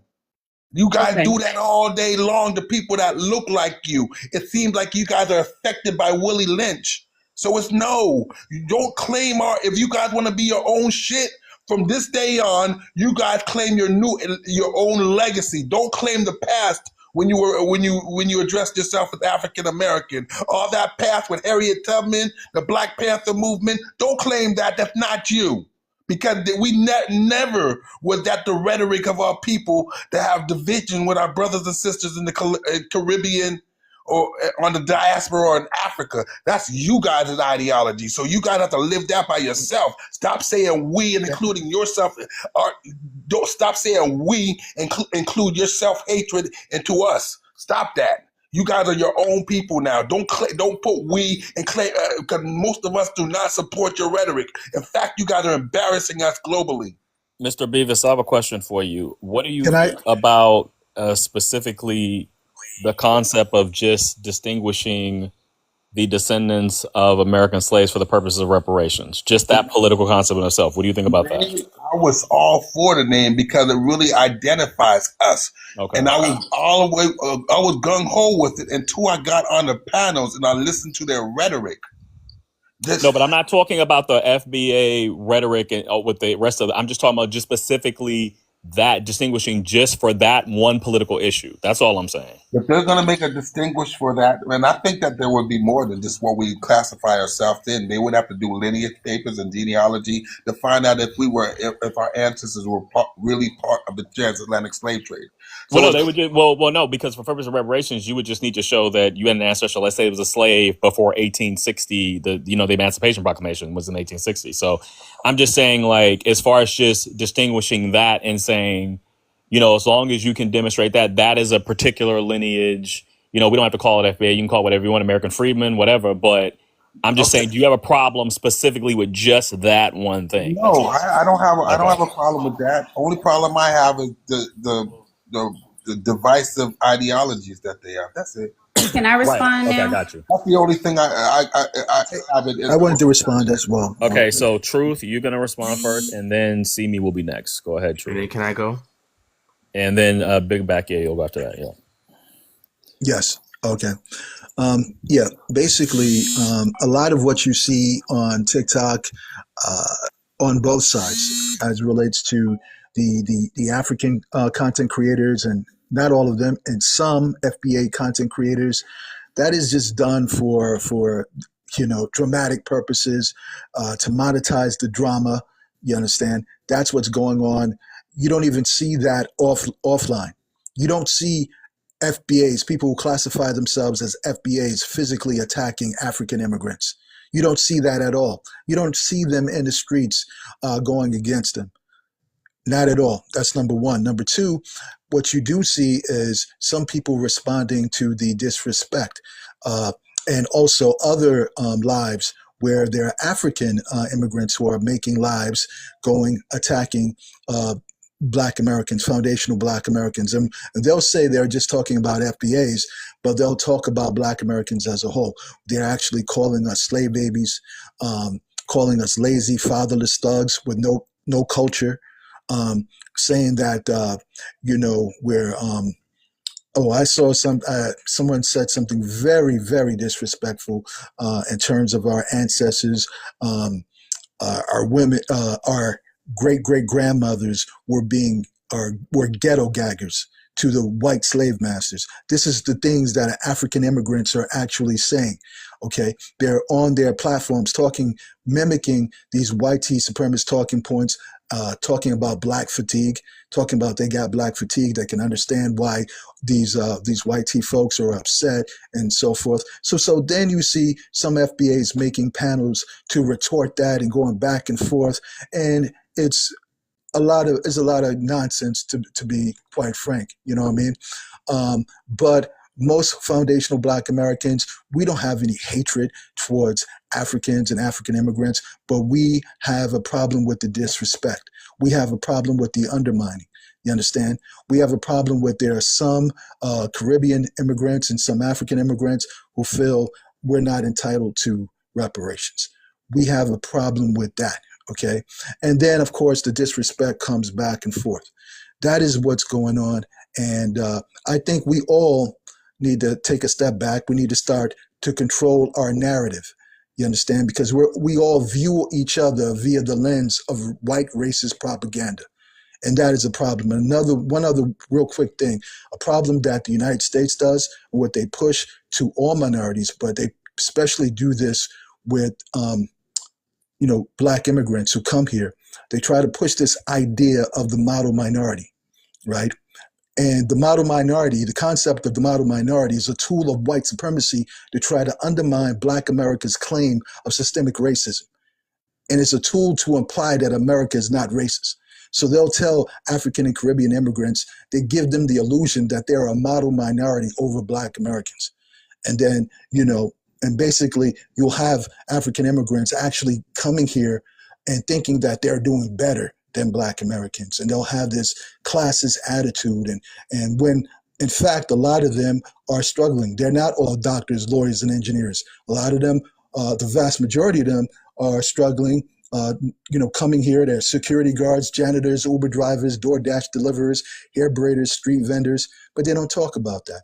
You understand? So that model minority concept creates division. It creates, tension.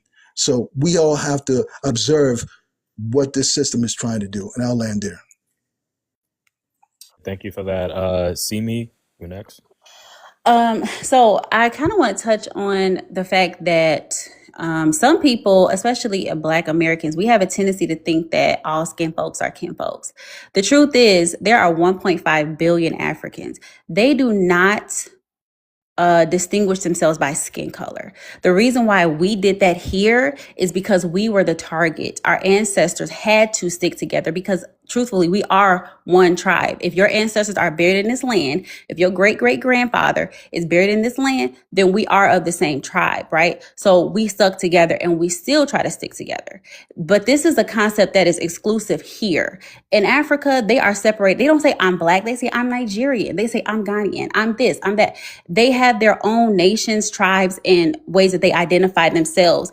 And they don't all stick together either. So this whole concept of like, oh, they look like you, so you should stick with them. That does not happen anywhere else in the world, okay? And at the time of the civil rights movement, we were the only Black people here. So yeah, our ancestors fought for our civil rights.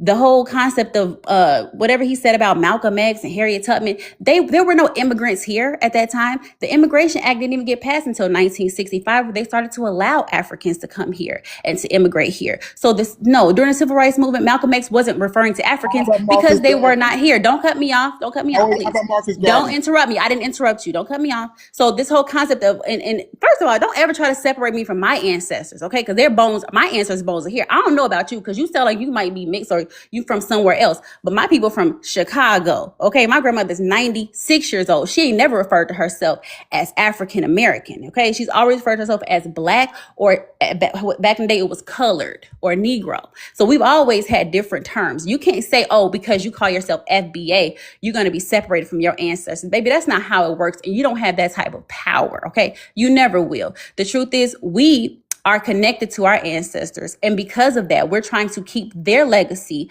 intact. So by us mixing our legacy in with everybody else, it takes away what was done to our ancestors. It erases what was done to them, and it should never be erased. We should try our best to preserve that history. You're not educating me when you tell me what YT people did to us. We don't link up with them. Are you crazy? We're the only ones that say no. We don't want to link up with them. We want sovereignty. Okay, nobody else is doing that. They're coming over here and they want to blend in with YT. They want to be friends with him. We're the only ones that say, no, we have our own culture, our own cuisine. We are Black Americans. We have our own culture separate from regular YT American culture. So please miss me with that, okay? The whole concept of, because we're all Black, we should all stick together. Show me where they do that in Africa, and I'll land.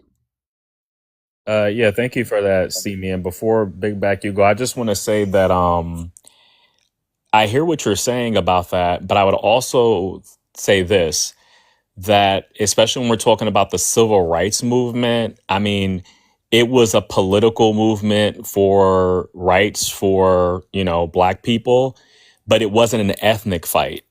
And I think that's the distinction, because in those days, in the 50s, 60s, segregation, it didn't matter what you looked like. It didn't matter your ethnic group. If you were perceived as Black, you were going to get the same treatment regardless. But I do agree with you too about the immigrant situation, as the vast majority of self-identified Black people and government-identified Black people were not from, a foreign country. But it still was more of a political fight and not an ethnic fight. And I think that's the difference between then and now with, FBA and these other groups, is that now it's like, oh no, we have to distinguish for the reparations the actual ethnic group descendant of slaves of FBA. It's no longer just, oh, we all look Black, we face the same issues, so therefore we're fighting for these political rights. That's where I see the difference between then and now when it comes to what's actually being talked about at this time. Big Back, you're next. Go ahead. Yeah, no, I think she did a really good job of articulating what I wanted to say. The talking points that you hear from people who are not Black American as to why we shouldn't be fighting for reparations, I think it's kind of crazy. And then when we're talking about delineating, I know you keep saying, Jay, that it's political, but I'm not FBA and I still support delineating. So it's not just a political thing for reparations. It's just where we just have different cultures. Black people are not a monolith. So it's not from a disrespect place or from a political. It's just, we're just different, and we're just realizing that. I mean, yeah, and I agree with that, but I think that, again, the impetus for it now is political, because the reparations thing is now, back in the civil rights movement, that wasn't the primary issue at the moment. It was housing rights. It was getting, jobs, right? Fair pay, all these other things that your kids could go to the same, better schools, universities, these type of things. Right. That wasn't, reparations, not that it was still talked about, but that wasn't the primary issue at the time. That, now that this is what we're talking about now, the impetus now is to now, because for those other issues, there was no need to distinguish. Right. You didn't have to. Well, just put it this way. You wouldn't have to distinguish, because it didn't matter what your ethnicity was. It mattered what you looked like, your bloodline. That's what determined who was Negro, colored, and who wasn't. So it was, there was no impetus to distinguish on ethnic lines. Now it is, because, as you've all said on this panel, which I actually do agree with, if we're talking about reparations for the descendants of the captives brought from Africa, made slaves in the United States of America, that's a very specific group. That's a specific lineage. And I think everybody can agree with that because it's just obvious, right? So, but the difference is now you're actually saying we should create a border around that and say, okay, well, we need to decide who is that for the purpose of reparations. And that's purely political. That's not an ethnic identity, because somebody even brought that up earlier on this panel. She's left, but even blackness in America is not a monolith. You know what I mean? America's a vast country. So even when you come to that, I mean, you can't really, there's no arbiter to decide, okay, who is black ethnically. There's always been the legal definition that was invented by white people in their colonial supremacist system, but there's never been an ethnic type of, oh, well, you know, so there's some board or somebody who decides who's black or who's not from an ethnic sense. So that's all I was saying about it. Outside of the reparations argument, in other words, it doesn't really even make sense what we're talking about. That's why I'm saying reparations and that whole issue of distinguishing for that will always be in the background for this to even make sense and be relevant. I'm confused as to how it doesn't make sense if it doesn't have anything to do with reparations. You're saying that it's not about, you can't, just define what is blackness, but we're saying that it's the descendants of chattel slavery. Right, we're saying that, but again, there's no formal way of defining that yet. There's no again, because there's no legal recognition of ethnicity in the United States at all to begin with. So my point is that, but it would make sense to have that if we are talking about reparations. In other words, why waste time talking about that unless you're getting something out of it? What is the point? Well, the point is because we need to know who was actually the slaves so we can get these reparations. We don't want people who aren't descendants of slaves brought to America to get it right. So that is really the whole point here. That's why we're doing this. Other than that, what are we talking about? Can I come in? Right. What are we talking about? Yeah. I got you, bro. There is no. Well, I got you. I just want to say this before I let you in. Like the lady that was speaking, right? This is what we run into a lot, and people don't want us to call it out, but we always have to, and it's nothing about hate, because a lot of these people want us to just go along with their ignorance. Like, for example, they will force you, to say Africa is a country when it's a continent. They keep mentioning this 1 billion and stuff. Like, you have the Northern Africans, you have different races in Africa, okay? But the fact of the matter is, Africans have been coming here. People like Kwame Nkrumah went to school here in the 1940s. Africans have always been coming here. That's just a fact. They come here, they go to school. But you guys speak on both sides of your mouth.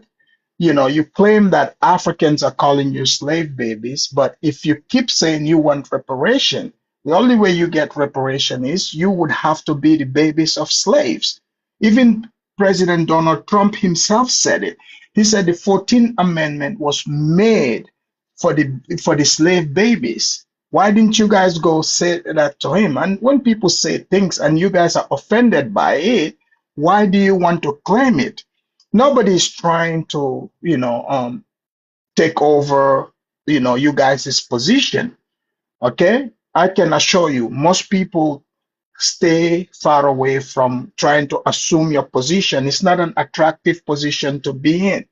People do not immigrate here to want to be in the bottom or beg. People don't want that. Nobody wants to do that here in America. That's nothing against you or whatsoever. And I know subconsciously, most of you know this. You can see that, people do not want to emulate you, but because we have the same skin color as you guys, you want us to behave just like you. This is why you say, oh, you want to be the model, minority. You guys know what is better for you. And the woman speaking, that's what I'm talking about. Societies that are ran by women like you guys' society is doomed to fail. And that's what you are seeing. That's not a real lineage. How can you create a lineage out of, you see one woman having, 5 different baby daddies. That's not a lineage. That's just people creating a society, just for the hell of it. So you guys don't have a real community. You can't call that a community. I'm just talking from an observational point of view.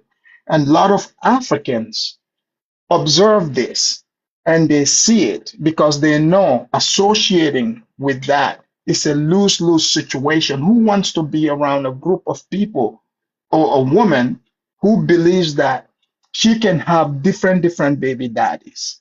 Why would anyone, how can you create a society or a community with that? So that's just the fact.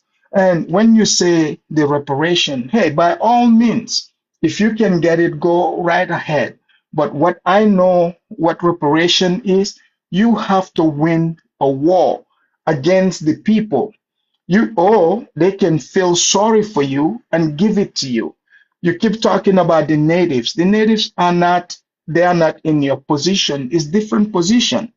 They used to own this land. But you guys, your ancestors were brought here as slaves. They were bought and brought here. Slavery was legal at the time. So, the white people, they freed you, they gave you rights. That's your reparation. They gave you Section 8, food stamps, treat you like human. But the lady's like, oh, we gotta be equal. That's between you and white people. If you feel like, I don't know what you consider to be equal or not, but it's not us as Africans determining that. You are comparing yourself to white people. You want them to see you as one and the same, and they are not doing that. Or you don't feel that way. I don't know what you want from them. We are not stopping you. You think if white people want to give you reparation, we're going to say, don't give it to them? We're not going to say that. We don't have the power. But I think deep down, you guys know that you don't have the power. So therefore, you're looking for a scapegoat to pretend that it is Africans blocking you or hating on you. But no African is hating on you. That's just a fact. If you guys can get Okay, if brother. they I have give you to. trillion, Bro, hold if on, they hold give you on, $1 trillion, Bro. we would celebrate it for Brother, you. That's just a fact. I hear you. I gave you a minute. When I give you guys a minute countdown, that means I want you to wrap it up.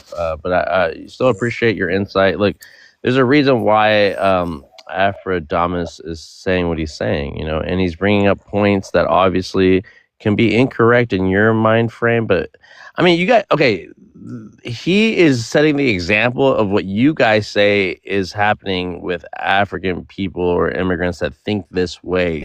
So instead of being triggered by what he says, just be like, okay, well, this only reconfirms what we always believed. But I don't believe I hear the same thing you hear when Afrodamus speaks, because he's only speaking from his point of view. I don't know how many times he's been attacked by FBAs and told him the same, the same.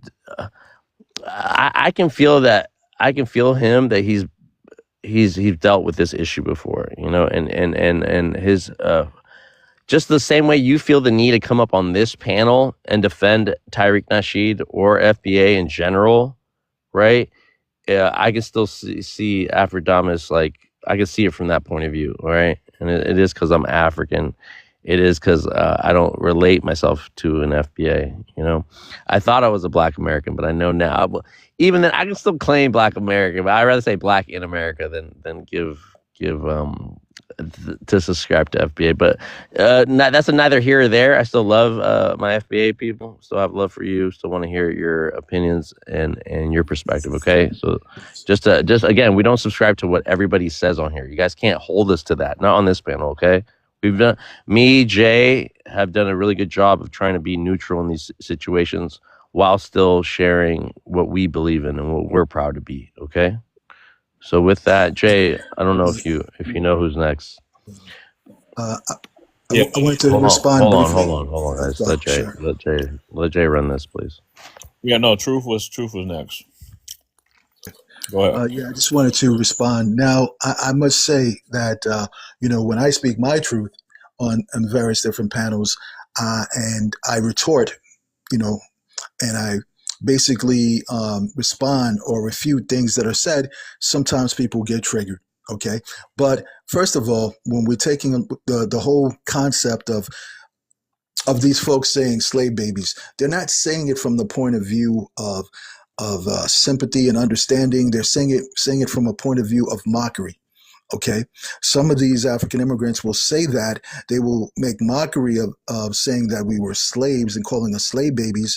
Okay, that you were fed to alligators, and they'll make mockery of George Floyd. They'll call us bullet bags, you know, as it relates to saying that, you know, this is what the cops have done to you and so forth. Now, when we come back, and say things, well, I always come back. Hold on, Truth. Hold on. I do have to cut you off. Because, okay, this is the truth. As you say this truth, you know, if someone says slave babies, you're gonna interpret that the way you're gonna interpret it. What I interpreted from him was just slave masters that had babies with our women, Black American women in America. Those babies in turn are, again, it depended, right? It depended if it came from the white mom or the white dad, right? White slave masters were the first deadbeats in America. They're the ones that that title should have been to them, but then you see how it trickled down to like how we view our own families and how we see ourselves within their system. But I hear what you're saying at the same time, but you can't relate what he was saying to. I'm not talking about him. To the alligator I'm not babies talking and stuff. about him. Again, that was their culture. That was not African immigrant. Those were not African immigrants that did that. Listen to what I'm Black saying, Americans sir. in America. That's okay? not what I'm saying. I'm saying the mockery that is being said. So, Truth, I didn't say that's what you said. Truth. I'm sorry to interject once again. I just want to keep the record clean because he did not say. I didn't say him. He's not subscribing. He's not subscribing to everything that happened in Black American spaces on plantations from white slave understand. masters. By him saying slave babies, I did not capture what you're about to narrate this with. Okay, go ahead, sir. I'm not just responding to him in particular. I'm talking about what happens on this platform on TikTok, not just what he said in particular. Okay. All right. I'm sorry, Truth. I'm sorry. Sorry, Truth. Sure. Okay. So those things are said. Now, when we come back and we start talking about the fact that Africa is the current epicenter of modern day slavery, with over 80 million African slaves in places like Mauritania, Mali, Niger, Chad, Sudan, and I don't see any Africans on this platform talking about what's going on. The forms of human trafficking, the child soldiering that's going on in Angola, Togo, Benin, and Nigeria. You understand? When we mention that, when we mention the fact that according to UNICEF, right, there are over 100 million child brides in Africa right now, with many brides being as young as 11 years old. You understand? Whereas when he was talking about this mentality that some African immigrants have when they come here and they say, well, these Black American women having this baby mama culture. But let's take a look at the child bride culture that is taking place over in Africa. That's problematic. Over 100 million child brides in Africa. Like I said, this is according to UNICEF, with many being as young as 11 years old. When we take a look at the fact that as a whole, West Africa, Nigeria in particular, Ghana and other parts rank number 2 in the world for paternity fraud. Let's talk about the paternity fraud culture, where you have so many African women who are sleeping with many different men, and then they'll pick one man who they deem to be worthy to be the father of the child. So there are so many African men raising children in Africa, on that continent, and some here in this land, in America, raising children who they believe or think to be their child, and it's not. That's the paternity fraud culture that is going on. That is very problematic, okay? When we talk about that culture, the culture of tribal wars, ethnic cleansing, ritual unalivings, child brides, the sad thing of FGM, female genital mutilation. So to come here to America and try to point fingers at Black Americans and say, well, no, we don't want to be part of the baby mama culture and this and that, like he was saying, that's hypocritical, very hypocritical, because we can turn around and point to things that are going on in your culture that is very problematic that you guys should be dealing with. And some of that tribalism culture and is brought over here. And there's one last thing I want to say Please. is that to say these things about Black Americans when we are actually striving and doing a lot of great things as it relates to our communities. And when I go on these panels, when I simply say that, okay, I break down that according to Forbes magazine, Black Americans are the wealthiest group of Black people on this planet as a collective, as a group. We have more millionaires than in all of Africa and the Caribbean combined. You understand? And that is a fact. And when I bring out stats about what we're doing, I get extreme amount of pushback from these African immigrants. When I bring out the fact that according to Axios, Barron's Financial Magazine, McKinsey and Company, and the Federal Reserve, Black Americans make up the second largest group of homegrown millionaires in the United States. We own over 5 million acres of land, which is used for farming, business, housing development, right? We hold $1.7 trillion in purchasing power. We have $6 trillion in total wealth. That's according to the Federal Reserve. All right. More than 80% of Black Americans actually live above the national poverty line. Most Black people in this country are deemed as working class or middle class. There are 2.5 million Black men in America who are in the upper class, according to the U.S. Census data, right? And Black Americans, we spend upwards of $145 billion per year on global travel annually, right? And that's according to Travel Metrics. You can fact check that. And this is the very last thing I want to say in terms of Black-owned businesses, right? Black-owned businesses in America have annual revenues of $205 billion. This is all Black-owned business, the ones owned by immigrants and Black Americans, and employ over 3 million people. That's a good thing. But guess what? According to Black Enterprise Magazine, the top 100 Black-owned companies in the U.S. were founded by Black Americans and not Black immigrants. Okay, the top Black-owned company in America is called Worldwide Technology. It was founded by Black American billionaire, tech billionaire David L. Stewart. It has annual revenues of over $18 billion. So the bottom line is, like I said, we view each other via the lens of white racist propaganda, and we have to stop that. Right. Okay. Thank you. Thank you, Truth. And again, just you make it on Forbes. You know, these achievements of affluent Black Americans is nothing to not look up to and be motivated by. You know, I think when we're talking about what the dollar is worth in America compared to the rest of the worlds that they are destabilizing is a very disingenuous kind of like assertion, you know, about how you value money, currency, monopoly money, fiat currency, compared to resources and wealth and minerals and the substance of the land. There's two different things here going on. And moreover, the spending power is evident, right? Black Americans spending power in America makes this economy. You know, it wouldn't be anything without it. But at the same time, we don't have control over, you know, we don't have control over the system in general, brother. I don't mean to talk down about anything that you're saying, because what you're saying is true. But I'm saying, like, we're not the face of the currency. You know, we're not. And not to not say that. Can you please mute, because like there's a lot of background noise. In Africa, my brother, there's obviously poor aspects, rural areas, you know, compared to the elites that are there. You know, just like in the United States, right?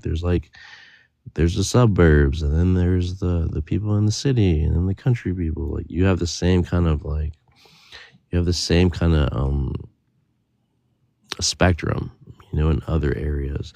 If we want to dig at each other about how poor we are, or how our dollar or our currency is more than your currency based off of, you traveling, or that's where my little gray area is, Truth. But like, I do want to thank you, Truth, for sharing that truth.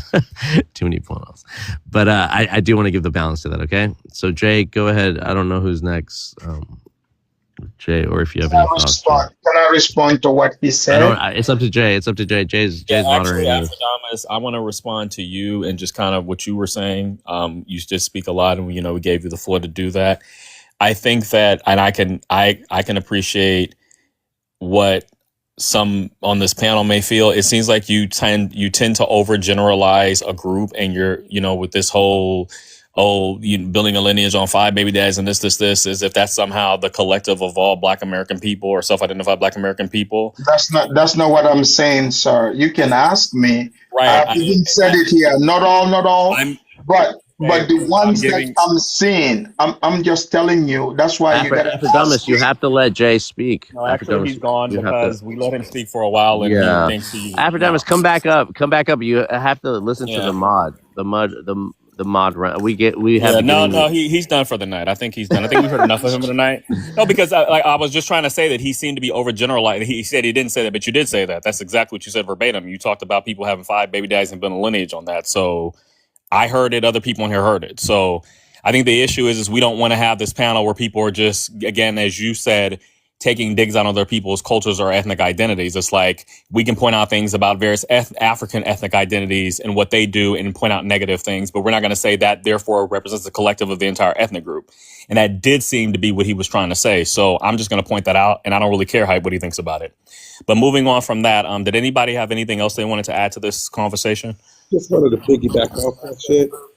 What I'm saying and what he was doing is equivalent to what the FBA does. It's the same bullshit. It's like what is the word I'm looking for? Passive aggressive punches. That's what you were taking. Oh, I love you guys, but you guys got 5 or 6 baby daddies. Oh, I love you guys, but you guys are on drugs. I mean, that's just as divisive as the rhetoric of the FBA. We don't need none of that. Any of that coonish behavior, we don't need that because it's not unifying us. It's dividing us more.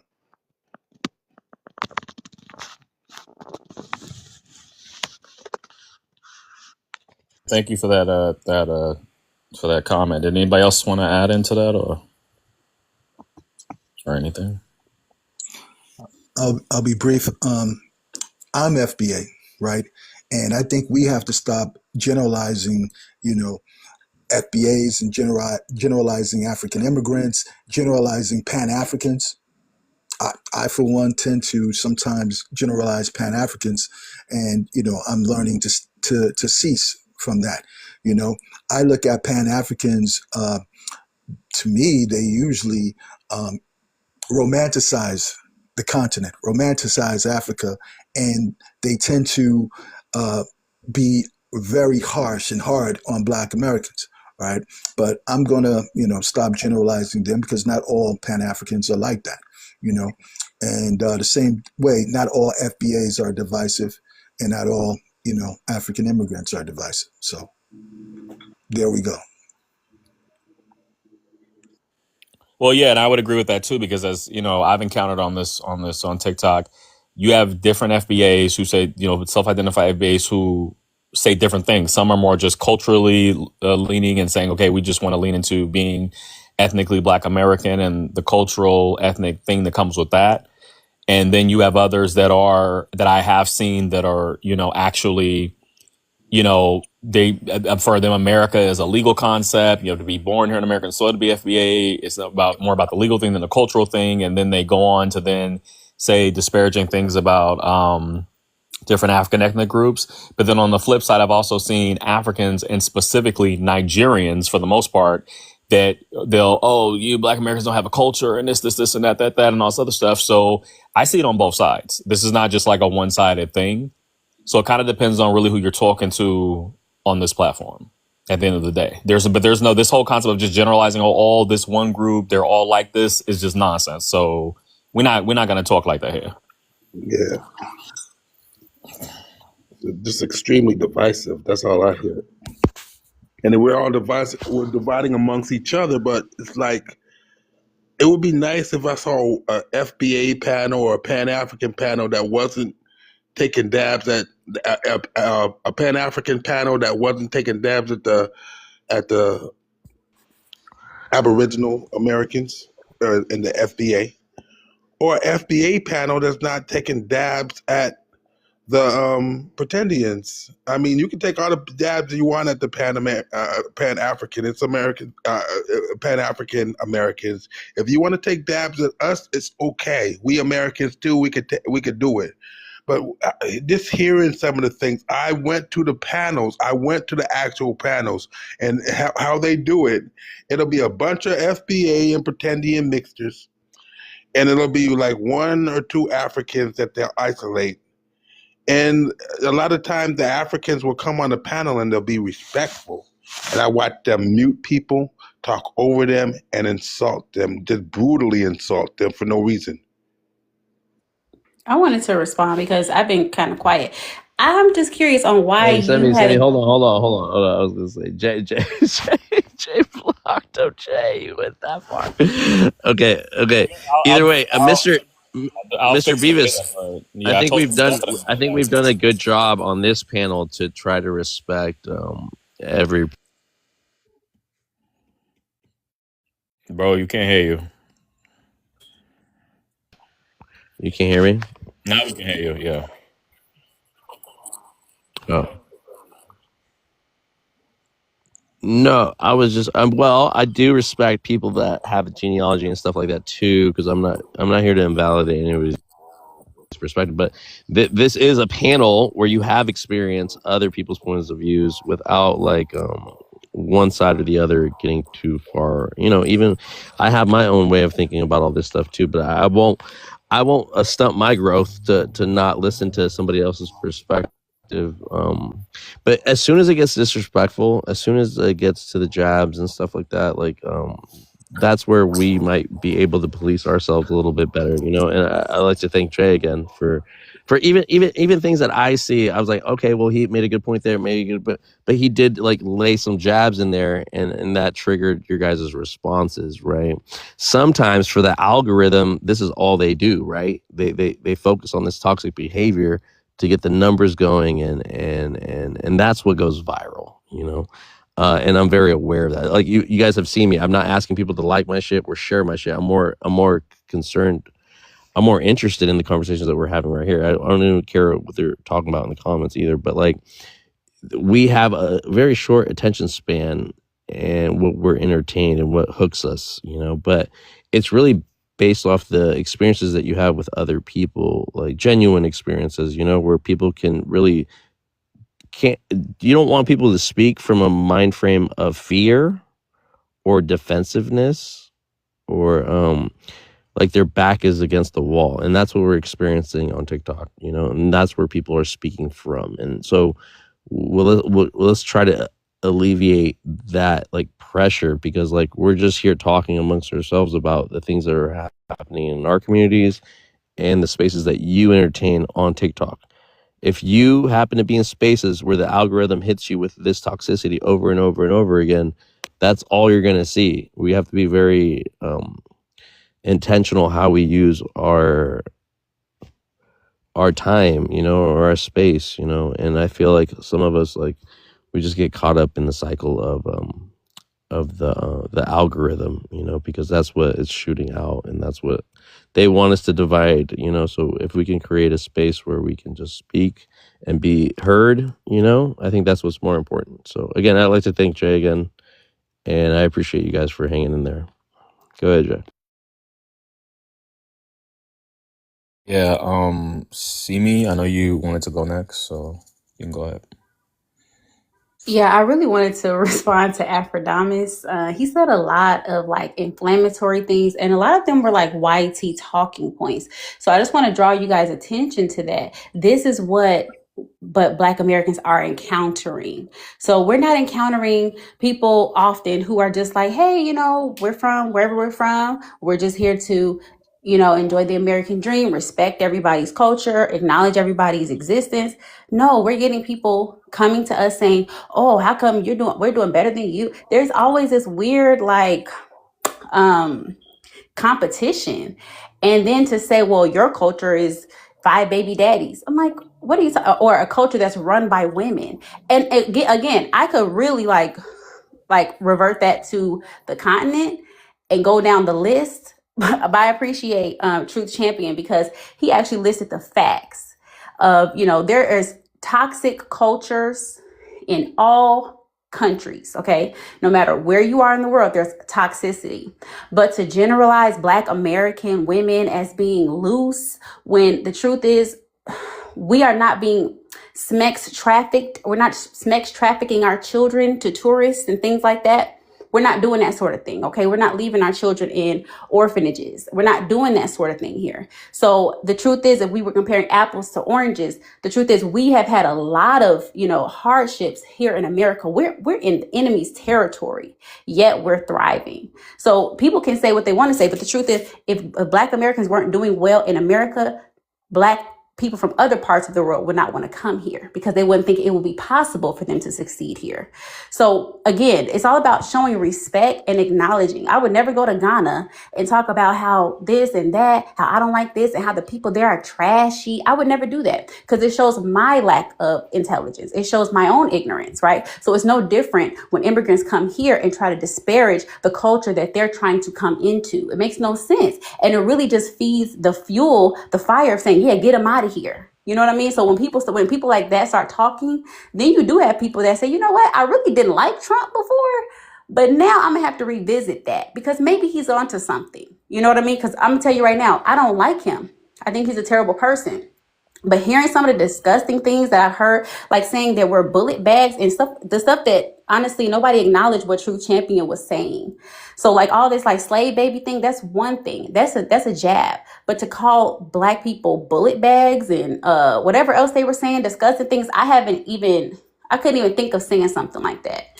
These are things that build the case against immigration. They say, look, at these people don't even like us. They come here, they hate our guts.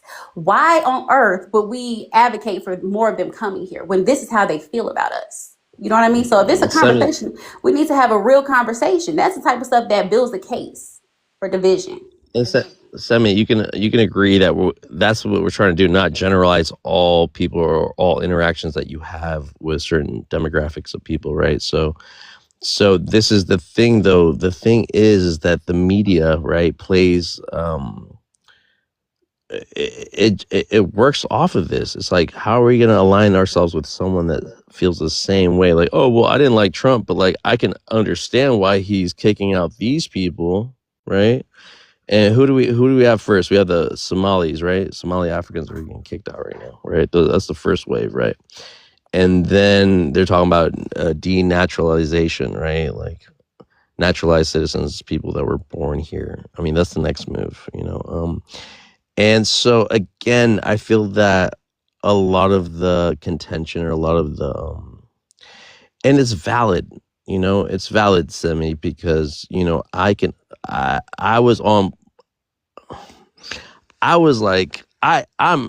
a first generation, right? I can understand how immigrants come here and stick their nose into Black American business and how they view Black Americans to a certain degree, right? Based off of what the white man told them about Black Americans in America when they immigrated here, based off of their educational system about Black Americans here.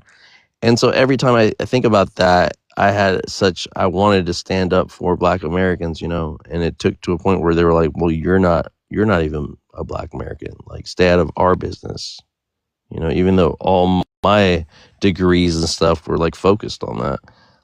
I felt hurt because it was like, I can understand your pain, but when it happens in reverse, so anyways, I can understand to a certain degree, but then I can think back and be like, okay, well, Black Americans are doing this to African immigrants too. Now, Black Americans have also been whitewashed to think about their ancestry or the Africans back on the continent uncivilized, right? When we're talking about how you wouldn't compare your lifestyle as you being successful and having whatever you consider wealth under this system is different than some people look at wealth as their health, right? Right. Other people have different paradigms and perspectives about what is wealth. It's not monetary gain, right? Some people think it's land. Some other people think it's about their family. Some people think their wealth is related to their health, like how you living, right? So we have to understand that we can't compare ourselves. And that's our problem. We compare ourselves to other people because of competition or because whatever this like survival of the fittest kind of mindset that we have, you know. And it's a very natural mindset, right? We gotta live, and whoever isn't gonna be on our same frequency, they're just not gonna cut it. You know, you gotta lift yourself up by your bootstraps, is what they say, right? So of course, Black Americans are gonna be like, well, we've been doing this for these people to just come in here and think that they can get the same opportunity. Again, when we compare what they've been through to what you've been through, or our people, Black Americans, have been through here in America, it's a very distinct, different thing. I am just saying we are so hyper focused on our differences rather than our similarities, you know, and that's what the white tea system is afraid of. They're afraid of us finding commonalities between ourselves, and they rather push the differences, you know, and we're doing a great job of pushing those differences. And for the most part, I feel like it's good to see both of them, right? To see where you fit, you know. But I say that I'm boring people. All right, I see drop views. But I appreciate you guys for being up here, dude. Jay, this conversation just started with. Yeah, go ahead. True. I just want to say one thing. I just want to give props to you, Vibes, and in terms of I know the fact that you're very pro-African and you're always going to defend your Africans and so forth, but your panels are very fair and balanced. And I've been on your panels in the past under my other account, and we did clash a little bit here and there, but you were always fair. And I must say, with the addition of, well, at least tonight with Jay, who's very knowledgeable and respectful, a really good addition, in terms of Jay here. So so I followed you again on with this account, and attempted to follow Jay as well. And so kudos to you guys. And again, like I said, I respect the fact that you're very pro-African. You know what I mean? So you gotta stick up for your folks, but at the same time, you allow others to speak out as well. And hopefully, the next time I come along, and hopefully Jay is there as well to balance things out. And so that's what I wanted to say. I appreciate that, Truth. And I apologize for, sometimes I come up here with, I take a chip on my shoulder, what I went through in other panels. And I do, and I take that out on people that don't deserve it. I think Jay has been great. He's always been there. Jay's always been there. So he's the more logical one. I'm very more emotional, but I'm not only African, Truth. I'm also American, in the sense that my mom's Mexican, so I feel like I'm attached to America just as much as anybody else. But also, you're right about the passion. So it goes both ways, and on top of that, thank you, Truth, for just sticking around and being patient enough. And that's all we're asking for. And I also want to just get down to solutions, instead of just throwing digs at each other. So I also want to thank Jay, Mr. Vivas as well. We can be passionate about what we care for, but we can also take in consideration that, like, this is a space I don't want to ever censor anybody about what they have to say, but we know the clear line when you're disrespecting like a generalization of people. And it's not, if it's something specific between like two people fighting amongst themselves, like I will let some shit go, because they're obviously beefing, it's a cipher. It's like a rap beef or 8 Mile shit, but other than that, but you're right, Truth. And I appreciate you too. Appreciate you, Jay, too. Mr. Beavis. Jay, if you want to respond to that, and then we'll let Mr. Beavis end. And I think I have to go too, guys, because it's been we ran this for like 6 hours.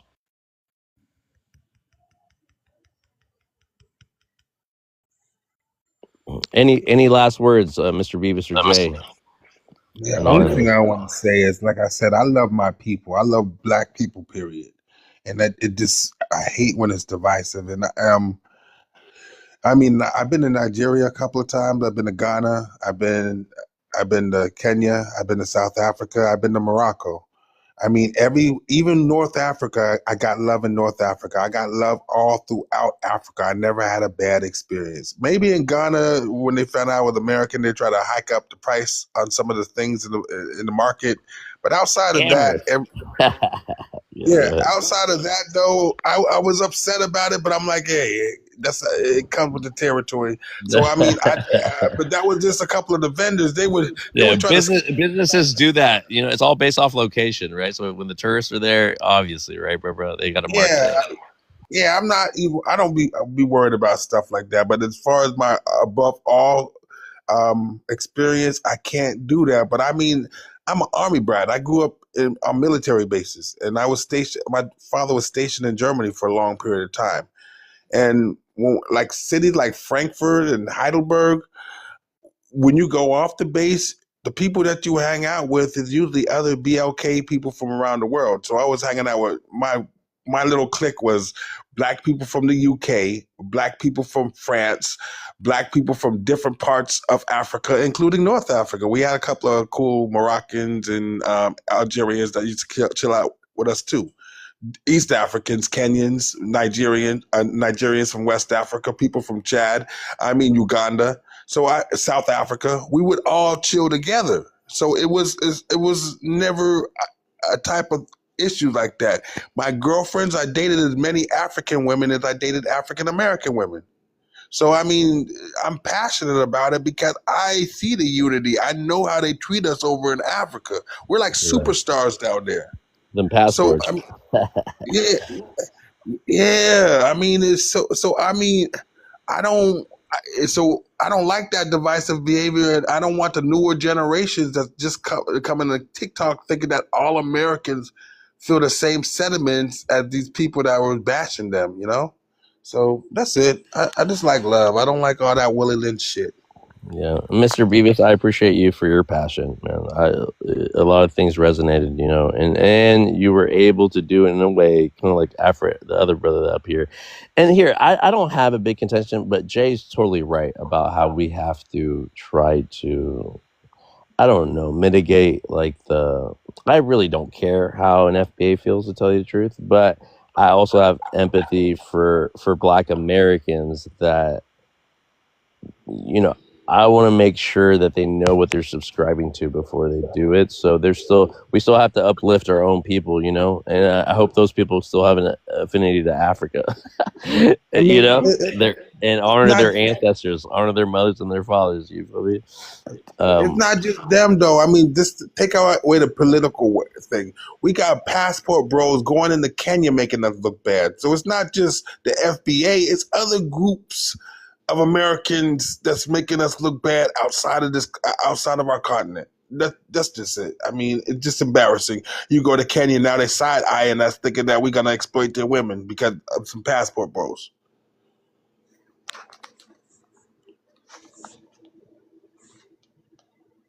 Oh, facts, Mr. Beavis. Thank you again. Come up. I know I see some other people. I have to go to the bathroom, Jay. If you want to entertain these last two, maybe half an hour more, we can entertain. I don't know. You guys have a nice evening, though. But thank you very much for adding me. I'm going to follow you guys as well. All right, bro. No problem. Take care. All right. Thank you. Take care. And Jay, when you were talking about the people you were asking that one lady, the FBA lady, you were saying how you're like, what, like you can have kids somewhere else, right? And what does that mean? You know? And she was stuck on that. Well, she understood it, but you took her to that direction. Because I feel like a lot of the things that are happening, their continuity, or it's fluid right now because we never know what's gonna land. Like any executive order from Trump about immigration and all these things that are happening right now, like it creates an atmosphere where people can instill fear in other people about being included in America or not, you know. Right. That's why I said that FBA is primarily a political movement, Yeah. because they hmm keep emphasizing this being American legally, which that has nothing to do with it. Being American legally has zero to do with ethnicity.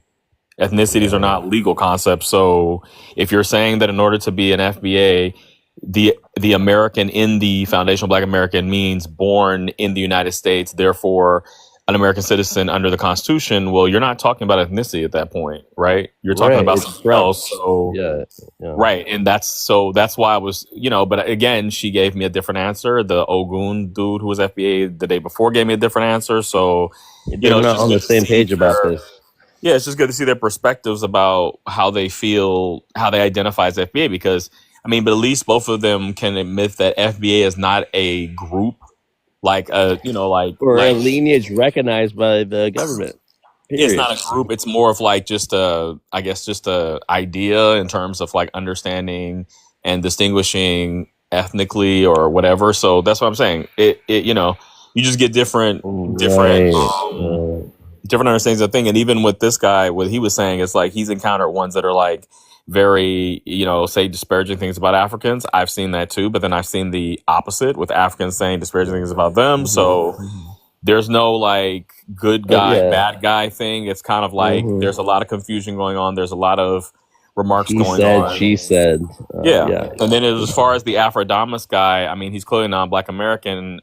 My issue with him is he was trying to use this platform to pontificate his ideas.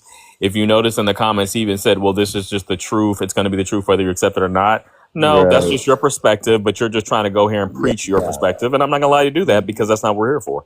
It's Yeah. that simple. They're not here to learn, Yeah, they're not here to learn. So why is he still talking? And we even graciously gave him like all this time to say what he had to say. So it's like, okay, you said your piece. Great. Have a good night. Right. That's it. You Well, understand? again, Like, there's no point in listening to continuing with that. respond. They're on a wave where they're just like they've gone. I feel like he's been through so many panels before he got to ours. Right. And so he, sometimes before I started my own channel, like I would. Well, he has his own panel. I just looked Oh, at does it. he really? Oh, Yeah, you've he seen said him he's talking about Afrodamus, the Afrodamus podcast. There's some type of panel he has. So I'm like, yes. So see, you came on here to give your to preach about your doctrine. You're not here to learn. So that's great. I gave you a little time to say that. Now goodbye. That's it. We don't need to hear you again because you're gonna keep repeating yourself over and over again saying the same thing. So why would I want to know more about FBAs and he how talked they think. over me too. Like I was trying to tell him to relax so we can get through the people. We have a program. Jay, bro, you got to start your own lives too, Jay. You feel me? You think I should start my own lives, bro? Yeah, Jay. The only I'm requirement good. that you need to do is you got to go live for 3 separate The problem days. is, bro, is I work, so I'm really too busy to do this. So I only do it like No, when I I'm know. off, when you're here, I because hear you you. usually have more free time to do it. So that's why I usually get on yours. But I think we I had hear actually a you. very productive, type of live today. It wasn't really didn't really Yeah. get too crazy. We kind of kept it in line. Not at all, and I appreciate for Yeah. that. I appreciate you for that because, we started just talking about one chicken and it turned into all this. So this, I do, but I only say that, Jay, because you do have a voice that you, and you can monetize it. I started a YouTube channel, so I've been like posting all these lives on the YouTube channel. So you just never know what will come from this. Like, I think at the end of the day, you're just gonna meet people that are on your same frequency and that you can build with.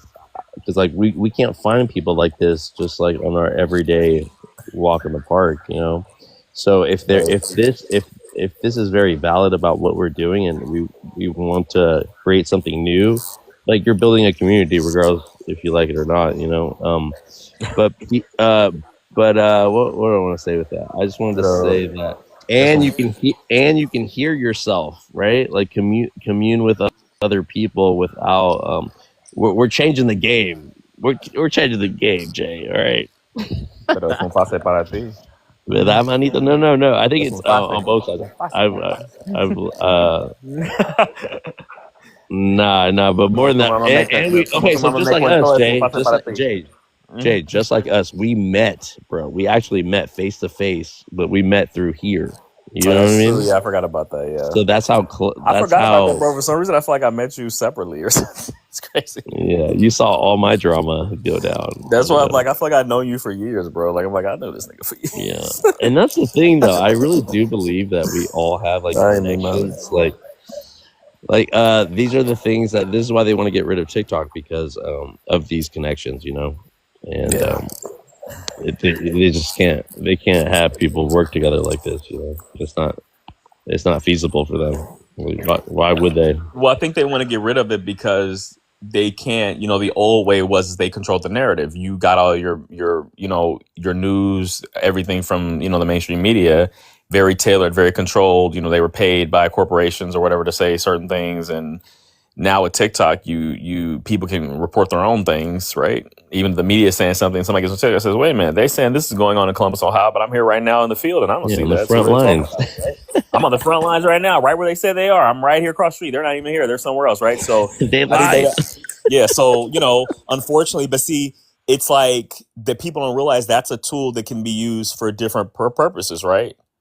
Like people, depending on especially with politics, depending on what political affiliation How you they're have, gonna narrate it. Mhm. how they're going to narrate it, right? One person may say one thing, so that's why it's like it's like, but I just like how like we can get different perspectives, especially when it comes to like this FBA thing, because as we both know, most Black Americans have no idea what that is. They never heard of it. They like, what is that, right? So they go online, they're like, oh, we just like one guy earlier, he was like, I just found out what it was today, or like the other day. And it happens every day. It happens every day. I just love our logic behind it because like we do want to just get through people, and I feel like it is the best way to get through and have like a legit conversation and let everybody have a say, and no one has to be rushed to speak because like their fear is that they won't be given another chance to speak, right? Yeah. But we do see the little we are the niche of like hearing people and getting back to them, like or just like I don't know how to explain it, but on a prompt level, right? Because I got Nagwal like, hey bro, can you be a moderator? Can you show me how to be a moderator or whatever? And even if I have my own little the best thing about having full control is that you have full control, but it's like your responsibility and accountability to disseminate that information fairly, you know, and then people will respect you. You saw how Truth, you know, I had an issue with him before, I guess, you know, I probably don't remember. I was probably tipsy, but he still respects how, you know, I carry myself about like equalizing the conversation, you know, and I think that's what lacks on these TikTok things. Well, I think how we keep the conversation civil, how we were able to, especially today, was you just basically the two rules are you don't try to prescribe identities for other people. So you don't say, well, you're not really that, you're really this or stuff like that, because clearly that's not going to get you anywhere. Right. And you don't come on here and use as a soapbox to just try to spread your doctrine. You actually say, okay, well, you hear their perspective, you know, and then, okay, fine. We have people that totally disagree. We had the FBA lady, the first one. Then you had like 3 other people that were against her, and then she was still respectful. She waited for their turn and she spoke, but nobody ever tried to like challenge somebody's very identity. And, oh, well, you're not really this. I think, because like I said, that's where I've seen all like the bickering usually goes. It's usually an African to say, well, you're not really, you guys don't have any culture. You're really this. Right, And then they say, well, you're not really this. You're really, you see what I mean? And I think that's the issue when we don't do that. And that's why I personally try to limit and that. validating other people's. That way I'm like cutting them up. I'm like, nope, we're not going to do that because we know where that ends. We know. Yeah, like we're not here to just we're not here to challenge other people's identities. If they want to identify as that, you know, even the American Indian lady, okay, fine. If she wants to identify as that, fine. You know what I mean? I'm not here to challenge her identity, right? We're not going to do that. So it's like, I think when we yeah, go ahead. No, go ahead. Finish. Sorry. Yeah. No, I just think that when we keep it that way, that's how I try to keep it. We have more productive conversations and less just like ad hominem attacks and name calling and stuff like that. It doesn't resort to that. You feel me? Like now yesterday, that was actually hilarious what they were saying. We had remember it was more Africans in here. And we had the South African guy, which you know what? I thought when I kept listening to that, I said that he's definitely a Cape colored, bro. Because I could hear his accent, bro. I was like, Because remember, he was like, "Oh, we would never." The whole concept of any of my brothers or sisters dating a Nigerian is an abomination. I was like, "Oh."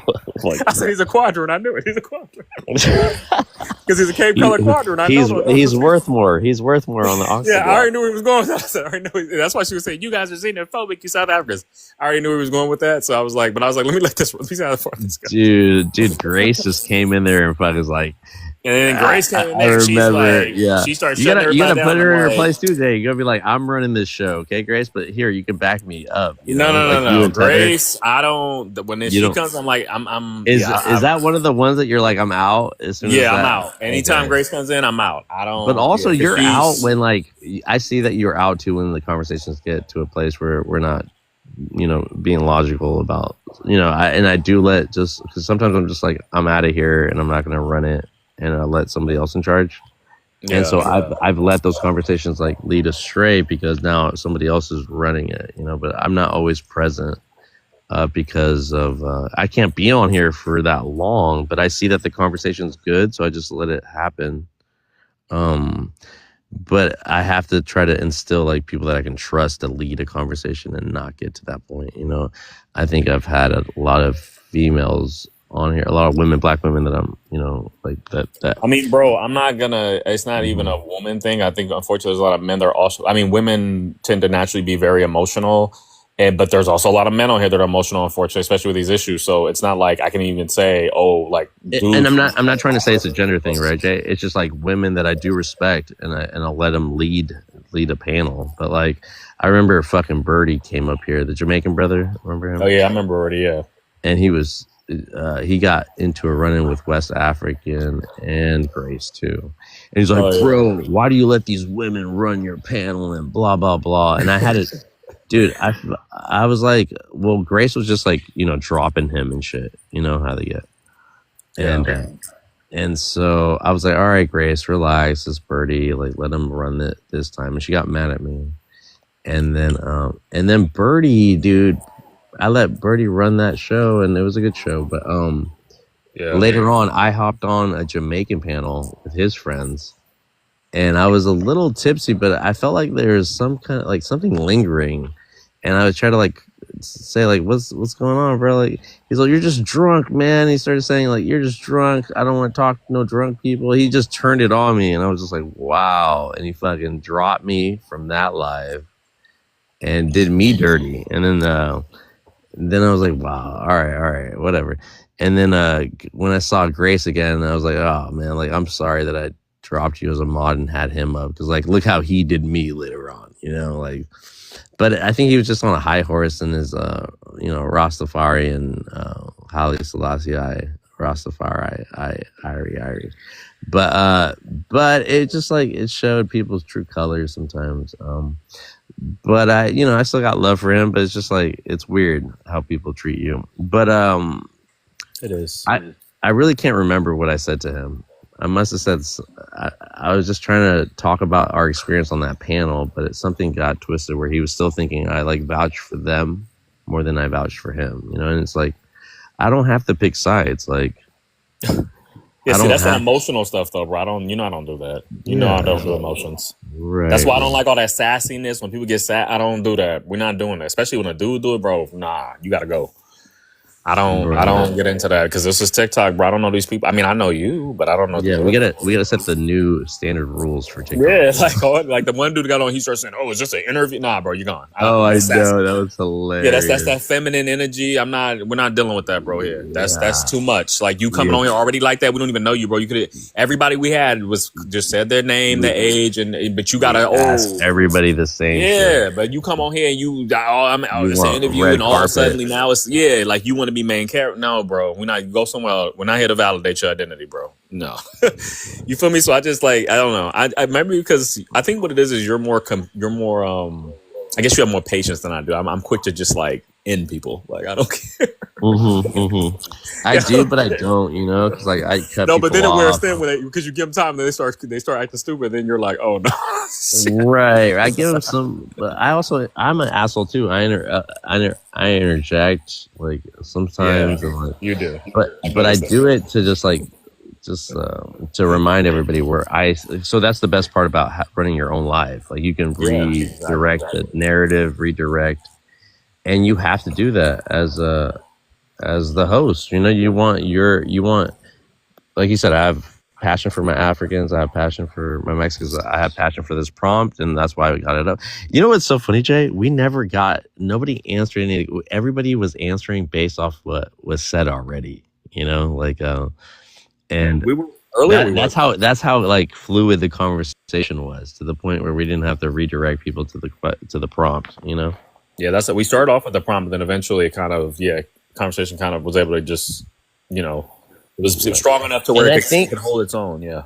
Yeah, and I think you helped that girl out to rethink how she thought about it. You know. Oh, the first chick. Yeah, that's our gift. That's the gift. The gift is. But see, she also wanted to learn too. That's what I'm saying. I could tell, so I was open. I'm like, okay, I see you know, you're open to ideas, so cool, we can talk. You're not just here to just tell me, oh, I'm wrong, and nah. See, that's the issue, bro. You see what happened though. You see, Jay, you saw what happened though. Like all the other people started coming in and chiming in, and then she got more defensive a little bit, you know, and then we still gave her a chance to respond. But she still stayed on for a while though, bro. Like she did. You're right. She she was very quiet. She listened, and when it was her turn, then she spoke. She never talked. So that's what I'm saying. But it seemed like this particular live, most people were respectful. They didn't really kind of try to talk over each other, because, you know, we've had other ones that are crazy. People just start, right? So, you know, and you know, I don't allow that nonsense. No way. I'm like, nah, you got to go. We don't do that here. But, you know, so lay the fucking law down. Yeah, it's like we have to do that, bro, because otherwise we can't actually have a good conversation. You know, got to keep it on topic, right? Facts. Full circle. No shit. going off into other areas, start talking Rabbit about holes. dragons and all other stuff. Dragons, bro. I gave them. You see the Stranger Divine Things, drops. or You saw Divine drop. yeah, she was going. Yeah, she dropped her own one. Nobody dropped her, so I don't know. I know, but you saw how she tried to run. Dude, if you give her the floor, she'll run this shit. Oh no, yeah, she will. Yeah, she'll turn into because she's very passionate about her own topic. And there was somebody else who was on here. He's the same way too. You said he was like you'll notice he'll try to start answering people's questions, and Tether and her were going at it back and forth yesterday. Tether, her and Tether. Yeah, I could tell they had some animosity. Yeah. And I had to be like, she was like, "Shut up, Tether," and I was like, "Oh, yeah. Ooh. But they kind of respect each other now, just because I made them respect each other. You know, because you did. Any other panel, he'd be calling her a pretendian, and she'd be calling him a monkey from Africa. You know? Oh wow. So that's how far it gets. Wild, hurt. No, but they would never call me that, right? They're just when they're hurt about what they're called, they will say the most obscene things, right? Even remember with Nakfa, right? Remember the Eritreans, all that kind of, it's almost the same, Jay. It's the same thing. I don't know what happened to those people. I like the East Africans. I never see them on your live. No, Slam came back. Slam was up here for my circumcision convo. Oh yeah, that was some wild. Yeah, and that shit blew up too. That shit was like, oh my god. It's pretty interesting, but that's customary in East Africa. But I'm like, yeah, that's wild. But you see, what is acceptable? Like, what is acceptable to being like discriminatory or even racist at that point, right? Like, if you're going to call someone a booty scratcher or a monkey, but they're hurt because they got called an African. You know, an African just means that you're like, we say African saying like you're more like us than what you think, but they take that as us calling them monkeys. So again, it's like part of their mind frame about how they view. They want to separate themselves too. American Indians want to delineate from that, just like that Black American woman said that I'm not FBA, but I can understand the delineation part. I can understand the tether part, but I'm not. She didn't want to identify. So it's like, okay, so you want to pick up the vocab, you want to run with that shit, but you don't subscribe. But then there are a lot of Black Americans that they do feel that way though, bro. Like as a matter of fact, even my old roommate, his mother, they're Black American from Florida, and like, you know, in New York when we elected Mayor Mamdani, and she was even like, like I was hesitant because he's a Muslim, and I didn't want to actually think a Muslim should be running anything, and I'm like, see, that's that old school Southern, like that's how they feel. Like, that's what people don't understand. Like, if the Republicans were not racist, then most blacks would probably be Republican. Black American. Because they're actually conservative. People don't realize Say that. that again, Jay. Repeat that. Like, if the Republican Party wasn't racist or perceived as racist, then most black Americans would probably be Republican because they're actually, a majority of them are conservative. The culture itself is actually conservative. The actual black American culture, the one that I was raised around. It was not what people think it is on TV. Yeah, that's why they basically like, and actually kind of like when Tether was talking, like, even, and I appreciate the fact that he wasn't generalizing all black Americans, which he really couldn't do because he's half black American, but he was talking specifically about self-identified FBAs, and he was talking about this redneck culture. And I can kind of understand that because that's kind of the culture that I come from. So I saw what he was saying. I hear you. Yeah. Like, it's like the left and right thing. You know, white people have the same kind of spectrums, but they have to take both sides. Well, exactly. It's like when you remember we talked about the Anglos versus the Latinos. It's kind of like that. Like when you actually look at you kind of seeing that with FBA, like, right? When they're like, "Oh, you're not from our country. You know, you're a Mexican. You should go back." Right? That kind of stuff. Like, their proximity. Yeah. Oh my God! I was trying to leave, but everybody showed up. What's up, Modi? What's up, Ron? What's up, Mom? What's up? Hey, Vibes. Mansa Kamara. Vibes. What's happening, man? What's up, man? Let me. You're last, Mansa. You know how this goes. I can't privilege you because you're my uncle, bro. Don't mute him. Black, what's up, brother? How you doing? What's up? How's your day? All right, so far. Just all right, man. Going over things. Can't even find my book now. What kind of book? The one you've been writing notes on? No, it was the book called The Blacks in Antiquity. Who's it by? Oh, Frank M. Snowden. It was just about the ancient black people in Rome. Black, I have a question. Is that your profile picture? Yeah. Okay. You look mad Dominican, bro. That's what I was looking at. I was like, wait a minute. I think on my mom's side, they are some Afro-Cuban. Oh, really? Yeah, because you look OG Dominican. Yeah. All right, man. Send me the reference to that book so I can check it out. We just had a crazy live, guys. We're kind of winding down here, but I do want to recognize everyone. Ron, Mansa, you guys can come up. We all know each other, okay? We're all family here. So you don't have to introduce yourselves or anything. You guys can chime in. Hello, Ron.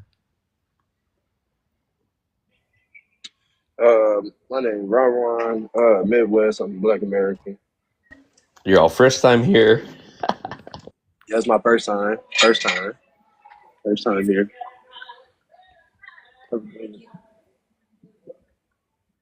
No, but what we talking about the topic? We just had we've been on this live for 4 hours or something. It was the topic, bro. It was some new people. We had a lot of new people, so we just had a long conversation about this. Why are FBA xenophobic in reports to ICE? Oh, shit. Bro, it's mainly because, of course, everybody got that white supremacy mindset. Like, it's okay to be a Black American and still have African ancestry, bro. Like, I don't understand what's the problem about being of African descent, though, because literally everything that a Black person mixes with, though, like, it makes it into a beautiful baby, in my opinion, though, so. Are FBAs used on the fence for whites? Of course they are. Can I use the N-word and use AAVE? I don't care about the AAVE, just the N-word, though, I'm a little shaky about, though. You kind of tread lightly with that, though, and you got to respect the culture. If some don't want you to say it, just don't say it. Some do. Be my guest, though. Me personally, I don't really care, though, but if you just sound weird saying it, though, I'm going to let you know, though. I'm trying to say it better, though. Well, I guess, though, but shouldn't really be that much desire to say a single word, though. But why FBAs use the term illegals despite the dehumanization of Black I don't think slaves? nobody really complain about that N-word. Don't, though, but I've heard people. Half the time I go on lives, with a bunch of Africans. They always use it. Like I said, shoot, me personally, I don't care though. I said if you saying it wrong, I'm gonna teach you how to say it right. In my opinion, I just don't I want you just talking. left an Eritrean live. They was all saying it. Yeah. But why be use the term illegals though? I mean, some of them don't want to use like. I mean, some of them, it's like a yeah, that's cool. Have a good one. I guess they just use it though as a term. It's like I guess separating the ones that are illegal and the ones that are legal though. But you know, that's my guess on it. I don't really know why they call them illegal. So I haven't really heard that either.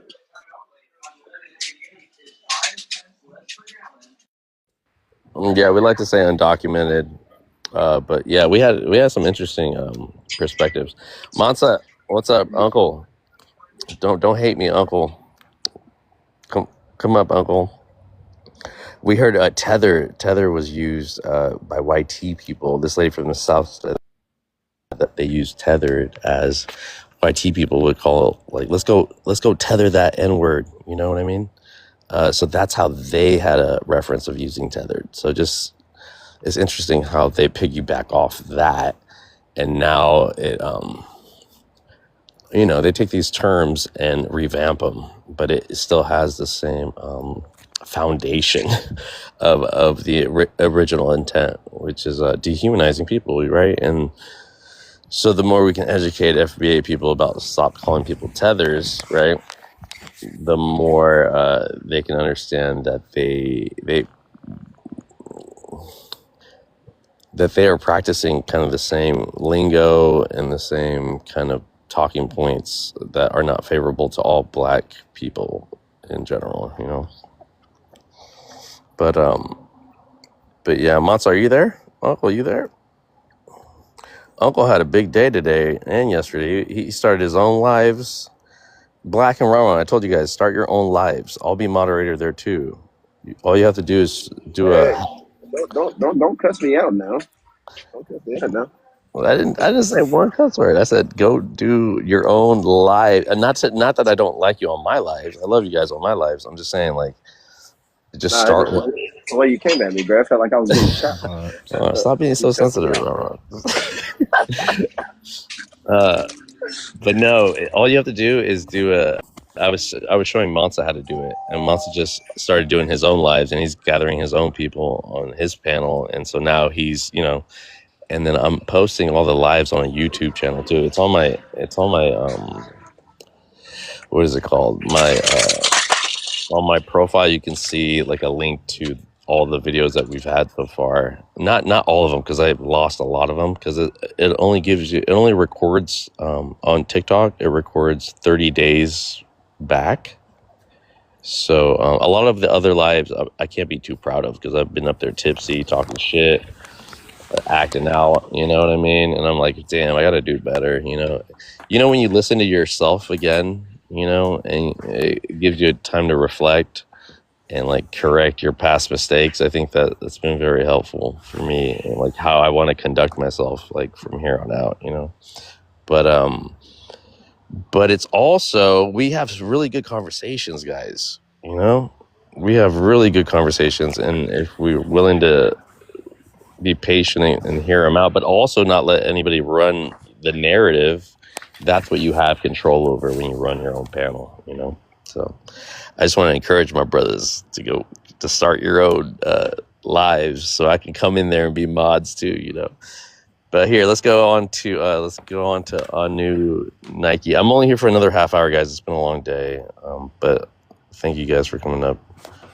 Anu Nike, are you there? Yeah, man, what's going on, man? Chilling, man. Welcome to the panel. Can you introduce yourself with your race or ethnicity and where you're from, please? I'm American Negro. I'm from Texas.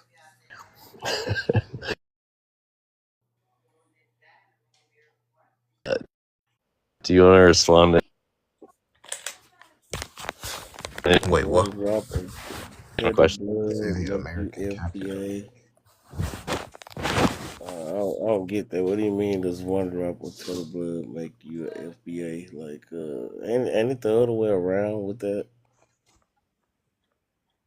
Go ahead, Black. I'll be right back. I gotta go to church. Okay.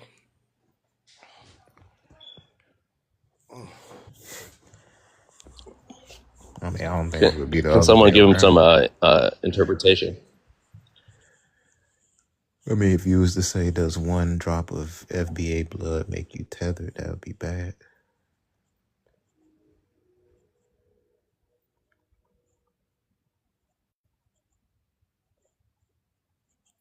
But yeah. I would say no to that. You know, I mean, if you got any of that tether DNA, you can't be foundational Black American. If that's what they call themselves, I'm not a FBA. I actually know my family's lineage, so you know what I'm saying. Who I don't consider myself FBA.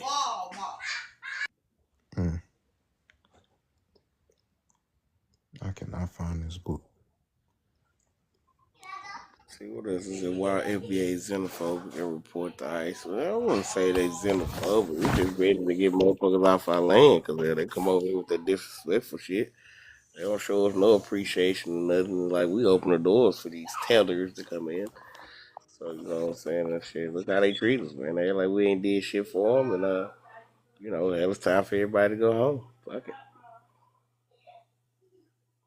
Say 3 your FBA used on are FBA's used or on defense for white supremacy? Man, they don't know what they doing, man.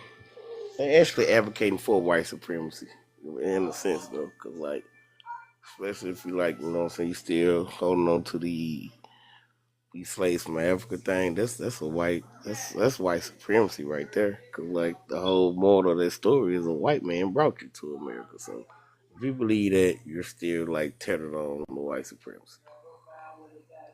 Okay, number 4, can African people use the N-word and use, what's that, AAVE? Somebody care to explain what that means? Can African people use the N-word and use AAVE?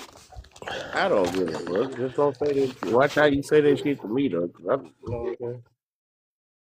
That ain't really important. Why FBA use the term illegals despite the dehumanization of black people and slaves?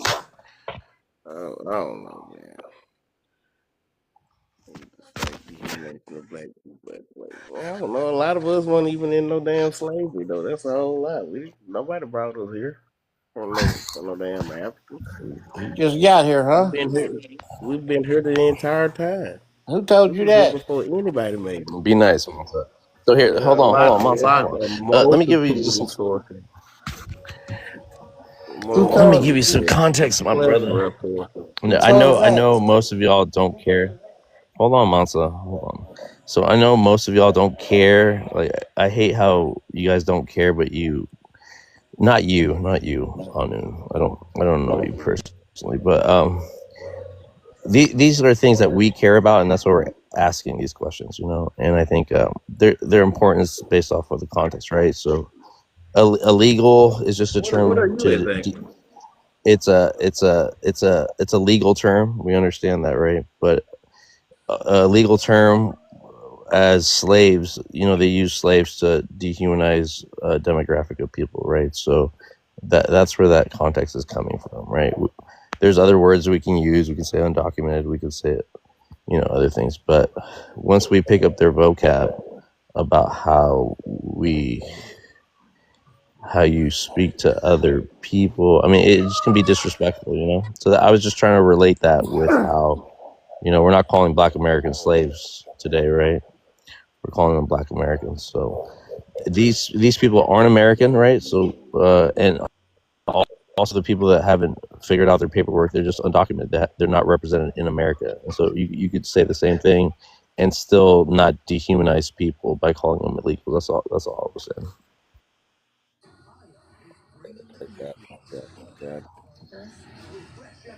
Yeah, but let me introduce Monta. Introduce yourself, and if you want to respond to anything, please. I'm the champ of the world. came to redeem Africa and eliminate FBA. FBA is a cult. It's led by a narcissistic sociopath. TN stand for that nigga, and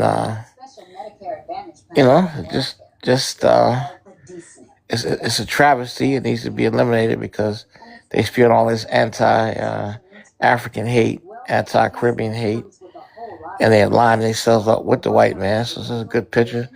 That's that nigga, and standing with his master Trump and his other white master. That's what they go by, Flex, that nigga. That's his name. When And did they align themselves with the white man though? he been there. He told me. They told me because they love white people, and they want to fit in and assimilate with white people. That's why they call ICE on Yeah, but them. like, what's the difference between like when Africans align themselves with Russians and Chinese people? Well, Wouldn't it be like kind of the same thing? no, they don't align themselves with that. You can have diplomatic relations and do business with them. That's what a country needs to do. So there's nothing wrong with that. But they align themselves with Trump, and it's even some sex tapes coming out with some of these MAGA people and some of these FPA people out that's going to be coming out soon. So you're gonna find out. Them sex tapes come out, and you see how they perform fellatio on these white men. It's coming out. So just get ready. That's good. I mean, If the room becomes depressurized, the oxygen mask will drop down for you. But you're gonna find some of these leaders that y'all look up to. They perform fellatio on MAGA white people. It's coming out, so it's a shame. It's sad. oh, that's crazy. Yeah, they got the sex You tape. said it's FBA, some FBA people The are doing leadership this. in the FBA, not leadership, have performed fellatio on white people. They got the tape. The tape is coming out. You mean like TN? You mean like TN? Yeah. Well, we'll see. That's what I'm hearing. I don't want to let. Wow, I want the cat out the bag. that's a bunch. I'm glad I'm not FBA. Yeah, I'm not FBA, so I'm good. all right. Yeah, that nigga. I don't want to say his name. When I say that nigga, who that is. That nigga. That's what TN stands for. So that's the bottom line to FBA is a cult, and it's a shame, it's sad.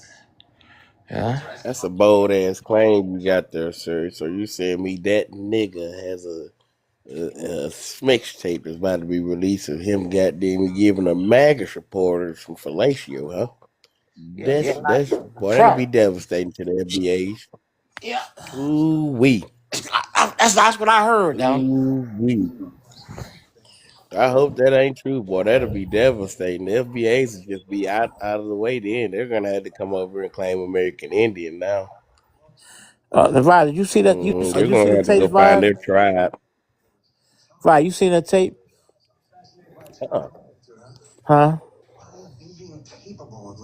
Vi. I haven't seen anything yet. Oh, okay. Now you American Indian? Yeah. All right. Man, he said let him up. Vibes said let him up. Let me see. I'm trying to see how you let him up. That boy got a freaky tape out. I'm trying. I can't. I'm a mob. I don't know how to let people up on his thing. Button back here. All right. The mom life, come join us. Sister, where you at? Come on up. Vibes. Oh, he let me up, man. I'm already up.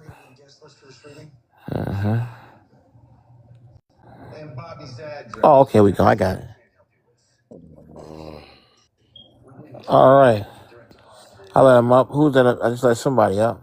Yeah, you let me up. I'm just on my other phone. I gotta let the other one charge. Oh, I've been up I know for 4 hours. What'd you I ask? know I let people up. Ain't that something? Yeah. No, good job, Mansa. You come a long way. You know. Now you know Yeah. what? I was telling them it's a sex tape. We gonna call the leader of the FBA, TN, that nigga. That's his name. That nigga has a sex tape out with Donald. Them performing some of the leadership performing fellatio on Donald Trump. Yeah, that's what I know. Oh yeah. Bill Clinton. All the things are under the Epstein files. You know. Yeah, So that's Epstein. Yeah, that nigga. They in the Epstein. They was on Epstein Island with the people. Getting yeah. ran up in. Yeah. Right. So yeah. Anybody that backs this administration up or anything that's happening right now. Especially with, I think a lot of the deportations and control over other people is really connected to human trafficking and having their way with people that have no rights, you know? So it's unfortunate and everything's going to come out to light, but it's still going to take some time, you know? They're going to they're going to, again, the Republicans and the Democrats are all in the same boat. All their shit's going to come out, so they're going to redact. The people that are going to release the files are going to redact everything that Republicans did. But we already know what they did. You know, we don't need to hear it from files. We already know their behavior and how they get down here in America and how they use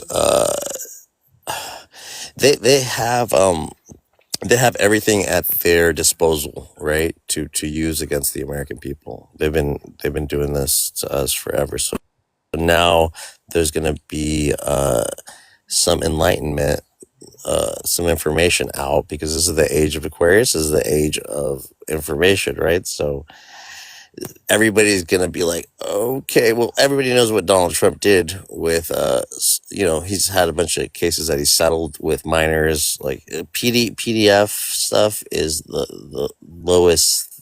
That's only the surface level things of what these people have done, you know. So when everything gets out, people are not going to want to associate themselves with these people, even though they're doing it now, because it's not concrete what they have on them, but everybody already knows who they support, man. So it's just going to be troubling regardless of it. And it's going to be sad because like everybody is going to redact everything they're saying or supporting. Like all these MAGAs are going to be like, well, you know, he wasn't our leader, kind of like Tariq Nasheed. He wasn't our leader. He's just the president of the United States, like with Trump.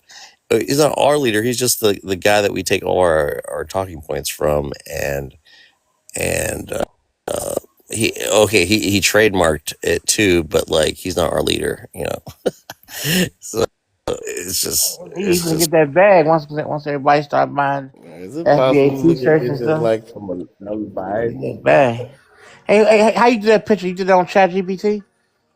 Was it This picture is right. You did it on ChatGPT? No, my homie Modi Mantra Black God, he makes all the AI prompts that I have. I ask him for what I want and he produces it. What is he doing on? I'm not. I think it's Solana or no, sorry, Solana. I think it's called, but I'm not sure what program he uses to make. But I'll ask him if you want. If you have something in mind, maybe we can ask him. Okay. I'm getting ready to do something. Yeah, but yeah, it's a daggone shame. Man, it's snowing up here, Vibes. Man, I wish I was in California. Well, you're always invited, bro. I'm gonna take you out surfing as soon as you get out here. All right. Hell no, I ain't gonna surf, man. Well, now, let me ask you something. When a riptide comes, is that's dangerous, right? When a rip. Right. Yeah. Riptides. Yeah.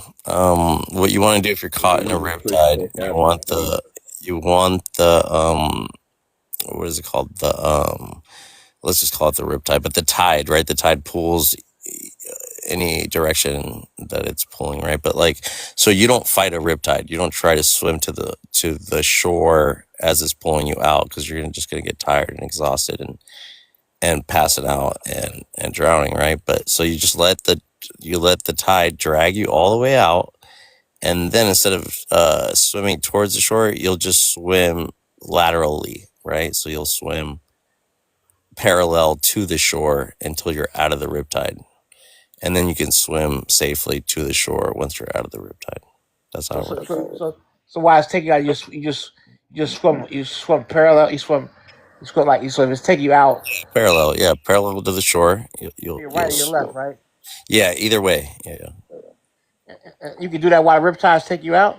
So the riptide's only taking you out because you're fighting against the current. I got that. I'm saying, so when as it's taking you out, you swim parallel. As it's taking you out, you wait till it take you out, then swim parallel.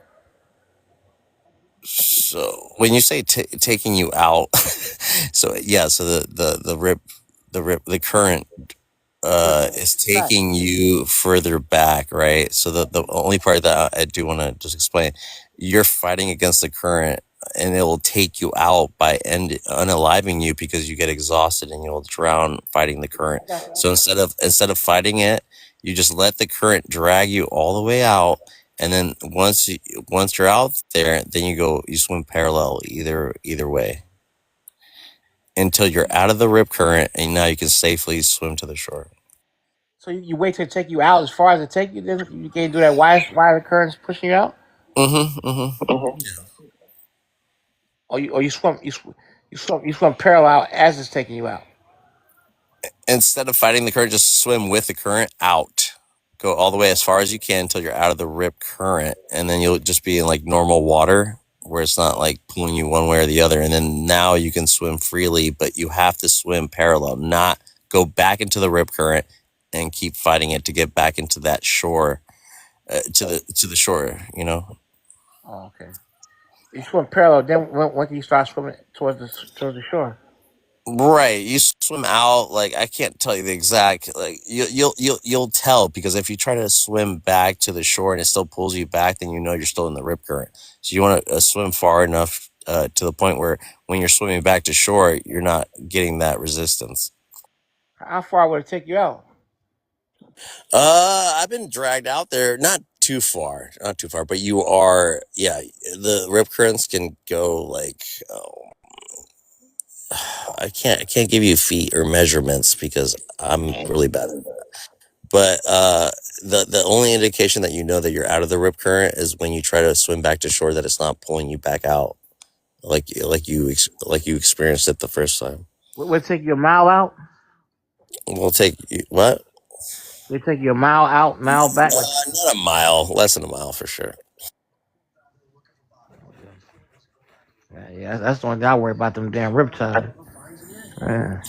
Yeah, all you need is just education, how to deal with them type of situations. If you don't know how to swim, or you have to study the water before you get in it for sure to be safe. I don't think I can drown. I float too good to drown. I ain't gonna drown.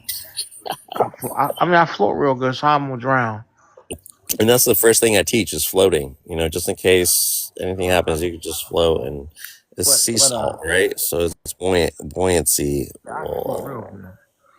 And then another thing is, you ever seen any sharks? So there are sharks that are prevalent in certain areas here in Santa Cruz, but the beaches that we have for surfing, not too many. There's not too many reports on sharks. It does happen, but it's not prevalent because a shark, if it gets close to the shore, it's dangerous for it because they will get beached on the shore. So they're only there if they're like desperately hungry for food that they can't find out in the deep blue. So it's out of desperation, and they're already exhausted. So a lot of they just give up.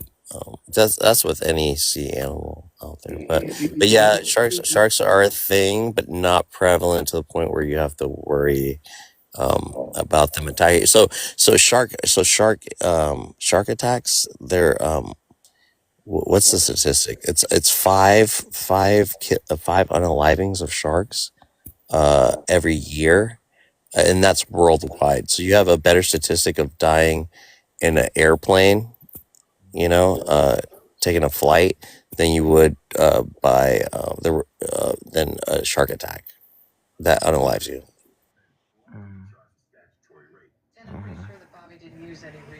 Okay. If a shark attacks a surfer, it's because they have the black wetsuit on, and that mimics a seal. Sometimes they, but if they know you're human, okay, I can't say that for sharks. You know, like orcas. Orcas are the killer whales of the ocean, but they never have attacked a human being, and no one knows why. They think it's because like since we're all warm-blooded specimens that they have a relation to humans, and they have the brain capacity. Same with dolphins. Dolphins don't really attack. I heard some dolphins did attack a human before. I can't say all of them, but like most of them try to help you out. And Surfing yeah, before? huh? Seen a dolphin while you surfing before? Say that again. Have you ever seen a dolphin while you were surfing? Yeah, dolphins. Yeah, they're out here. They be surfing with us. They be catching waves the same way we catch waves, but just like underneath. They ride the current, and then they like instead of they ride it up until the shore, and then they pop out and they go back and try to catch another wave. Like they You know, it didn't scare you? Nah, they're hella friendly. They're hella friendly, and you can hear them coming because they have frequencies, and so they shoot the frequency. You can hear them. They're like whistle sounds in the ocean. But yeah, they kind of look like sharks too because they got the little fin, so you can't really tell. But you can tell by the way they whistle at you that they're all having fun. I've touched one. You know, they come really close and they're mostly friendly. I've never.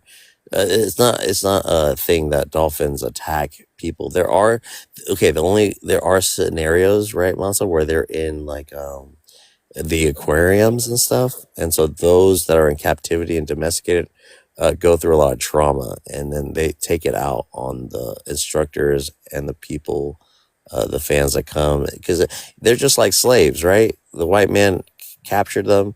Now they're doing all these tricks and they're taking advantage of that species and in really bad conditions. So that's why they act out. But in nature, out in the open, they're not known to attack people. It's the same with orcas. Orcas are the biggest apex predator in the ocean, but they never have attacked one single person that's been recorded. So that says a lot. Okay. Wow. So you say you touch one? Yeah. They ride the wave with me sometimes. You know, I'm there trying to cut them off. Yeah, I ain't surfing. I just like to drive one of the wave runners. What do you call them things? What's another name for it? Huh? Hello? I don't know what you're saying, What or do I you don't know call what it? you're talking It's a wave runner. What's the other thing? It's like a snowmobile in the water. What's it called? A jet ski. Jet ski. Yeah. I haven't done a Yeah. jet ski. I ride a jet ski. Yeah, but I don't know. I might be scared of the dolphin. Take your scary ass back to the land. They big. They big. Ain't they big? Yeah, of course. Yeah, they're ruthless. Don't get me wrong. Their behavior is kind of crazy too, but they have a big brain. Like they're intelligent. You know, um, they get compared to the mermaids and stuff because of I don't know. They're just more closely related to us because of their brain. If you see, who was that? It was Charlie Kirk, right? One of the dudes were trying to tell him, like, because he thinks he knows it all, and he's like, "Do you know the difference between?" He showed an embryo of a baby, and he said, "Charlie Kirk, this is the embryo." I know you guys have seen the scene, and he's like, "Yeah, that's a human." He's like, "No, that's a dolphin." So the embryos look exactly the same at its like premature state, but that's just like how closely they're connected to us. They're also, you know, Monza, they were also used to heal people while, like women specifically through pregnancy, like something about their frequencies and how they interact with pregnant women. The Oosha or the African, a lot of African, um, a lot of African folklore talks about it.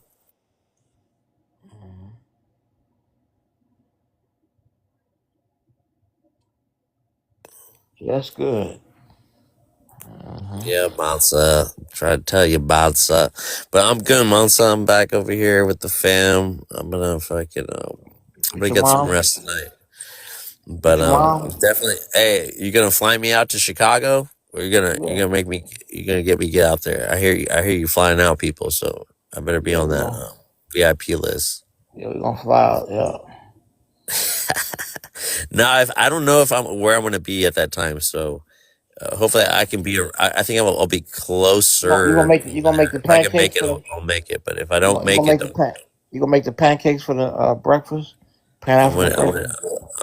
I'm a Black Panther. You know, I make breakfast for everybody, right? Pancake. You gonna make pancakes? Okay. Yeah, you know it, bro. I'll do whatever, bro. I'll be a volunteer. I'll be there. The Indian brother, he gonna come? Ron will be there. Right, Ron. The Indian brother, where the Indian guy go? What happened to the Indian guy? What Indian guy? There's an Indian guy up here. I don't know. I don't know if he's Apache or is he Apache? You got to make allies with them folks, because like you rather them not be with FBA rather than not be with Africans. I just asked, what's that girl name to be out here? Divine. Is she crazy as shit? I was right. She cool. She crazy. Is she fine? She dropped because I didn't. She tried to run this live. Is she fine? What do you mean? She look good. I mean, she's a sister, man. She, I don't know. It's up to you. I mean, everybody has their standards of fine. Is she pretty? Yeah, I wouldn't say. You hit that? No, you the only pretty nigga up here. Remember? I said, did you hit that? Would I hit that? That's a personal question, Monster. I said, did you hit that? Nah, bro. I don't know these people personally. I just have them up on the panel. Oh, Black on here. Would I hit it is another question. Black was on your line. Why you let him up? Black was on the line. Why you let him up? I ain't talking to Black, man. He was on the line. He's on your line. I know, but I don't talk to Black. I ain't talking to Black. Oh yeah. The Black thinks I'm a white supremacist. Okay, so that's all. I don't need to talk to anybody that thinks I'm a white supremacist. Okay. You gotta have people tap your live. My live had 25,000. Yeah, I'm tapping up now for you. Yeah, I'm not really in it for the likes or all that shit. I just What that help you when the people tap it up? I think it helps with the algorithm also. Yeah, so more people, more people will see it on the FYP. That's the For You page. You know when you're scrolling on TikTok, so it has more of a chance to get on mainstream on the algorithm. Okay. That's all it's for, though. It's nothing's guaranteed. Not like there's not a certain number of likes or followers to. I don't know. I've heard different things, but I don't know. I'm new to this live shit too, Melissa. Right? I never went live. You ready to go night? Bro, I'm ready to go night. Right, read me a bedtime story, Melissa. It's not your chance. All right. Once was a nigga who was a house nigga, and he got caught performing fellatio on the white people, and he was exiled from Black Youth Forever. Then The end. All right, man. That was nice. I appreciate that. Night. All right, bro. We'll catch up tomorrow. Thank you, Ron. It's the FBA. Oh, Monsa, I was going to tell you, I know you just started your lives, but go to the settings and go to lives, and then you can get the recording of each live that you do. And I would suggest you just to start posting them on your YouTube channel. Okay. So every live you do, go get the recording of it on your phone. It'll record it on your phone. Just download it. It doesn't take up too much space, but just uh, I fucked up and I never did that. So then I lost a bunch of videos. I'm saying like while you're starting it, do it now, and then you'll build a following like that, and people will, you can hear yourself, like you can hear yourself, in your conversations, and then just start from there. Okay. Well, thank you, young man. Thank you, young man. Thank you, thank You you, already know, thank you. Elder. You already know, Elder. Say hi to your mom for me. Yeah, facts. Yeah, she's good. Okay. Yeah, everything's good. I hope all is well over there on your side of the Yeah, family. yeah, yeah. So you got brothers and sisters? I got a sister. Okay, she older or younger? Year and a half younger. She's up in Oakland. Okay. Yeah, great sister, beautiful sister. I'm not talking to her right now, just in person. So Why? I'll tell you later. But yeah, I can't wait to hear from her again. I miss her. Okay. But all right, man. I'll catch up with you. All right, Ron. Y'all stay easy. No doubt. Night, night. Night, night.